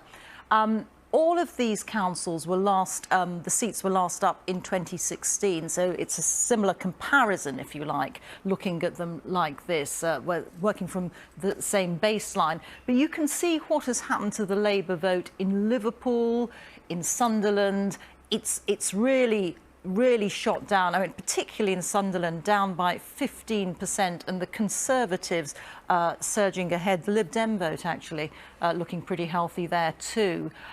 So you have, you know, in the northwest of the country and in the northeast, places which have been traditional Labour strongholds, this will be very worrying for them. By comparison, Colchester, they've actually gone up a little bit in terms of the share of the vote, up by 2 percentage points. I mean, you know, it's not a big deal, but it's not going backwards. They simply haven't progressed as much as the Conservatives have. So this will be real food for thought for the Labour leadership as they conduct their inquest into quite why these results have been so bad. It does seem to be particularly marked in places where they've traditionally been very strong. Yeah. Thanks very much indeed, Reeta. Well, we can go now over to find out what's happening in London, and we're joined by Adina Campbell. Adina, you are at City Hall. Let's just look at this.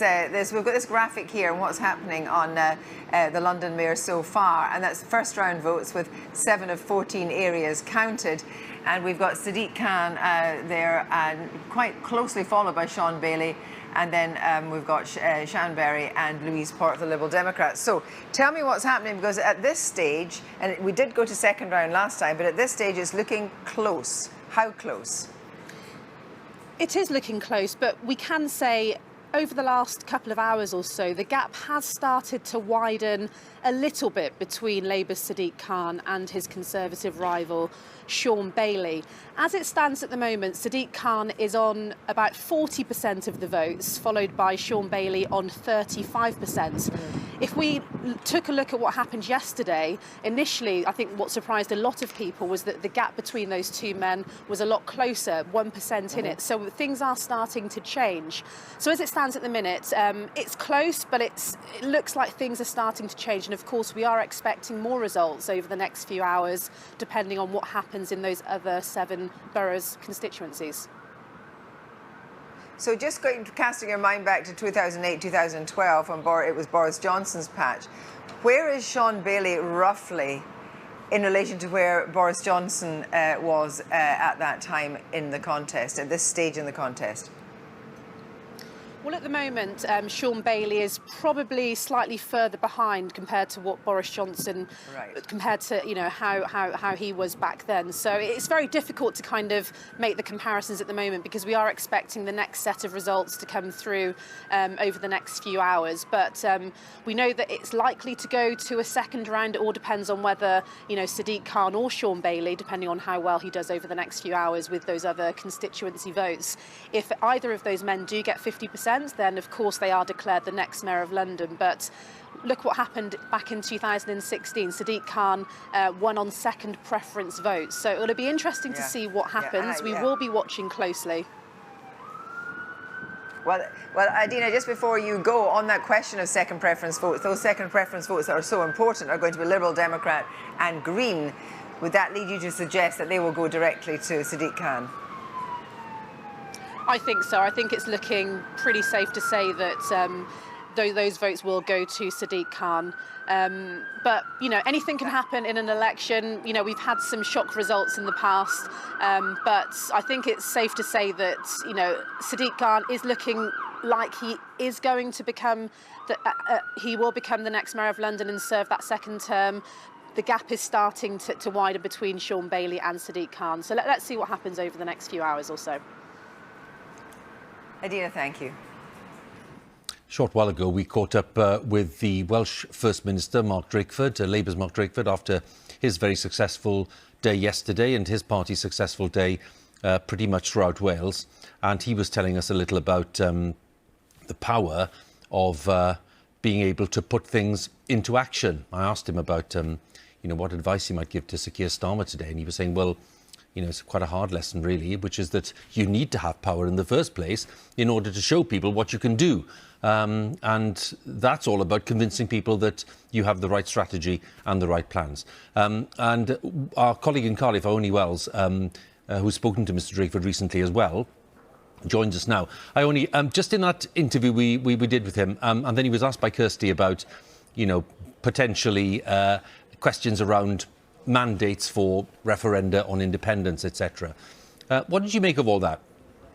Well, I think it was really interesting to hear him say there, as you've discussed, he was asked about kind of whether or not he believes that if a pro-independence party was given a majority in Scotland, then they would have a mandate. And he said, Mark Drakeford's always been a man who's stuck to his principles, really, and he's always said that if a pro-independence party had got a majority in Wales, then they would have a mandate for independence, but was very clear that that has not happened this time around. But one thing that's really interesting is that kind of rewind back to Monday, we spoke to Mark Drakeford and asked him, what if a majority of MSs that are elected in the Senedd are pro more devolution, which is something that Labour are in favour of, and also something that, of course, Plaid Cymru are in favour of as well. And he was surprisingly frank about this at the time. He basically said, yes, there would be a mandate, if that's the case, for more powers for the Senedd. Now, that has actually happened. So it's going to be really interesting to see sort of what he does with this, because I spoke to the Prime Minister on Monday when he was campaigning in the Vale of Glamorgan and put that to him, asking him what he made of the idea that if the majority of MSs elected to the Senedd were in favour of more devolution, would that be something that the UK government would be willing to negotiate with the next Welsh government? And he kind of dismissed this at the time, basically saying that people in Wales don't care about more powers, don't care about more politicians, they just care about jobs and the economy and the health recovery. That argument might now be a little bit harder to make, because obviously we have now seen the majority of MSs elected to the Senedd in favour of more devolution. The question is going to be, what does Mark Drakeford do with that mandate, and what kind of leverage will he have in Westminster, if any, at the moment, to try and make some of those arguments? It's certainly something, though, that we know that Plaid Cymru are really going to be keen to hold Labour to account for in opposition in the Senedd. That's a fascinating prospect, Ione. The other thing I wanted to ask you was, now that, because we've got all the Welsh results in and we know what the shape of the Senedd is going to be, the dust is beginning to settle. So how do you see the picture now? You've given us the sense there of Mark Drakeford and maybe one of the challenges ahead of him. The other parties, let's say Conservative and Plaid Cymru in this instance, because they've got most of the other seats, how are they feeling today? Well, I think if we start with the Welsh Conservatives, I think they're encouraged by the fact that they've made 6 gains in this election. They've got their best ever result in a Welsh election, so they are encouraged by that. Of course, they haven't got some of the gains that they were hoping for. For example, in the North East, they were perhaps hoping to pick up a couple more than just Vale of Clwyd, which was won on a pretty slim majority.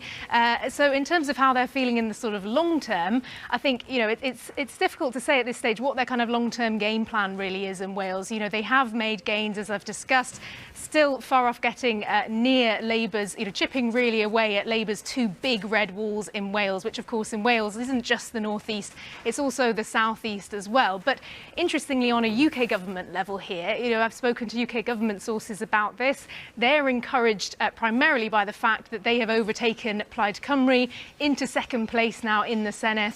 They're also encouraged by the fact that they claim that the sort of nationalist surge didn't really materialise in the election. And that brings us on obviously to Plaid Cymru here. Now, it's fair to say that this is a disappointing election for Plaid Cymru. They were hoping to make more gains away from their kind of traditional West Wales, Welsh-speaking heartlands in this election. So there are going to be big questions now for the party of kind of what went wrong. You know, yesterday, Adam Price, their leader, was pretty buoyant, still very optimistic about the fact that their independence cause was a net gain for them, optimistic about his leadership as well. But there will be questions for them, certainly because in the campaign they were really pointing to those polls suggesting rising support for independence in Wales, pointing to those grassroots movements like Yes Cymru that had gained momentum over the last year. They were saying that that was a strong argument for them. What's happened, though, is that doesn't seem to have translated into more votes for Plaid Cymru. So that's the kind of question that they're going to be really grappling with, I think, over the next couple of months and looking further into the future as well. Ione, good to talk to you again. Thank you very much. That was Ione Wells for us in Cardiff. Well, there is a great degree of excitement now. We're going to go over to David Shanks, who's going to give us a progress report on Aberdeenshire West. David, what's happening and what do you think the timescale is now? Well, last time we spoke, I very confidently said that it was going to be 5 o'clock. We're fairly sure that that was incorrect, and we're looking at a result for Aberdeenshire West within the next 5 or 10 minutes or so. What we're hearing is the Tories are feeling quite confident in this race. They're sitting on a majority of just 900. But what we've seen in all of the other constituencies is a raise in turnout, with that majority, the SNP, who've won all of the rest of them, it's important to say, just being eaten away, the Conservatives making gains there. So what Fergus Much in Aberdeenshire West would have to do is try and flip that the other way. It's a very hard task. And as I say, the Conservatives are quite confident that Alexander Burnett might have held on to this one this time. And has Alex Hammond been roaming around at all looking at the Alba list vote? Well, that was something yesterday, wasn't it? Any sighting? The leader of the Alba party, Alex Hammond, running around. Well, I can say he's not here right now. We're expecting that regional list declaration at around 6:15 this evening, so there is a possibility that the Alba party will come back in. But no, he's not been here today. He was very present yesterday, doing media rounds and adjudicating, well, looking at ballots and you know, overseeing proceedings there for Alba, but not a sight of him here today. Thank you very much, David. We'll come back to you as soon as we know you know anything. I just want to bring Nick Eardley in because he may not be roaming around, but Alex Salmond has been delivering some invective. One of the pieces of invective is that Nicola Sturgeon is behaving like the grand old Duchess of York, leading everybody up to practically the top of the hill and leading them back down again, and so it begins. Yeah, it does. And the big question now, I suppose, is whether Alex Salmond disappears because his party haven't done well. I've spoken to a few people in the party this morning who think that Alba will continue in some guise, that it's not a spent force yet, despite what looks like a pretty humiliating election result. So, you know, the question is whether Alex Salmond continues to try and put pressure on Nicola Sturgeon from outside, despite the lack of electoral support. I mean, he also said in an article, I think in the Herald this morning, she has lost her nerve on Indy Ref 2. This does not sound like a man who's backing the First Minister to the hilt. No, it's not, and that relationship collapsed last year, and it's got worse since. I can tell you that privately, some in the SNP are absolutely cock-a-hoop that Alex Salmond hadn't got in. I got a phone call yesterday afternoon, just as the results from Aberdeen were starting to come in from someone who, I couldn't actually repeat what he said in this phone call on air, but it was very celebratory of the fact that the Alaba vote was nowhere. Well, this doesn't sound like he wants to be out of the picture, but anyway, let's look at Aberdeenshire West. What are you hearing? Privately, yes, the SNP are conceding. They think the Conservatives will hold it, and that all but ends You just the said chances. privately, but we're on air. Yes, privately, but they're not naming themselves. Privately to tell the world. Yes. So the SNP are conceding they won't win Aberdeenshire West. They think the Conservatives will hold it. They think there has been a tactical vote. Remember we were talking about whether the Liberal Democrats moved over And it's a big, to back... it was a big no vote in the Indy Ref 1 up there. It was indeed. But this effectively ends the chances of the SNP forming a majority on their own. But as we said earlier, Fergus Much is a popular candidate. Interestingly as well, just going back to 2014 Indy Ref 1, the average turnout in Scotland was 84.6. In Aberdeen it was 87.2%, which shows their vehemence of their antipathy to Scottish Indy Ref 1 and indeed probably Scottish independence in that area. Was Fergus Much always going to struggle here? No, I think he thought he was in with in fact, I know he thought he was in with a good chance, because I was up there with him and Nicola Sturgeon a couple of weeks ago. The hope there was always that they would get their vote out, that they'd find enough SNP supporters to come out and back them on the day, and that the Unionist vote would be split. We said at the start of the programme yesterday, the battle in this election was SNP turnout versus tactical voting. Yeah. In the vast majority of seats, SNP turnout is won, but in just enough, Unionist tactical voting has got through to, it seems, deprive the SNP of a majority. I mean, she was there on her very last day of campaigning. I mean, she obviously, they were going to take this right down to the wire. Yeah, absolutely. And, you know, there were a number of those seats that the SNP thought they were really in contention, and they've taken some of them, but it looks like this is not going to be one. If that is the case, and John Curtis was very clear to say that it's not the only way, there's this list vote that can actually be in the Highlands, but that's really slim pickings. It's really hard because they're going to need 3 list votes to get over 65. And as John was saying, they might get one on Highlands and Islands. They seem to think they've got a decent chance, the SNP this is, of getting one in the south of Scotland, although our figures suggest it might be 50-50. The big question is where the other one comes from.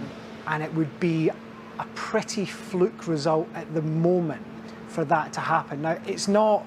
Don't pack up and go and, you know, I was going to say enjoy the nice day, but it's not a very nice day. Don't pack up just yet, because the Conservatives seem to think that the SNP vote on the list is really holding up, and in some areas might be going up.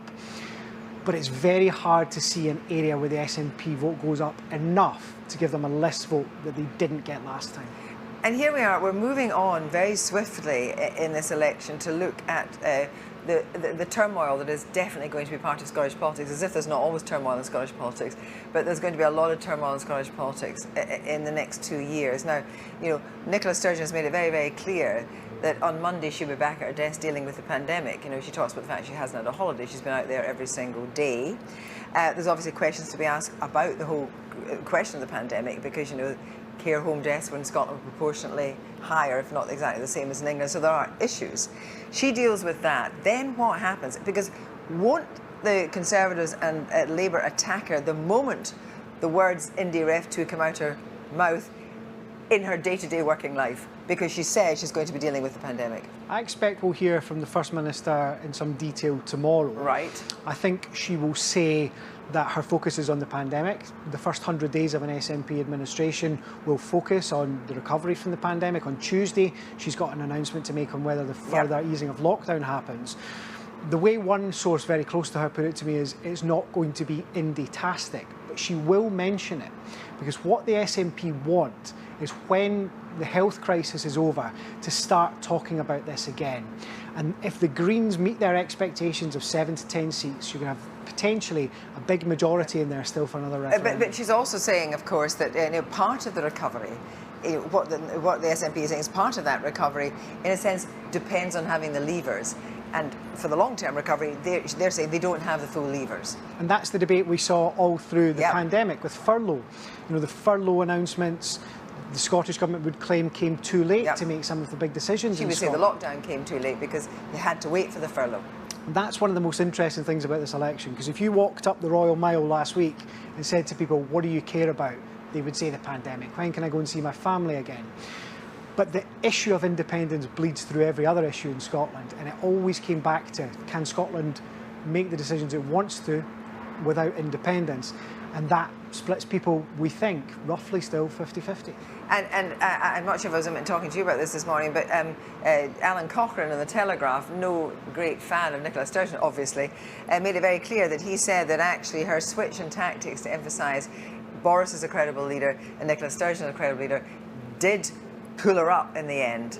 In some of the key areas. Yeah, absolutely. And that was the SNP strategy really from the start, but towards the end. Angus Robertson said he'd been saying that from the start, of course. Yes, I suspect Angus Robertson would also say independence was a big part of that campaign.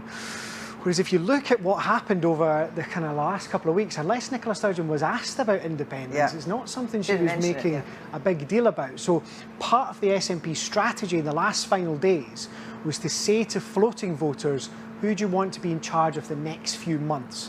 The immediate health emergency, and it looks like they've chosen Nicola Sturgeon. Right, we're going to be getting the Aberdeenshire West result very, very soon, but let's go over to David Wallace-Lockard to explain just exactly how this list system works. Holyrood elections use a different type of voting system to Westminster ones. People in Scotland get 2 ballot papers and 2 votes, one for the constituency they live in and one for the wider region. There are 129 seats in the Holyrood Chamber. The principle of the voting system is that the overall makeup of the Scottish Parliament should reflect the votes cast more proportionately. 73 of the seats are for constituencies, and here they are on this map. Now, there's a lilac ballot paper for the constituency vote. It lists candidates by name, and people in Scotland can vote for one of them. The outcome of this vote is simple.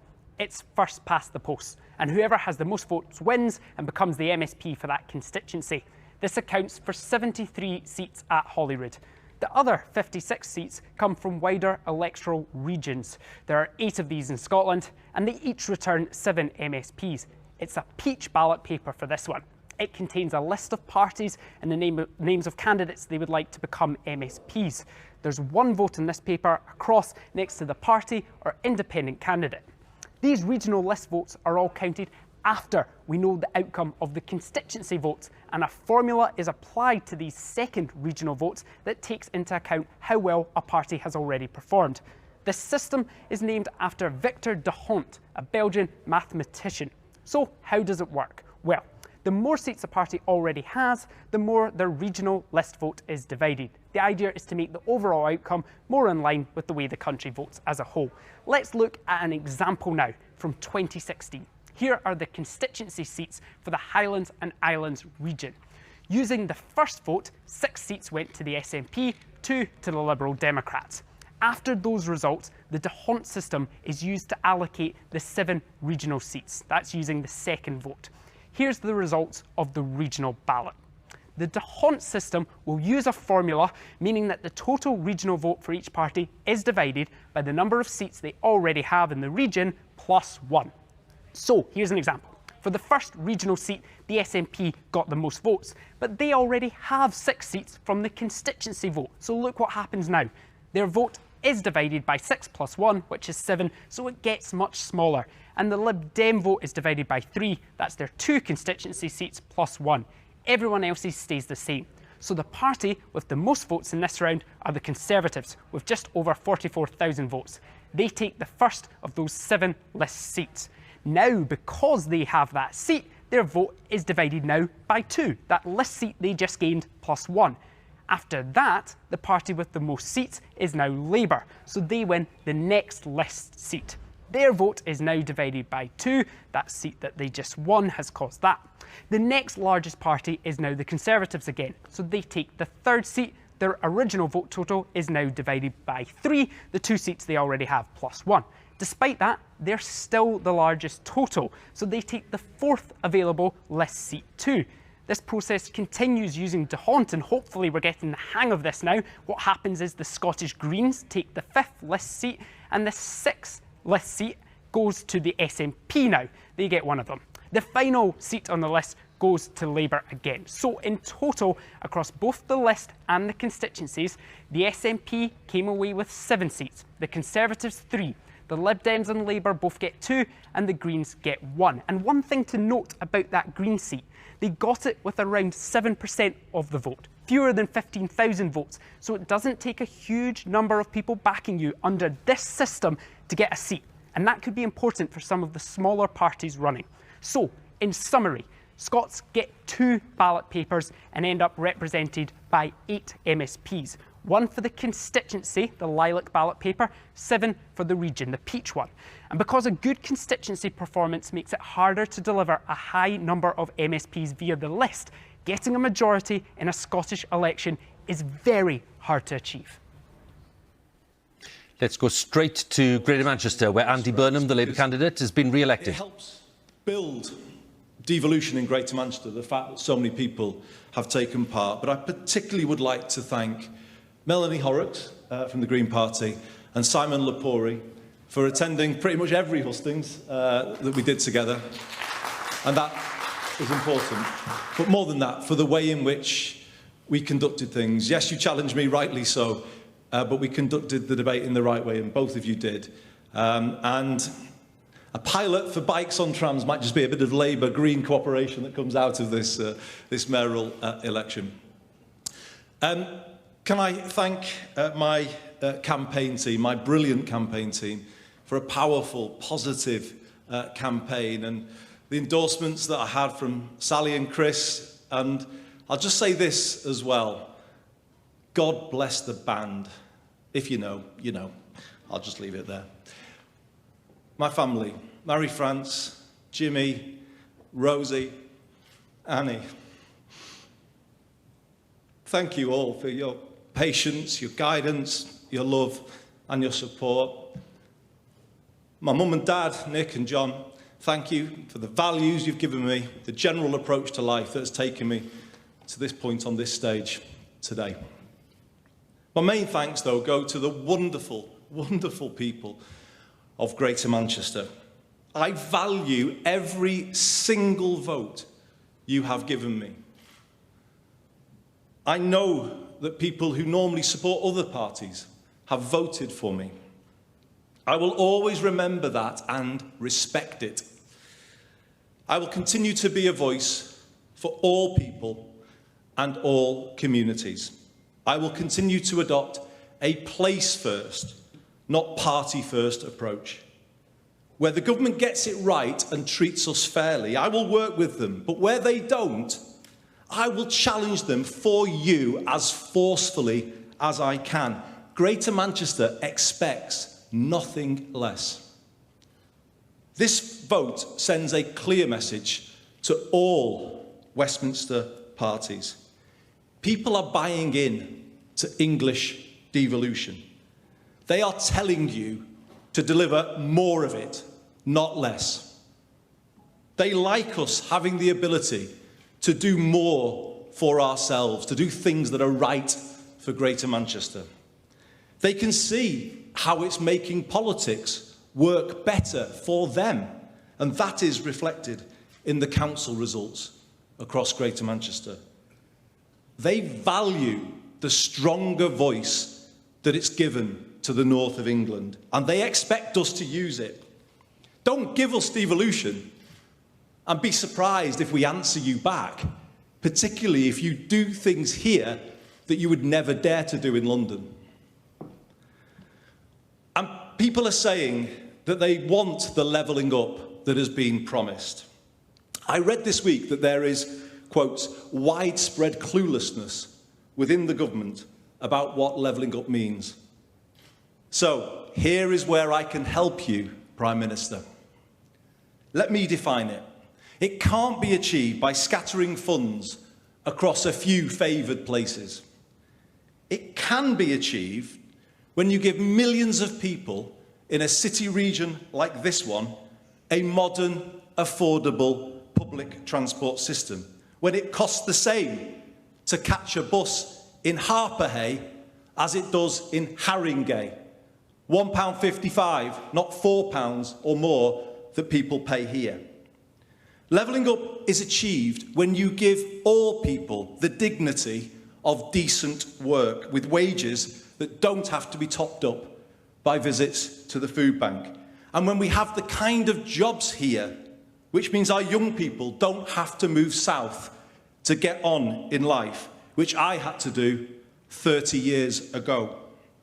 And levelling up is achieved when every single one of our fellow citizens has the foundation of a good, secure home beneath them. Better jobs, better homes, better transport. These will be my top priorities. We will hit the ground running next week with major moves on all three, starting on Monday with transport.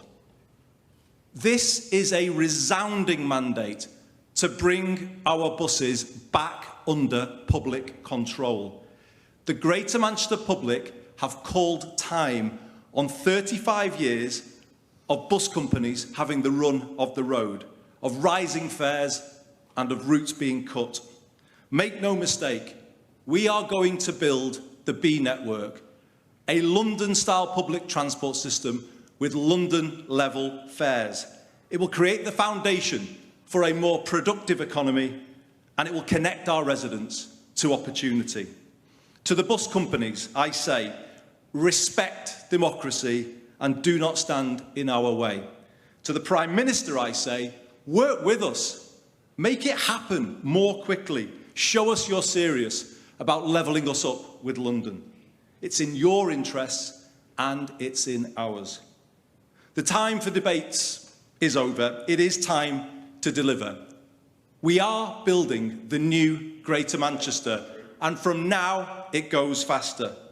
This is our place. This is our time. Thank you very much indeed, everybody. Andy Burnham, who's been re-elected with a stunning margin, really, in the first round as Mayor of the Greater Manchester region, with a speech, emotional at times, thanking his family for their support, but really setting out his promises for the years to come.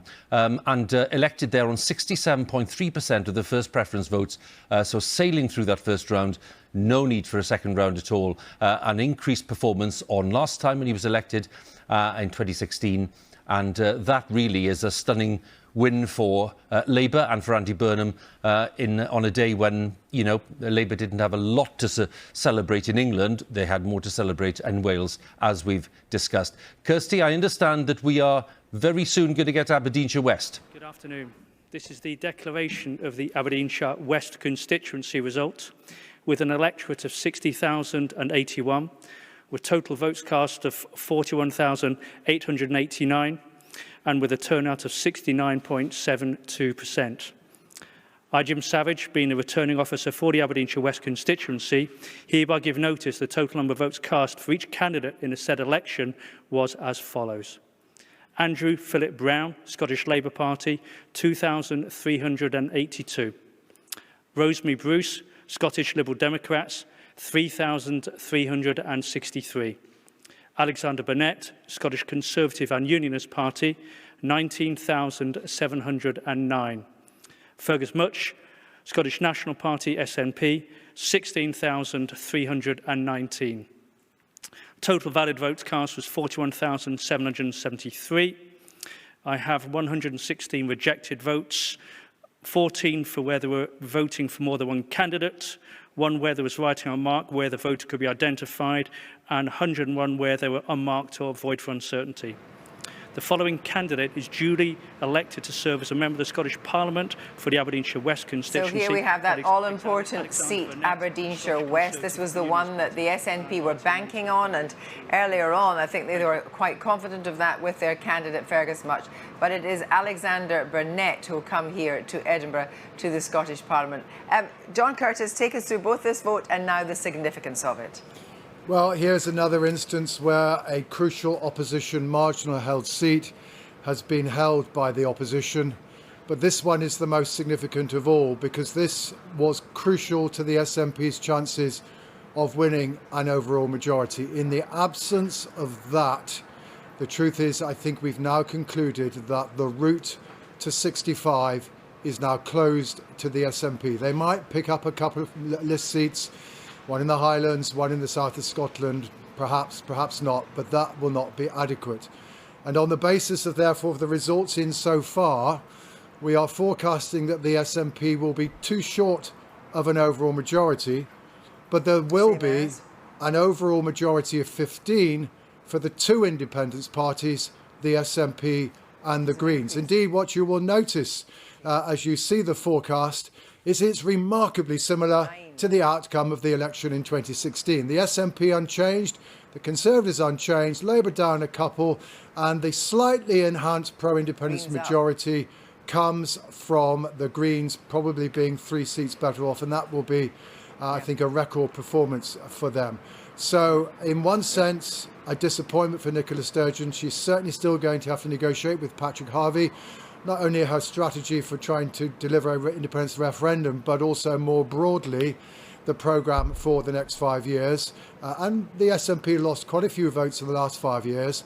On the other hand, what is clear is that at some point in the next 5 years, there will be a constitutional clash between this Parliament and the UK government, because virtually everybody who voted for the SNP and voted for the Greens on the evidence of the survey data were people who were in favour of independence, and virtually everybody who's in favour of independence doesn't necessarily want a referendum within 2 years, but they do expect one before Scotland goes to the polls again for a Holyrood election in 2026. John, thanks very much indeed. Alan Little, our correspondent, our special correspondent, is with me now. I mean, let's just put this in context first. As Angus Robertson said, the SNP in a 4th term have actually had a stunning victory. And the fact that overall, with the help of the Greens, the pro-independence parties hold the majority in Scotland. That cannot be sniffed at. It will be easier for Boris Johnson to challenge the idea that there's a mandate for a second independence referendum, they stay at 63? Because he will say that the SNP didn't themselves gain an overall majority. The SNP can counter that very easily by saying, well, the Conservative Party held a Brexit referendum on 38% of the popular vote in 2010. And I'm sure that will be made, that will definitely be made. The other thing they can say, looking ahead, is actually Labour took a hit of 2 there, and John Curtis has the Greens up, another pro-independence party versus another devolution party. Yeah, there's a majority of 15 for independence is the biggest pro-independence majority there has been in the history of that Parliament. The question is, what happens inside the independence movement now? What will happen is Nicola Sturgeon will formally, in due course, not immediately, but in due course, will formally ask for a Section 30 order, ask Westminster to give permission, if you like, for the permission will be withheld. What does she then do? She's committed to legislating for a referendum anyway and challenging the British government to go to court to have it declared illegal. Now, this is not a good look for for a party in Westminster whose own supporters accused the judges of blocking the so-called will of the people. We're going to hear a lot about the will of the people and a lot about the question of legitimacy in Scotland. Very briefly, tell us about Know Your Place unionism. This is an expression that came from Kieran Martin, who was in the Cabinet Office in 2014, not a supporter of independence. He worked for David Cameron, was one of the architects of the 2014 referendum. He accuses Boris Johnson of moving towards what he calls Know Your Place Scotland unionism. And his argument is this, very briefly. For 300 years, the union has been based on consenting partners. In 2014, Scotland gave its consent to stay in the union. His fear now is that Boris Johnson, for the first time in 300 years, will move the union onto a different basis, the basis of law or force rather than consent. And that makes it a very different thing. And there are people in the SNP who want a much, much more robust plan B, something much more rigorous, the pursuit of independence through other means.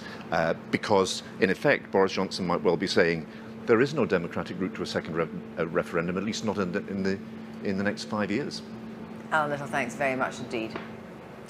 Well, some very forthright views there, and Alan expressing some of the notions that will be no doubt reflected in the debate at Holyrood and indeed back at Westminster, which brings me to our political editor, Laura Kuenssberg. And that result we've just heard then from Aberdeenshire West, Laura, in effect, as John Curtis explains, brings us to the likely conclusion of this Scottish contest. Where does that leave things? Well, this fact of that constituency declaration matters significantly to the UK government, because that magic number of 65, which would have given Nicola Sturgeon a majority all on her own, would have been something of a stronger mandate rather than having to rely on other parties who back independence like the Greens in the Parliament. And there will therefore be relief that it appears she's been denied reaching that level in Downing Street this afternoon. There's no question about that. That said, she is still absolutely on course for a historic fourth term, for a strong majority for independence overall in the makeup of the Holyrood Parliament. So it's certainly not the case that her failing to reach that overall majority makes this whole issue go away. Far from it. I think we're in for months and perhaps years of wrangling over this issue. But that mark of 65 was an important political, psychological threshold, not least because viewers might remember that is what was achieved in 2011, which is when David Cameron concluded that the right thing at that point was to say yes to there actually being an opportunity for Scots to say yes to independence. Now remember, the UK government is absolutely, technically and legally the administration that has the right to say this. It is up to the UK government to decide whether or not there should be such a vote. But the technicalities and the legalities are not the same as the sentiment, and they are not the same as how people feel about the democratic choice that they have taken.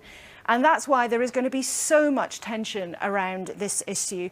But nonetheless, that number, and having failed to reach that number, does absolutely matter to how this argument is going to play out in the coming days. And surely, Laura, if the view in parts of Scotland and among lots of voters is that what is being practised at Westminster is, as Alan Little said, a kind of know your place policy, that surely is not going to play well. Well, the assumption that many people will have is that what that will be is grist to the mill for people who want there to be another chance to have their say on independence. That's absolutely the fear among some in unionist parties who say if we deny this, it's only going to wind this argument up more. In fact, it could even be used to prove the point that Scotland doesn't have a fair say at Westminster and that the UK government has been over years all too happy to ignore what Scottish voters want. That said, despite the way that the numbers in the Holyrood Parliament are set to stack up with an overall, huge dominance for the Scottish National Party, it's important to remember also when you look at actually how the population splits on the notion of whether or not they would like independence, it's still 50-50. There or thereabouts. So although the political representation is overwhelmingly in the hands of the SNP, there's no question Nicola Sturgeon has proved beyond doubt that she is the preeminent politician in Scotland these days. She's absolutely reasserted her authority in that case. Remember, the population is still pretty much divided down the middle, and there are very strong feelings on both sides. So there's going to be a lot of looking at both sides on the different measures here. What's the vote share? What is the population share? Exactly how do the seats break down? And exactly how does the population break down? And I think on both sides of the argument, people will be looking for any kind of scrap of evidence to try to make their case more forcefully. But for now, in the next 24 hours, I think at the Westminster end of things, the approach is going to try to go calmly, don't get into a spat about the Constitution now, don't, if they can possibly avoid it, maybe even mention the word referendum. And remember, in the closing, particularly in the closing week of the campaign, Nicola Sturgeon herself kept emphasising again and again what she wanted more than anything else was to get back to her desk and concentrate on getting Scotland out of the pandemic, to concentrate on recovery. There's a funny thing in a way, while this is an urgent constitutional status quo that's really uncomfortable, and that is really clear even without an overall majority for the SNP, neither side wants this to happen now. So while this is a profoundly difficult argument on both sides that perhaps can't be allowed to rest forever, it's perhaps not quite as urgent as some of the discussions around it might suggest. Not because it doesn't matter, but because neither side really wants to hurtle into a full-blown crisis about this now. Laura, thanks very much for now. And we can be joined now in Edinburgh by the former MSP Andrew Wilson, who is very close to Nicola Sturgeon, a very senior figure in the party. What do you make of this absolute moment here? Well, it's a remarkable election and no mistake. We had a few weeks ago, Kirsty, we had the Conservatives asking for Nicola Sturgeon to resign. We had a vote of no confidence in the Parliament every other day.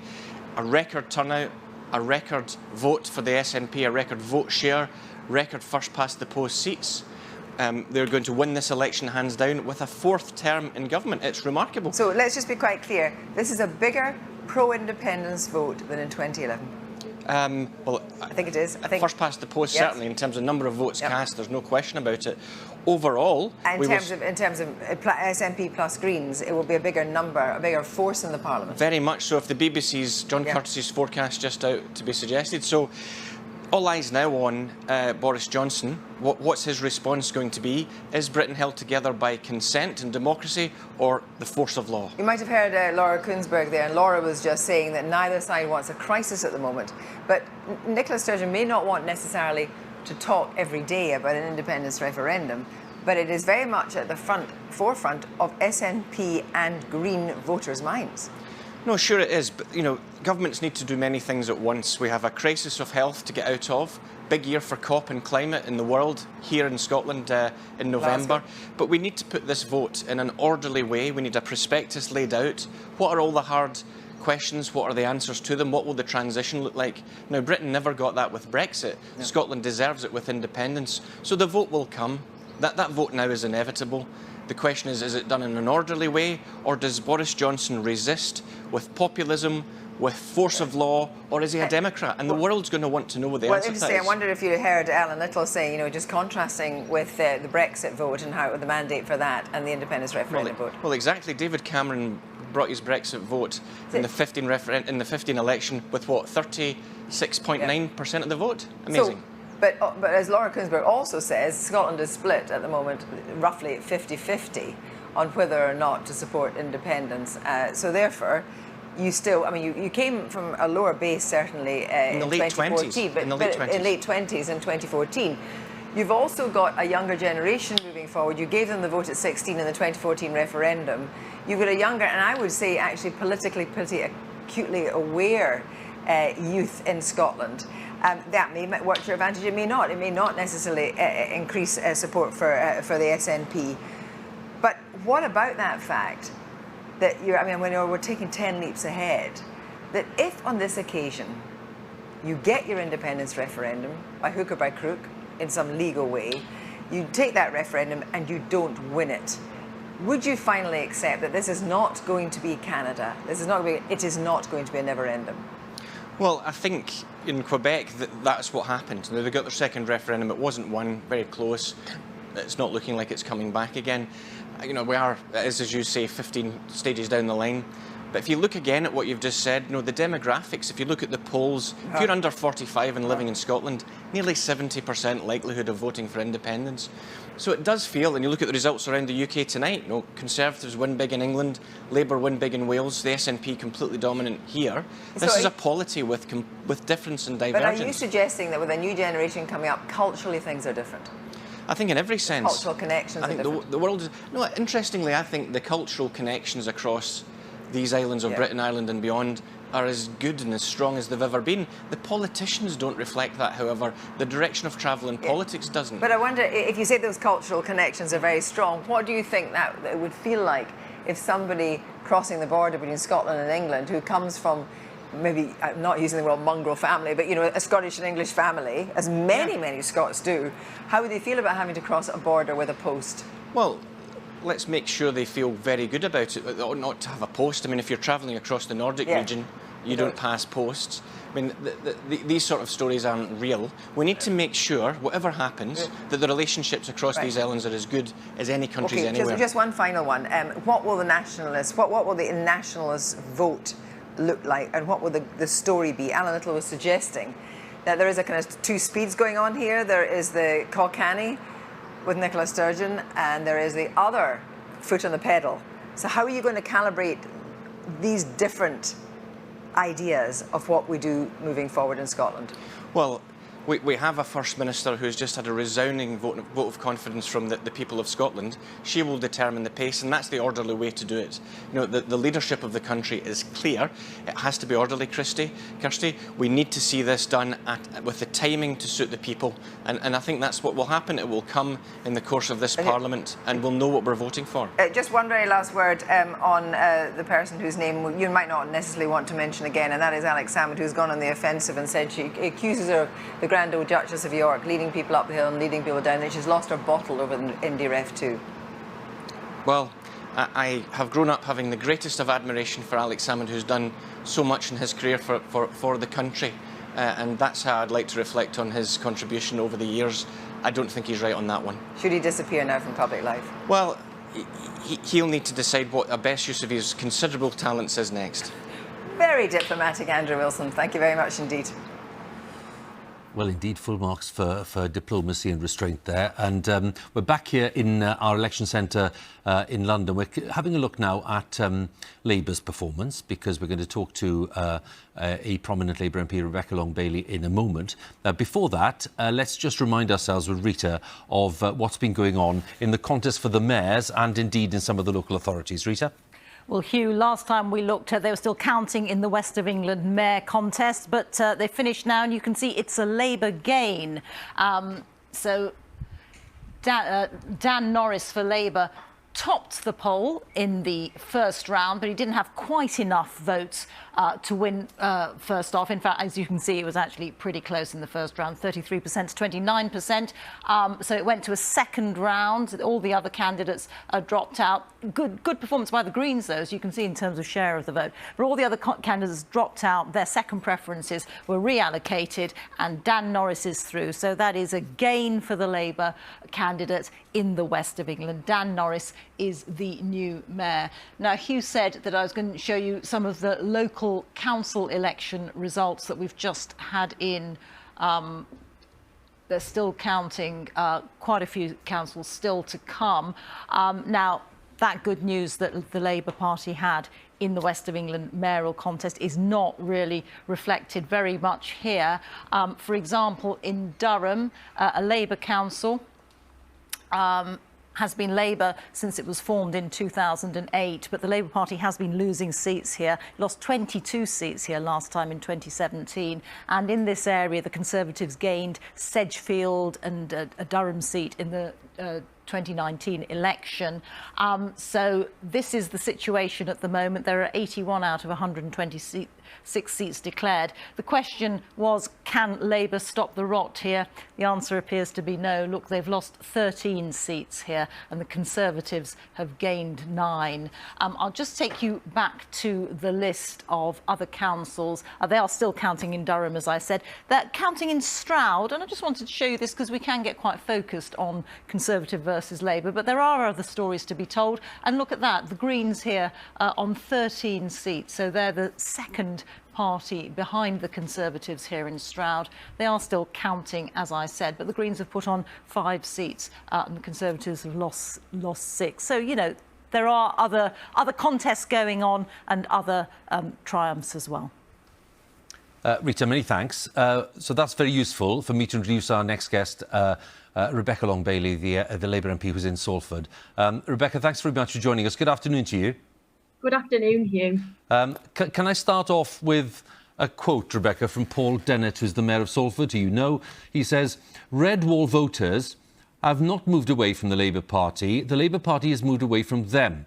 He says the centre ground no longer exists as it once did. The public now expect us to pick a side and articulate a bold, ambitious and progressive vision for the future, which tackles poverty, inequality, while placing the needs of working people and families at its core. So when he says the Labour Party has moved away from them, what's your take on that? I agree completely with Paul, and I'm so proud of him, the Labour team and people across Salford, because he increased his vote share today. It was 49% last time and it went up to 59%. And yesterday, our local election results saw us hold on to all of our seats and also gain 1 from the Conservative Party. So the National Party needs to dwell on that result and look at it, because certainly what Paul and the Labour team have done in Salford was to put forward a very bold and radical economic agenda in absence of any national policy being put out from the party. We weren't afraid of our radical roots, our history, our links to the trade unions. We worked very closely with our trade unions in Salford and have some fantastic results from that. So what started out as Salford's survival plan against the cuts, the Salford model, if you like, it could be used by the National Party now to rebuild those red wall seats around the country, in my view. OK, Rebecca, so can I put this to you then, given what you just said? We've just heard Andy Burnham speaking about his victory there in Greater Manchester. Would you say that the elements that you've just outlined there in Salford are the same reasons that Andy Burnham won a big victory in Greater Manchester? Yeah, definitely. I think Andy Burnham has been fantastic throughout the whole pandemic. And one thing your constituents want you to do is fight for them. And that's what Andy has done. It's what Paul Dennett, our Salford Mayor, has done. And the results have shown today. Andy has followed the same path as Paul in advocating taking our public transport back into public ownership so that we can make sure that prices for local commuters are as cheap as possible and that we have the best possible services. And he's fighting for Greater Manchester, Andy. And I think people have been very proud of that in the face of what's been a very difficult 12 months for everyone. When we were sitting here yesterday, Rebecca, we were discussing the aftermath of the Hartlepool result, which obviously was a really bad blow for Labour. And then Peter Mandelson joined us here, because the former MP, of course, for the town. And, you know, he was upset and he said it was a bad result. And then he said, this is really the long shadow of Jeremy Corbyn. That's what we're dealing with here. That's why this result happened and other results too. Now, what would your answer to that be? I'm afraid I don't agree with that at all. And I think if the party wants to believe that, then we're going down a very, very dangerous path. I think the reason we did so badly in these local elections is because we weren't saying very much. It was left to our local authorities, like in Greater Manchester and Salford, to articulate their own visions and to set out those economic policies that our voters wanted us to represent. I think it's also important to note that around those economic policies, we've united our local parties. We've always had disagreements on different policy areas, but we're united around one agenda. And that's what the National Labour Party has to do now, not pick figures from the past and try to pin all the blame on them. Because I think when you look at what happened in Hartlepool and certainly the media coverage that has been out over the last few days, it wasn't a Jeremy Corbyn problem. It was a problem of having no policy at the top of the Labour Party, and that has to change. Otherwise, we will never win a general election again. Do you sympathise with the viewers, Rebecca, who get slightly confused? They certainly tell us this. We have people who, you know, represent your views in the party, and they're very articulate, saying, look, we've lost contact with, you know, our traditional roots. And then yesterday, we had people who were closer to Keir Starmer saying to us exactly the same thing. They said, you know, we've lost contact with people. We can't talk to them in language they understand. We need to be more relevant to them. So you have these two elements of the party saying exactly the same thing, but seeming to disagree with each other. Now, where is the difference? There isn't a difference, and it's exasperating sometimes. And certainly what I'd be calling on Keir and his team to do now is to look at what happened in Salford, look at what happened in Greater Manchester, look at the policies we were advocating and show how the party nationally can unify around those and hopefully build some support and regain that trust in our red wall seats and also other constituencies across the country, because it can be done. We've shown in Greater Manchester and in Salford that it can be done. So instead of having, you know, the next 6 months full of battles about factions and who's on what side and who's on the other side, we need to get real now and look at the policies that we know will win and unite around them. Can we just bear with us, Rebecca, if you will, because Kirsty wants to ask you a question in a second, who's in Edinburgh, but Vicky's with me here as well. Rebecca, obviously the policies that you want to put forward presumably are the ones that you helped work on when Jeremy Corbyn was leader. Now, they were put to the electorate and they were rejected. Paul Dennett talked about the path must be a socialist one, a socialist in its core. Can you explain to people, if people are voting Conservative in places like Hartlepool, why you think that agenda will appeal to them? Well, I think the results of the Greater Manchester local election speak for themselves. Broadly, the majority of the electorate are in favour of bringing our public transport back into public ownership. They're in favour of levelling up and investment in our regions, the creation of new jobs. They're in favour of us investing in new green industries to build those industries of the future and make sure that all of our children and grandchildren are guaranteed and assured high-paid, decent and high-skilled jobs. They're not policies that were rejected by the electorate. They're broadly very popular. So I think to throw out the entire 2017 and 2019 manifestos without recognising those elements that were very, very positive and popular would be really detrimental to the Labour Party. So my message, as I said, would be to Keir's team to look at what worked in Manchester and Salford and build on that, recognise the policies that people want to see and stop the arguments and the factionalism. Rebecca Long-Bailey, Kirsty here in Edinburgh. You served in Jeremy Corbyn's shadow cabinet. You also served less successfully in Keir Starmer's shadow cabinet. But I want to ask you then, does he have an inclusive style of leadership? Here you are, you're offering advice today, you're a senior figure in the party. When did you last speak to Keir Starmer? A very long time ago, but my phone's always on the desk if he wants to give me a ring and have a chat about what happened in Salford, certainly. But what does that say? But what does that say about him? Rebecca Long-Bailey, he said he wants a review, he wants it in a matter of weeks. You know, he wants to celebrate all parts of the party and bring it together. And yet you haven't spoken to Keir Starmer for what, weeks or months? Is it months? Well, it's been a very long time, I'll say that. But he's probably a very busy man. But as I say, if he checks his diary and finds a slot, I'll always be at the end of the phone. Well, Rebecca, that's very clear. And you never know, your phone may ring. So thanks very much. Thanks very much for joining us. Thank you. Rebecca Long-Bailey there, the MP for us. And, well, we were talking about Andy Burnham and his remarkably successful re-election there in Greater Manchester. And Mr Burnham joins us now. Andy, many congratulations and thanks for joining us today. I'm just going to ask you, first of all, we were talking there to Rebecca Long-Bailey and we were just talking about the elements of success for different candidates. You are clearly someone who runs a big region and you've been talking there in your speech about the things that you can deliver when you've got the kind of powers that you have. What are the lessons then for Labour more generally after this local election campaign in England? Well, there's a lot of lessons, Huw, but one of them is stop being lukewarm about English devolution, because what it is doing is creating a different way of doing politics. Stronger, more connected, more authentic representation for people, and people are buying into it. And you see something similar in Wales. It then creates, more positivity towards politics, and that's something I've been saying to them for a long time. They're always sort of working through Westminster, often a very London-centric approach to life. That really has to change now. And if it doesn't change at this election, well, Labour, can't take anything for granted anymore.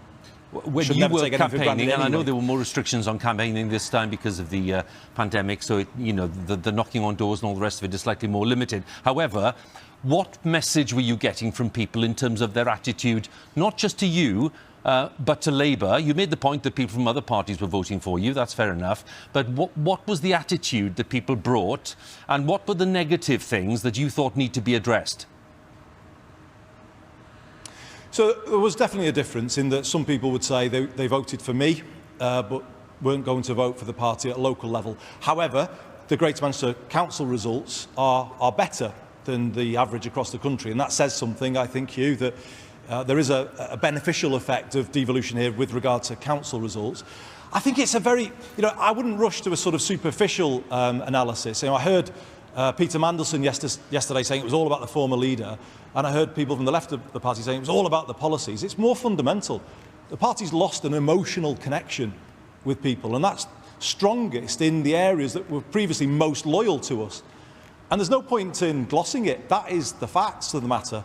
And, it has deep roots. It's happened not just under recent leaders. It goes back to the early 2000s. This has been something that's happening since then. And they have to make some pretty fundamental changes to try and win it back. And one of the ways back is more English devolution. Build from the bottom up. Connect with people in a different way. And I'm getting a bit fed up of saying this to them, but they really do now need to listen and make real changes and end the London-centric Labour Party that I have been in all my life. It is a startling point you're making in many ways, Andy, because you're basically saying that Boris Johnson's Conservative Party has a greater emotional connection to some of these traditional Labour areas than your party currently does. Well, I think it's fake, though. I don't think it's real. But yes, we left a space for them. But, you know, we've got a really big story to tell here that actually is bringing people back to Labour, Huw. I'm just delighted today. You know, I need to say this. I've been re-elected to the best job in the world, in the best city region in the world. I mean, what an amazing feeling that is. I value every single vote that's been given to me today. And from Monday, I will use the mandate they've given me to bring buses here back under public control. That is real change. There was a real ideological choice at this election where the Tories were opposing buses under public control. I was kind of championing it, and obviously the Greater Manchester public have backed it. And this is for the Prime Minister, and I say this really directly to him. You know, I'm ready to sort of, you know, move on from last year. Work with us. Make a London-style public transport system happen more quickly in Greater Manchester by getting behind what we're trying to do. Levelling up can't be about just scattering a bit of funding to favoured Tory places. It's got to be about helping everywhere get the benefits that London has got. And this is the test I set for it. Until a bus journey in Harper in Greater Manchester costs the same as one in Haringey in London, i.e. £1.55, not over £4 as it does at the moment, then I don't believe we will have got true levelling up. If you give a place like this, an amazing city region like this, a modern, affordable public transport system that is the foundation for a more productive economy and connects people to opportunity, where 3 million people have got the benefits of that, that is levelling up, Prime Minister. What is currently on offer is not levelling up. And he does need to hear that message. Otherwise, the government will have made all of these promises to the North, and in a few years' time, they won't add up to anything. Well, can I be a bit cheeky, Andy, and say, can you level up now with viewers and say, if the party needed you in a different role, maybe closer to Westminster, given the fact that you proved that you're a success in this role, is that something you'd be prepared to do? Well, as I say, Huw, I've just been re-elected to the job I love, and I mean it. I love it. I love this job. I sound like Kevin Keegan now, and I don't mean to, but I kind of feel passionate about it in that way. And to get the endorsement I've got today is just fantastic, and we've got massive things to do here. And actually, you know, seeing everything through the lens of Westminster is the problem. I think we're building the answer here. Labour's answer is to be found here, right here in Greater Manchester, and I'm building it. So I'm helping them already. Yeah. And so that's my priority now. One day, if the Labour Party, because I've tried twice, by the way, so I'm not just going to, you know, I'm not going to put myself forward unless they needed me one day in the future. But we're not at that day. I'm focused right here in Greater Manchester, and that's where all my energy is going to. Well, one day in the future, I think you'll find that in quite a few headlines, maybe, Andy. But thank you very much. Kirsty wants to come in. Thanks. Yes, Andy Burnham, you said there that you know, you had gone for Labour leadership twice before and you hadn't got it, but you clearly wanted to have it then. I wonder if you now think that the characteristics needed to be a Labour leader are different, partly because of the skills that you have learned in Manchester. And you talk about Labour being caught in that kind of Westminster bubble. And actually, if you look at Keir Starmer, he very much is the metropolitan leader in, you know, very London focused. And do you think that ultimately is a problem for Labour? Well, I do think Keir has got an opportunity to change what's gone before. So, Kirsty, I was honest and I said that Labour has been losing its emotional connection with people, but that's been under the last 5 leaders, not just the most recent one. And so he's now got an opportunity, but it's got to be done immediately, and the change can't be cosmetic. It has to be real. Labour has to embrace English devolution with a vengeance, and it really has to invest in it. And that is what has to be done. And this leader of the Labour Party has to lead the party differently to the ones we've seen before. But Andy Burnham, even if you look at someone like Boris Johnson, who led in London for 2 terms, you learn different skills when you are a mayor. And you talk about the fact that, you know, I heard your speech, it was passionate. You know, it was full of what you could do for the people because you had the skills to do it and to bring people together. If Keir Starmer doesn't think he can do that, then is it time to move on? Because you're going through leaders at a rate of knots, but you'll have to settle on one that's going to take you into the next election. Well, obviously, Keir's been in post, it's just over a year, and we've been in very exceptional times, and that has to be taken into account. But as I say, we need to rebuild our connection with people, and it can't be done quickly. This is a long job that we've all got to do together, and I'm ready to play my part. But Kirsty, I think, to me today, seeing everything here through the Labour Party and the Labour leadership, that isn't the point to me. This is the future that's being built here, actually, for the Labour Party, by kind of building up from the ground in our big city regions, in other parts of the country. And what we're seeing is the party is getting rewarded where we are positively embracing devolution here and in Wales and in other places. So, this is, I think, this has got to be in England the devolution election, and that goes to the Prime Minister as well. You remember we had a little disagreement last year, and I kind of pointed out to him that I didn't think he was treating us fairly. And immediately we heard, oh, well, there's no more devolution, then we're going to stop all of that. This is where Westminster has got to grow up. Don't give us devolution and expect us never to answer back to you, particularly when you try things here that you would never dare to do in London. So there are lessons for Labour here, but there are lessons for the government as well. Let me just have one final question, exactly why I asked Rebecca Long-Bailey. When was the last time that you had a conversation with Keir Starmer about Labour policy? Last week, and I said, Kirsty, many of the things that I'm saying to you, and he was listening, and I believe he understands everything that I'm saying, and I think we're going to see some change. So I'm a friend of Keir. I've worked with him over a number of years. I support him. I'm not campaigning against him in any way, shape or form. I have here in the best city region in the world, re-elected as its mayor. What an amazing thing that is. And actually, that is where my energy is. And if I can help Keir and the party as we go forward, of course I will do that. But it does mean change. Let's not get away from that. Labour has to change. Labour has to get rid of its London-centric ways. And if it doesn't, I don't know what the future holds for it. Andy Burnham, once again, congratulations on the re-election and thank you for your time. Thank you, Huw. Thanks very much, and yours. Now time for the news at 5 o'clock with Martin Croxall. Hello, here's a summary of the BBC News. The SNP is expected to win a fourth term in Scotland, but the party is not now forecast to win an overall majority. In Wales, Labour have retained control of the Senedd. In England, after the disappointment of losing the Westminster Hartlepool seat, Labour is losing council seats but has won a number of mayoral races, and Andy Burnham has been re-elected mayor with a large margin in Greater Manchester. A warning that this report from our political correspondent Jess Parker contains flash photography. Stepping back into power, the SNP striking a confident pose, but they do now look set to fall just short of an overall majority. Nevertheless, with support from the Scottish Greens, they argue it's still set to be a pro-independence parliament. All of our MSPs will be elected on a manifesto commitment that there should be a referendum.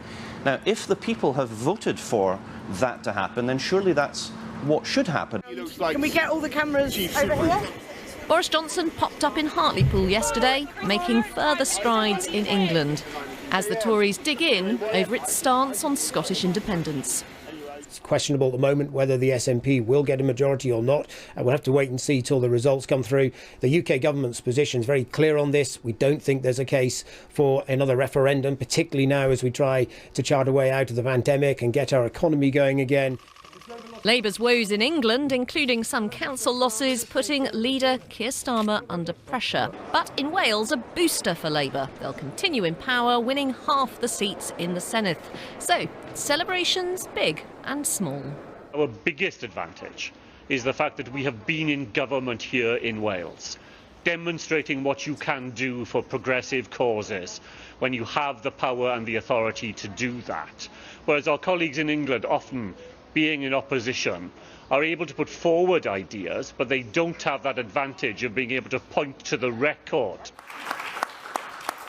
Andy Burnham, as expected, has held the Greater Manchester mayoralty for Labour emotional in his acceptance. My family, Marie-France, Jimmy, Rosie, Annie. Thank you all for your patience, your guidance, your love.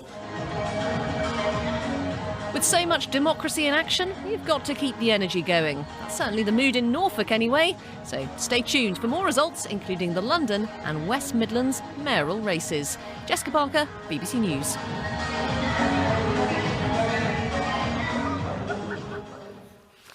Just a reminder, for live coverage of the election results as they come in and expert analysis of what they mean for you, you can visit our website or the BBC News app. Now it's back to elections 2021.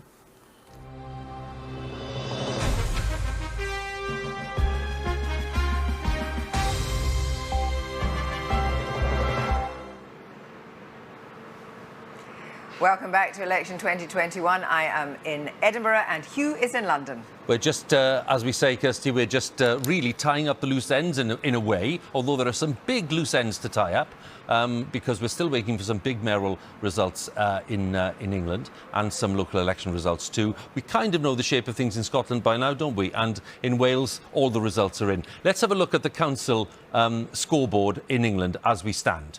And here we are. Conservatives are up 237, which is a good result for them. Labour down 275 on what's been a very disappointing set of elections overall for Keir Starmer and his party. Not in Wales, of course, for Welsh Labour. The Lib Dems down 18 and the Greens, a very healthy increase of 67 councillors. The others are down 11. And that's the local elections. But as part of all of this package as well, we should remember that we're talking about some very important mayoral contests too. We spoke to Andy Burnham just now in Greater Manchester. We spoke earlier to Steve Rotheram in Liverpool. So, of course, the London result, the London mayoral result, is still yet to come. And that's just going through the first round votes now, with 7 of the 14 areas counted. Let me just take a peep at that before we come into our next guest, because that'll help us when we talk to our guests in a moment. That's not quite right. Sorry, apologies for that. So basically, we are looking at 7 out of 14 areas already in, and it's a battle really at this stage between Sadiq Khan, who's the mayor who's been there for the last few years, and Sean Bailey for the Conservatives. Can we see them now? Let's have a look. OK, so here we are. First round votes, 7 out of 14 areas counted. Sadiq Khan on 487,000 and Sean Bailey on 462. Sean Bailey for the Green Party on just short of 100,000 votes on this first round. Louisa Porritt for the Lib Dems on 46,000. And then we have some of the other candidates too. So what I'd like to do now is to go to Sean Berry for the Green Party, who's waiting to talk to us, and one of the candidates, of course. Sean, thanks very much. Good afternoon, and good to see you with us today at Tower Bridge there. It's a great backdrop, I have to say. Now, where do we think we stand on the London mayoral first? What's your sense of things? It's going well for us. We look to be set for a record result for Mayor and for the London Assembly. As you know, there's a second round of mayoral voting to be counted, and for the Assembly, the proportional thing will take a while to be worked out. So we can't make any predictions yet, but it certainly looks like we're going to get a record result.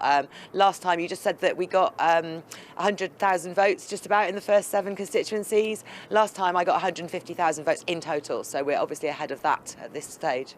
Well, that's interesting too. OK, just on a logistical thing, Sean, have they given you any guidance on when we might expect a final result there? Because it can take quite long, and of course we've had the restrictions as well, so there are clearly problems, to be fair, for the officials. But any sense? It's been a 2-day count, as you know, and at the moment we are expecting to get a result later this evening. There are some other votes going on within London. There have been lots of by-elections, and in Tower Hamlets there's a referendum on whether or not to keep the current mayoral model that they have, and that, I think, has delayed the count there. So we're just waiting to hear if it will definitely be called at the end of today. I mentioned earlier that the Greens currently in the English local authorities are looking at a gain of 63 seats, which clearly is a healthy gain. Where do you think that will end up? And what's your sense of the kind of growth that you hope to be looking at the end of all of these counts? Again, we're looking at a record number of Green councillors elected on a record number of councils. We've seen breakthroughs onto new councils, including quite a few of the county councils, and big gains as well. So Suffolk County Council, we're now the official opposition. In Sheffield, we've broken the balance of power there. We've got 13 councillors in Sheffield as well. But we are still waiting for results from some places where we expect to do well, like Bristol and Shropshire.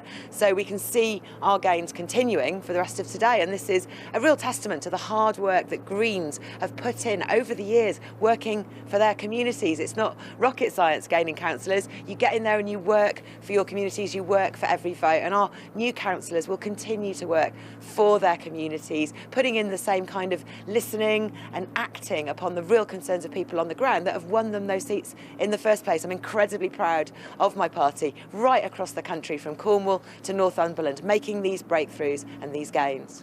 Where are the votes coming from, John? This is interesting, isn't it? When you look at the balance of votes in counties like Suffolk, for example, are you simply taking votes away from the Lib Dems, who have a bit of an overlap and cooperate with you in some areas in terms of your policies? Where are the votes coming from?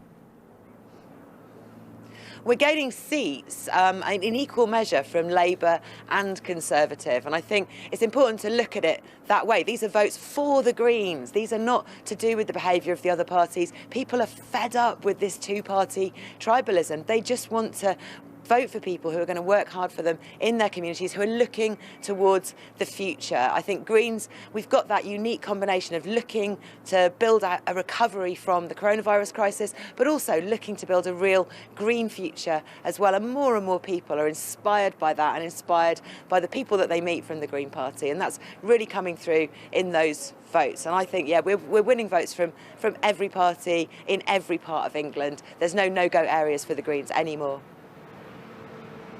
Sian, it's Kirsty here in Edinburgh. I know you're a very distinctive party from the Greens in Scotland, but you must be looking north and seeing what's happening in Scotland today. It looks like Greens have put on list vote MSPs. If they do make an accommodation or go into some kind of coalition with the SNP to push forward on second independence referendum for Scotland, it will be the first time the Greens are being in a national parliament in Britain, in the United Kingdom. So I wonder, a national government, I should say. So what do you actually think of that? You can't ask me to give any advice to my sister party, the Scottish Greens. They are a separate party, and these decisions are absolutely for them. But I am incredibly proud of the progress they've made, the influence they've been on the current government, and the influence they'll be on the next government as well. But the exact terms of that are not for me to tell you, and not for me to decide. Thanks very much indeed, Sian. Now we can go straight over to David Wallace-Lockhart with the overall picture in Scotland. Now it's becoming clear. Kirsty, we can have a look at the BBC seat predictions for the Scottish Parliament election, and let's consider as well how every party leader might be feeling. So 63 seats for the SNP is what the BBC is predicting, 2 short of a majority, agonisingly close. And that's not just important for things like independence. If you have a majority, you can get your budget through without doing deals with other parties. But it should be said, the SNP heading for a 4th term in government with the same seat tally they had after the 2016 election. That is quite the achievement. Let's move on to the Scottish Conservatives. There was a lot of polling that suggested Douglas Ross wasn't landing too well with voters in Scotland, but if this prediction pans out, 31 seats, it's what they got in 2016 under Ruth Davidson. And I think he'd be seeing that as a good result, firmly still the second biggest party in Holyrood. Anas Sarwar, Scottish Labour, he was the other side of that coin. He did seem to poll very well with voters in Scotland.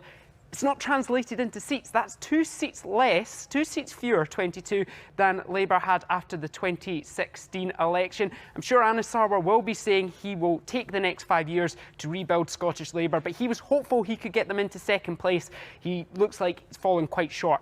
Potentially the happiest party with this prediction may be the Scottish Greens. That looks like 9 seats for them, up from their current 6. Lorna Slater and Patrick Harvie, the co-leaders, would be happy with that. And crucially, that, combined with the SNP, is a majority in favour of a second independence referendum. It's a larger pro-independence majority in the Scottish Parliament. And the Lib Dems, Willie Rennie, on 4. That's a loss of 1 seat. He said he was confident he could gain seats. It doesn't look like that's going to pan out, so perhaps not the best result for the Scottish Liberal Democrats. You may notice one household name missing from our lineup of leaders. Alex Salmond, now leader of the Alapa Party. The BBC is predicting Alapa will not get any seats, but this is the prediction for Holyrood 2021. Thank you very much indeed, David, and our special correspondent Alan Little is here. The SNP on 63, the SNP on 63 4 years ago, but there's a bigger picture there. There is a bigger picture. The new Parliament looks a lot like the old Parliament, except the Greens seem much stronger, and the overall majority for independence is much stronger. What's the difference between the last Scottish election 5 years ago? That took place before the Brexit referendum. That was not seen as an unambiguous majority, for, or mandate for a second independence referendum. There's no doubt that most people who voted for the SNP and the Greens here will have seen their vote as a mandate for a second independence referendum.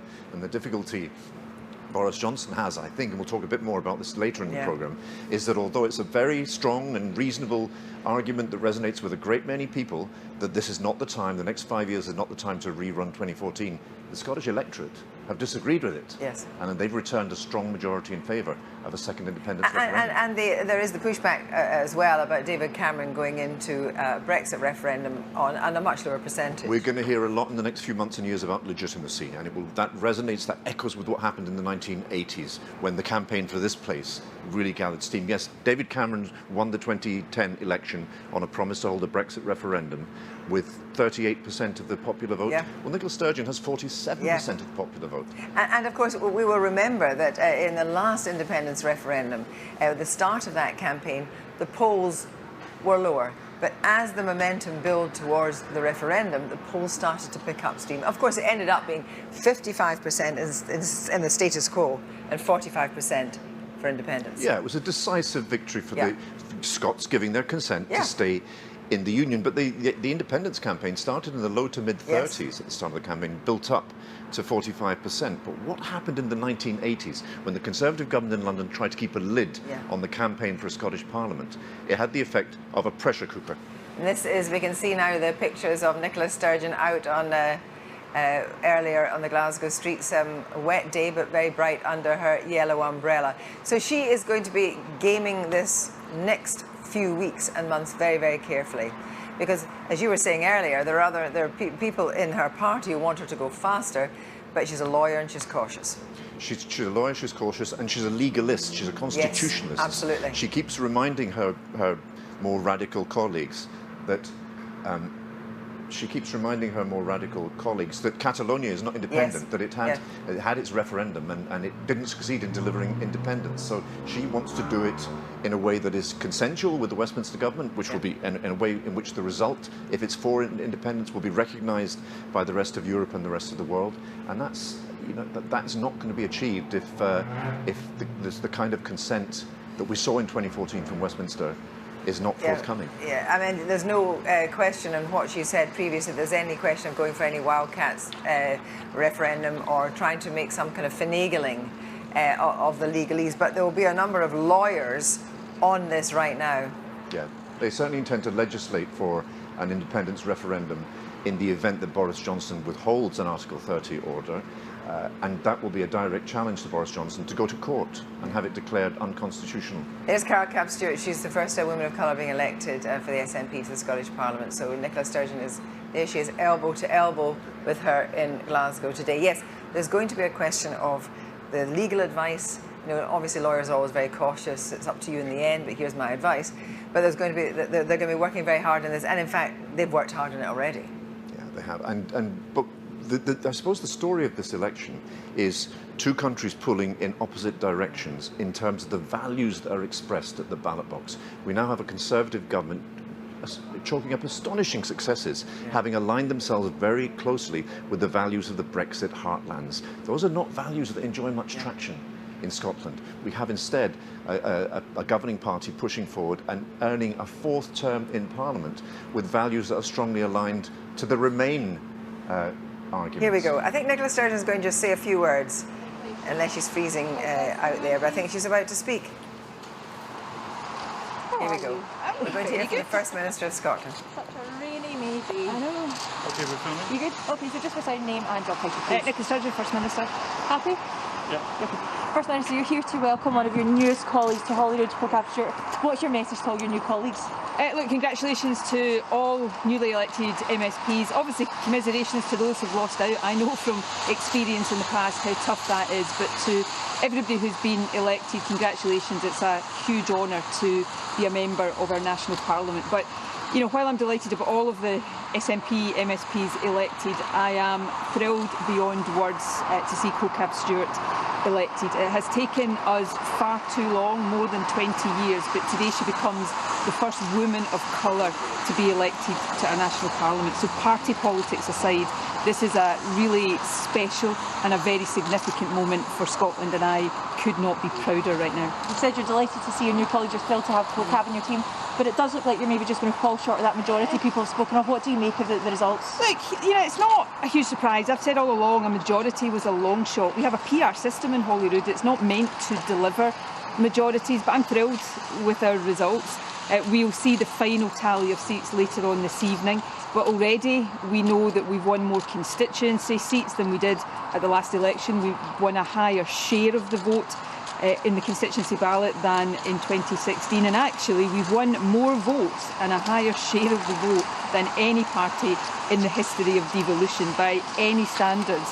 This is a historic achievement, a quite extraordinary achievement for the SNP. Our vote share is up, the vote share of the other main parties is down. So the SNP has won this election emphatically. The message we took to the people of Scotland has been endorsed, and I now intend to get back to work to deliver on all of what we put before the Scottish people. Delivering on all those things, will it be more difficult being a minority government again, and also your hope to have a referendum in the first half of the next parliament? Is that realistic now?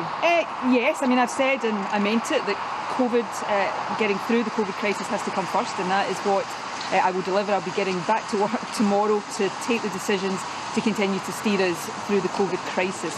But, you know, while we don't know the final tally of seats right now, it looks as if it is beyond any doubt that there will be a pro-independence majority in that Scottish Parliament. And by any normal standard of democracy, that majority should have the commitments it made to the people of Scotland honoured. So for any Westminster politician who tries to stand in the way of that, I would say two things. Firstly, you're not picking a fight with the SNP, you're picking a fight with the democratic wishes of the Scottish people. And secondly, you will not succeed. The only people who can decide the future of Scotland are the Scottish people, and no Westminster politician can or should stand in the way of that. And how quickly do you start making those demands to Westminster? Westminster knows my view on these things. The timing of an independence referendum now should be a matter for the Scottish Parliament. It should be for the judgment of the Parliament to consider the position with COVID, and when the Parliament considers that the time is right to have that referendum. That is not a decision for Boris Johnson or for any Westminster politician. Of course, my immediate job is to get on with steering us through that crisis, but then it is for the people of Scotland to decide their own future, and that is not a demand from me or the SNP. That is what the people of Scotland have voted for. You know, in normal democratic debate, parties that promise something in an election and get elected are meant to deliver on those commitments. It's an absurdity that in Scotland we seem to have other parties determined to block the party or parties that have won the mandate for something from delivering that. But the people of Scotland, of course, are sovereign.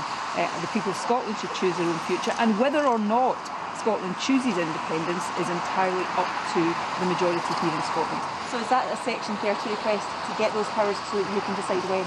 It's for when the Scottish Parliament, when it decides is right to make the preparations for an independence referendum. If Boris Johnson or whoever is Prime Minister at the time has any respect for Scottish democracy, they will come together with the Scottish Government, as happened in the run-up to 2014, and agree that transfer of power. And if they refuse to do that, then they will have to take the decision to legally challenge the ability of the Scottish Parliament to deliver on what the people of Scotland voted for. And the absurdity and outrageous nature of that, a Westminster government potentially going to court to overturn Scottish democracy. I can't think of a more powerful argument for Scottish independence than that one.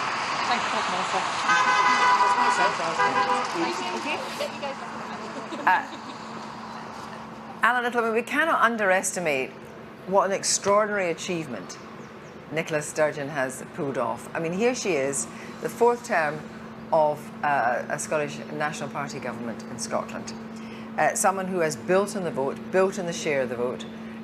You know, it is astonishing, actually. It is, and when you think about when she went into politics, you didn't join the SNP to have a career in government, because they never got elected. And I've argued before on the BBC that Margaret Thatcher is often is the godmother of that building, because the more they held out against the creation of a Scottish Parliament in the 1980s, the more the momentum built for it. And something similar might happen now. Yeah, and listen to what she said. And listen to what she said. And we'll talk about holding out against it later. But listen to it. The people of Scotland are sovereign. Clear, unequivocal. The people of Scotland are sovereign. We're going to hear a lot about legitimacy in the next few months. In the 1980s, the idea gained traction here that there was a democratic deficit in Scotland, and it led to a stonking 3-to-1 majority in favour of creating that place there. The danger that Boris Johnson risks in simply ruling it out is that he creates a similar democratic deficit now. Thanks very much indeed, Alan. So let's extend the debate that we've been having really on the potential toing and froing between a Scottish Parliament and Westminster on this notion of demanding a second referendum based on a mandate that Nicola Sturgeon will be claiming, because she'll be saying, quite rightly, that there is a majority in terms of members of the Parliament representing millions of voters who have voted in favour, knowingly voted in favour of a manifesto that says they want a referendum. And how could that play out, not least in terms of the Constitution? Dr. Catherine Haddon joins us, who's in South London, and Catherine is a constitutional expert at the Institute of Government. Thanks so much for joining us, Catherine. It's good to have you with us. And just let us pick your brains on this one, because we've heard several angles on it today. So if you get a position where the First Minister says, OK, we're going to legislate, the Scottish Parliament is going to legislate and is going to demand the right to have a second referendum, that is then rejected by Boris Johnson and by Westminster and by the House of Commons. Where do we go from there? Well, I mean, you know, we're already seeing Plan A playing out, as you say. The Scottish Government already saying that they're going to request a referendum at some point in this Parliament. Boris Johnson already saying now is not the time, looks very reluctant to allow it. That means that you end up in Plan B, which is basically a massive confrontation between the two.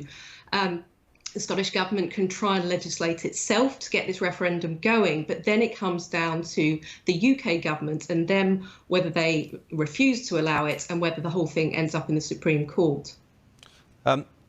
That's obviously crossing several bridges, as you've made clear. It is.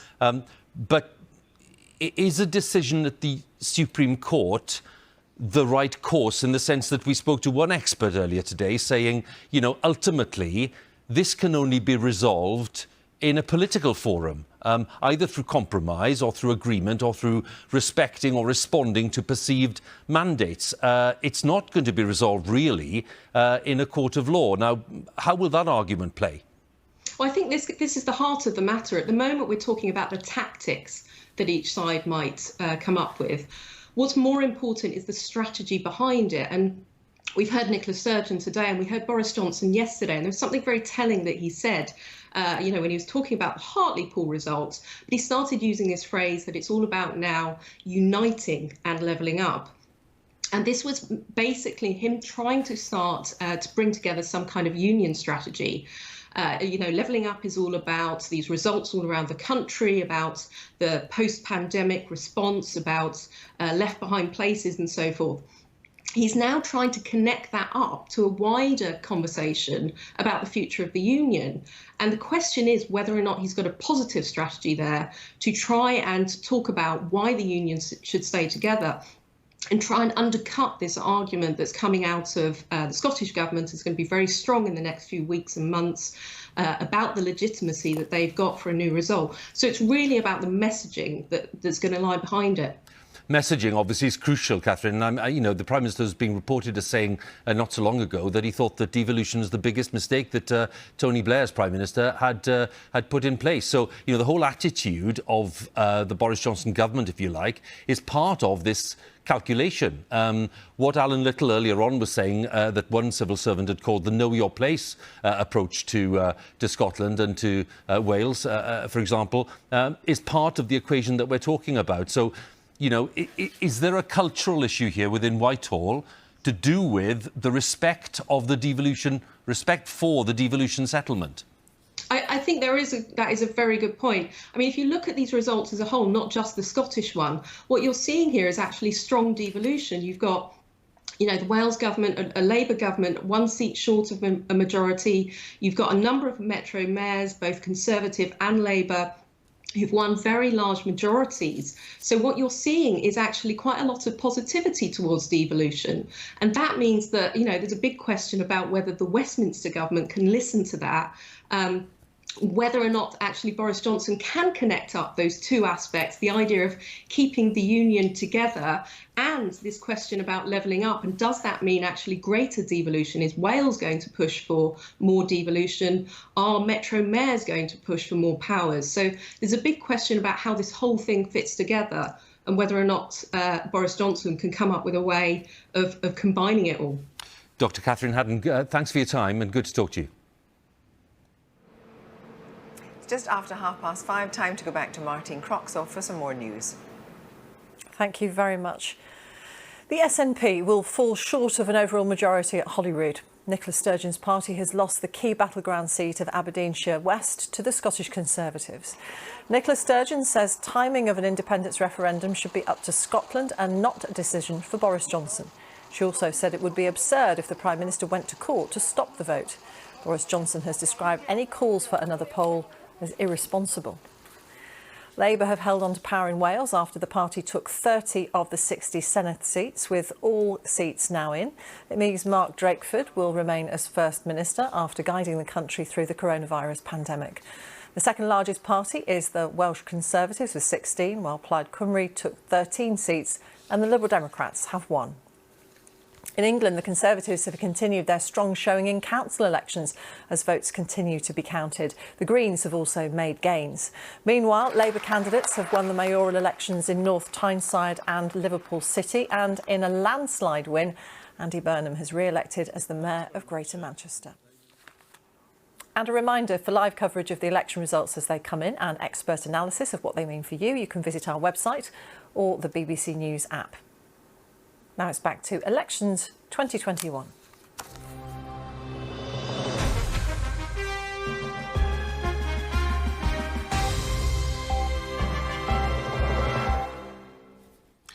Yes, welcome back, everyone. It's 5:35. You're on our special coverage of Elections 21. We started yesterday morning. We're still here, and Kirsty is still in Edinburgh, keeping tabs on things there for us.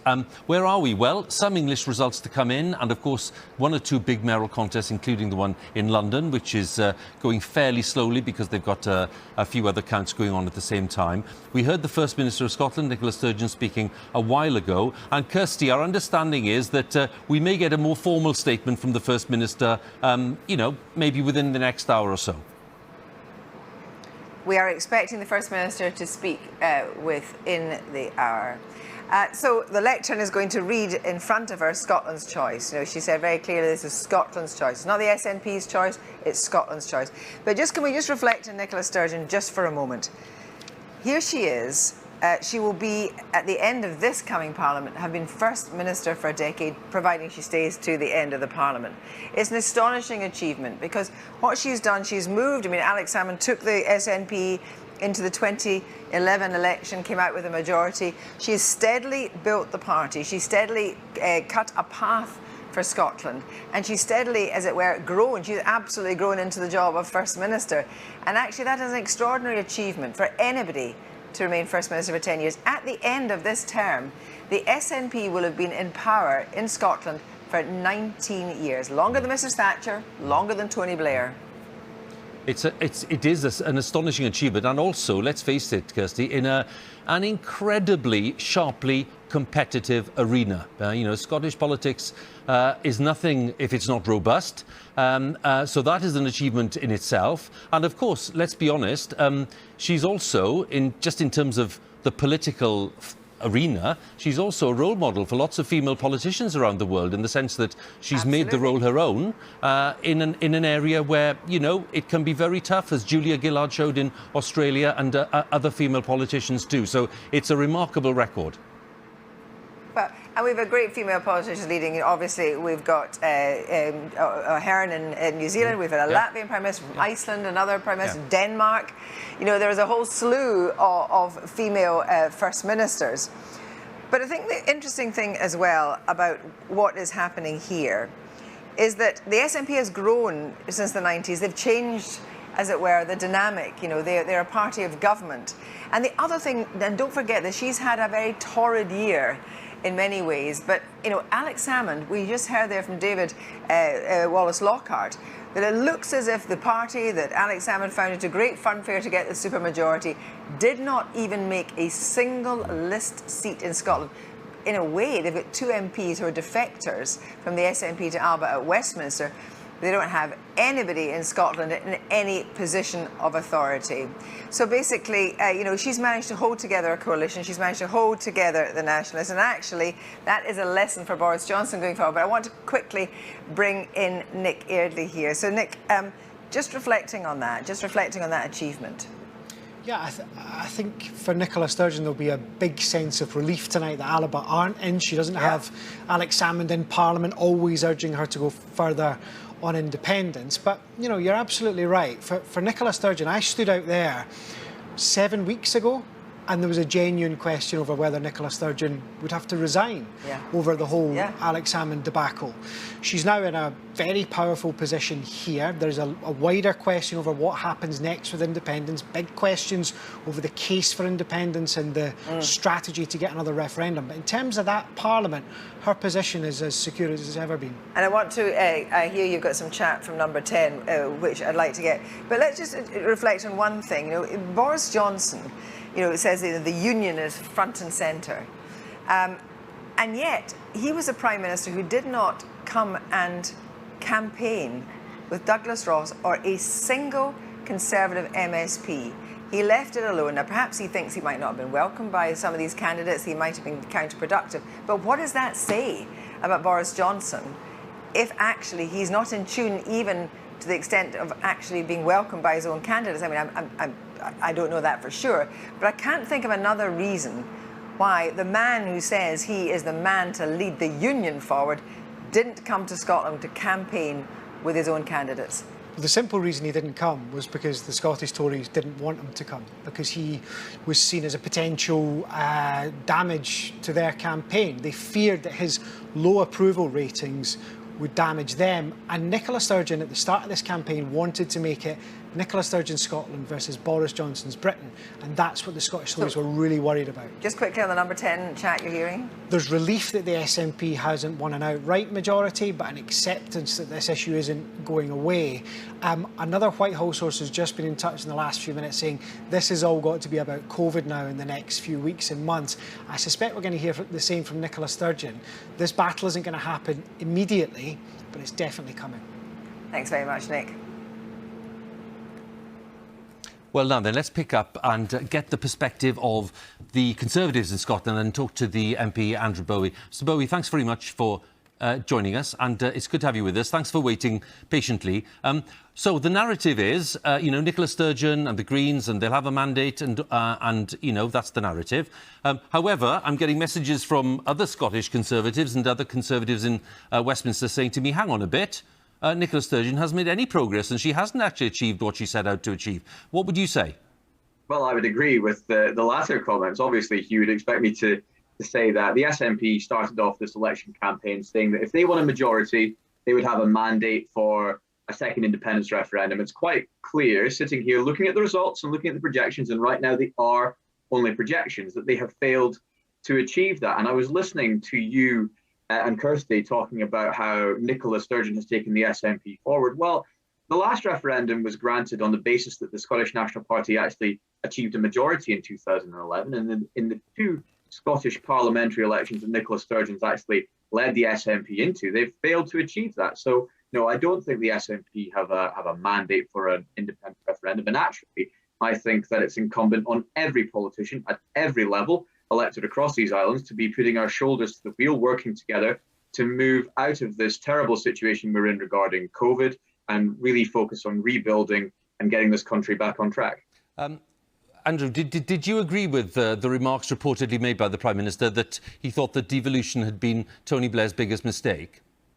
No, absolutely not. I'm a big fan of devolution. In fact, if you look at the record of the Conservatives in government, we have devolved more than any other party in history in this country. So I think actions speak louder than words, and we have delivered on our commitment to the Scottish people to make the Scottish Parliament the most powerful devolved Parliament in the world. That is the case right now, and we're not taking any powers away from that. And we want to work with the devolved governments in Wales and Scotland and Northern Ireland to really build back better from what has been a torrid time for the British people across these islands, so that we can move on and close the chapter on what has been, really trying and dispiriting time, not just for people involved in business and in the economy, but for people really worrying about whether they'll have a job at the end of the month and so many other things that have been as a result of the pandemic that we've been fighting. We're just focusing on your performance in Scotland. It wasn't as good as you wanted, surely. Can you just say, how pleased or not you are? Well, I mean, I'm sitting here talking to you from Aberdeenshire West, so I'm delighted with the result that came in just over an hour ago, an increase of 9% and an increase of majority from 700 up to 3,000, an incredible rebut to nationalism here in the northeast of Scotland. Of course, across the country, disappointing to see some long-standing servants like John Scott lose his seat in air. But I think if we look at the projections, and as I said, we're still counting the regional list votes, we've actually done fairly well. So I'm quietly happy with where we find ourselves this evening as a party in Scotland. And what I want to do, and what I think all of my colleagues in Holyrood and Westminster want to do now, is get focused back on the day job. The election's over. Let's get back to work. Let's get this country back on track, and let's beat COVID back to where it belongs. Andrew, Bowie, I wonder if you will be putting the case to Boris Johnson for a new constitutional settlement for Scotland. I mean, that's what Gordon Brown wants. More powers, more devolution. Is that, you think, what the priority will be? No, I think the priority is building back from coronavirus. I think it has to be. I think anything else would be a great disservice and discredit to the people of this country who, no matter who they voted for in this election, at whatever level they voted, have said in poll after poll after poll that the economy and recovery is what we should be focused on. And I think that's what we should be doing. So that's it. Devolution is, the journey for devolution is over. That's, you're drawing a line in the sand. As far as the Conservative government is concerned, this is devolution max, and it goes no further. I didn't say that at all, Kirsty. And actually, as I just said to Huw, if you look at what we've actually, no powers. If you look at what we've delivered over the past 10 years, we've devolved more than any other government in history. We have real faith and are supportive of devolution and the devolved parliaments and assemblies across these islands. We want to work with them to make it work even better, to deliver for the people of Scotland, the people of Wales, people of Northern Ireland, people for our great cities in England who are electing their own mayors and representatives over the past week. So look, we are committed to devolution. We believe in devolution. We've devolved more, and we will still continue to work with the devolved administrations across these islands. It's interesting. But that's the past. What you're not offering is a new prospectus. You want to reinforce the union. You want to say that Scotland is at the heart of the union. It's a great partnership. But you don't want to release any more power to Scotland. Well, it is at the heart of the union. We do have a great partnership across these islands, and I, for one, would be very sad if that was ever to come to an end. But right now, the government's focus is on recovering from coronavirus. And I don't think anybody in the country would expect us to be saying or doing anything different. Andrew, very good of you to talk to us. Thank you so much for your time today. Andrew Bowie there, the Conservative MP in West Aberdeenshire in Scotland. Reeta, can we just come up to date now on where we are with English councils and what's happened to the Conservative performance there? Well, we're a long way down the road with the councils in England now. There are just 20 left to declare, and we've got a good good sense of the picture now of the council elections in England. The Conservatives have gained 12 councils. They've put in a really strong performance. We saw councils like Dudley and Harlow yesterday go Conservative. Others like Basildon and Cornwall. You can see Gloucester, Maidstone, Northumberland, all Conservative gains from no overall control. And they've gained councils like Cannock Chase, which, you know, it's never been Conservative. This council in Staffordshire, it used to be Labour, as you can see back here. This is the history. In 2019, it was a hung council. And let's just take a look at the change in the seats. So it's pretty much a straight swap, isn't it? 9 Conservative seats gained and 9 Labour seats gained. So this is 8 of the Conservative gains, but there are another 4 as well, which I hope to be able to show you here.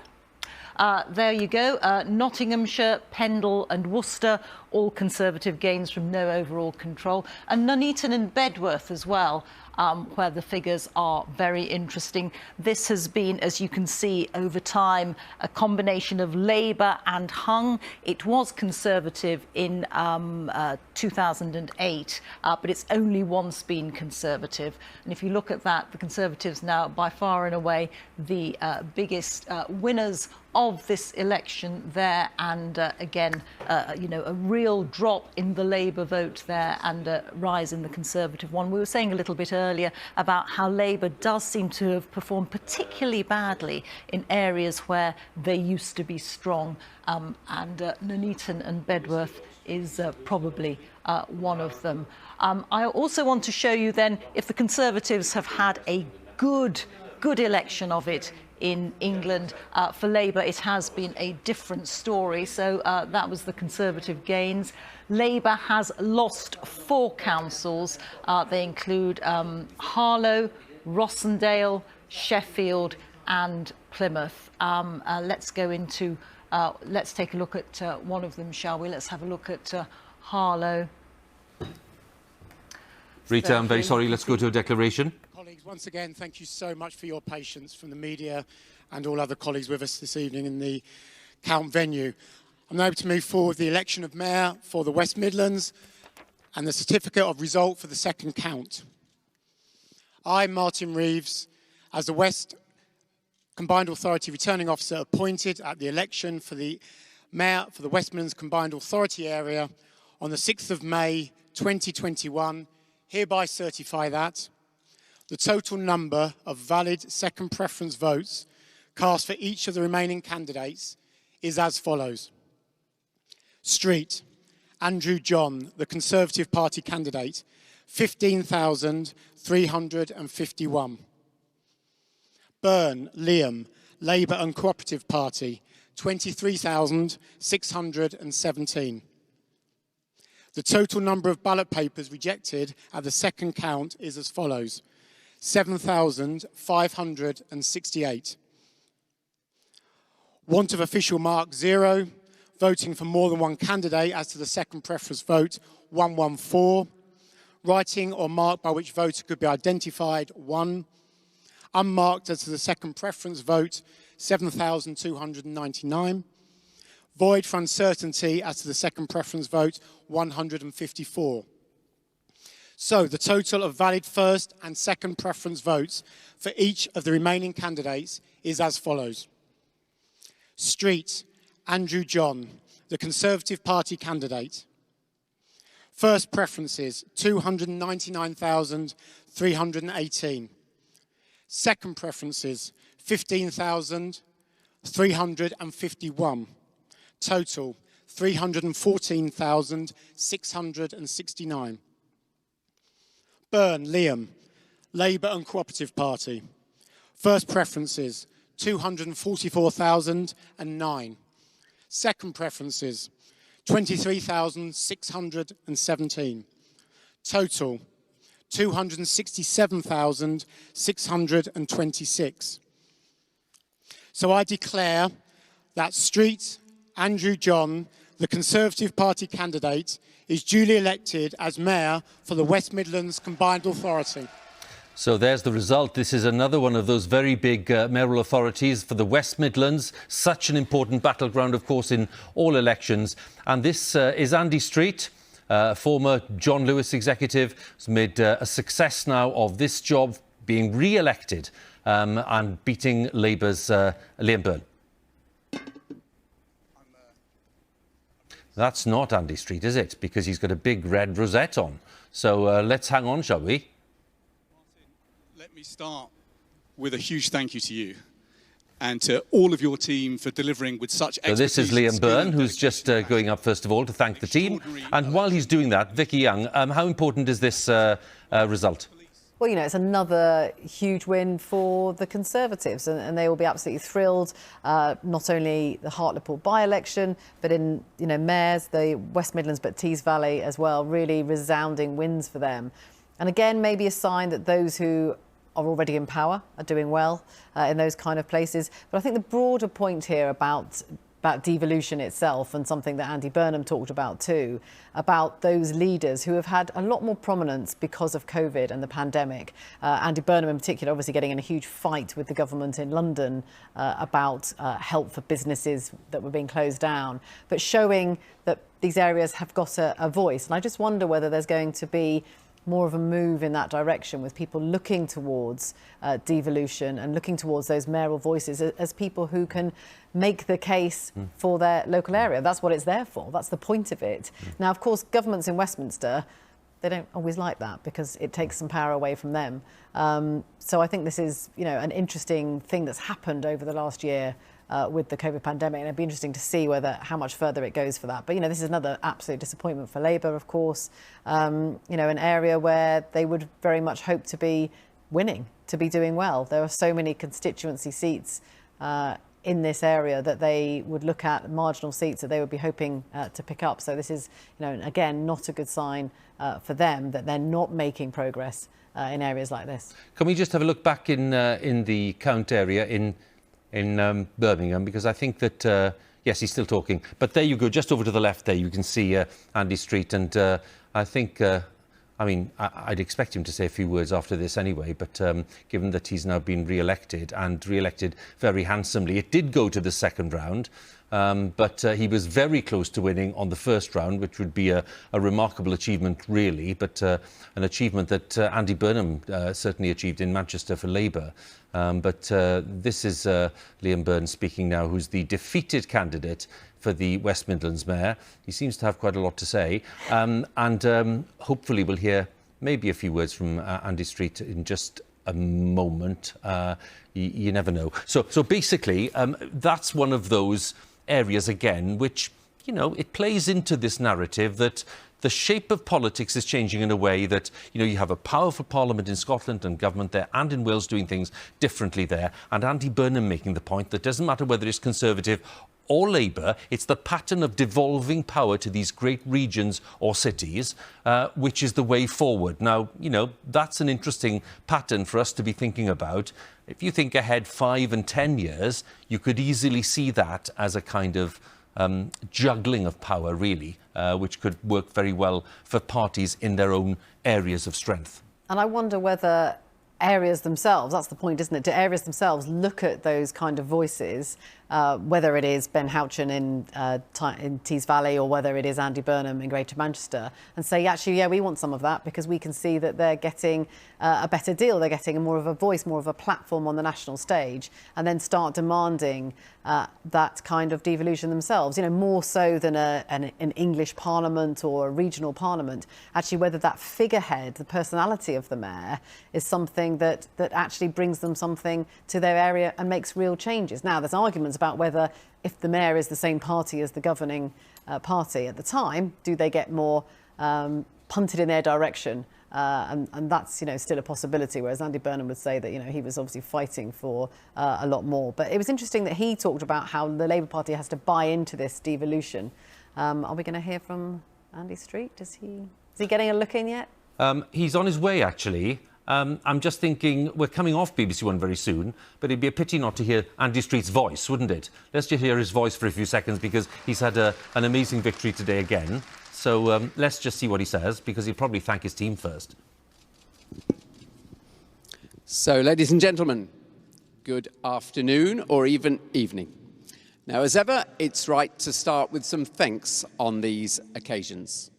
First of all, I'd like to thank Martin and his incredible team of election officials across the region for the way in which they've conducted this campaign.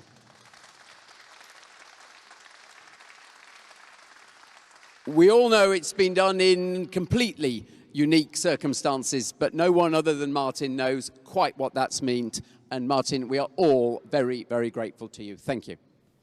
The second group of people I'd like to thank are, of course, Liam, Jenny, Pete and Steve. So this is Andy Street, who's the Conservative victor in the West Midlands mayoral contest. It's a very powerful position, and he's been re-elected, beating Labour's Liam Byrne by 54% to 46% on the second round chair. So we're just coming to the end of our coverage here on BBC One. It's been a very long marathon for Kirsty and for me and for all of the team, by the way, not just in the studios, but behind the scenes as well, have done an amazing job. And of course, Sir John Curtis, who's been with us as well. John, I have to say to you, yet another stellar performance by you. So we're just thanking you very much for your expertise all the way along. And we're thanking Reeta as well for guiding us through lots of these results as they've come in. Reeta, thanks very much. And Vicky with me in the studio here as well. Vicky Young, our Deputy Political Editor. Kirsty, just a final thought, very quickly. Very quickly. We are about to leave this programme, BBC One, but we are awaiting Nicola Sturgeon's victory speech, which we hear will be just after 6 o'clock. So hang around for that. Indeed. So switch over to see what the First Minister has to say about the SNP's performance and indeed what her plans are for the weeks and months and years ahead. But for all of you who've stayed with us, there are some of you, judging by the messages, thank you so much. It's been a very interesting set of elections. Thank you for watching and goodbye for now.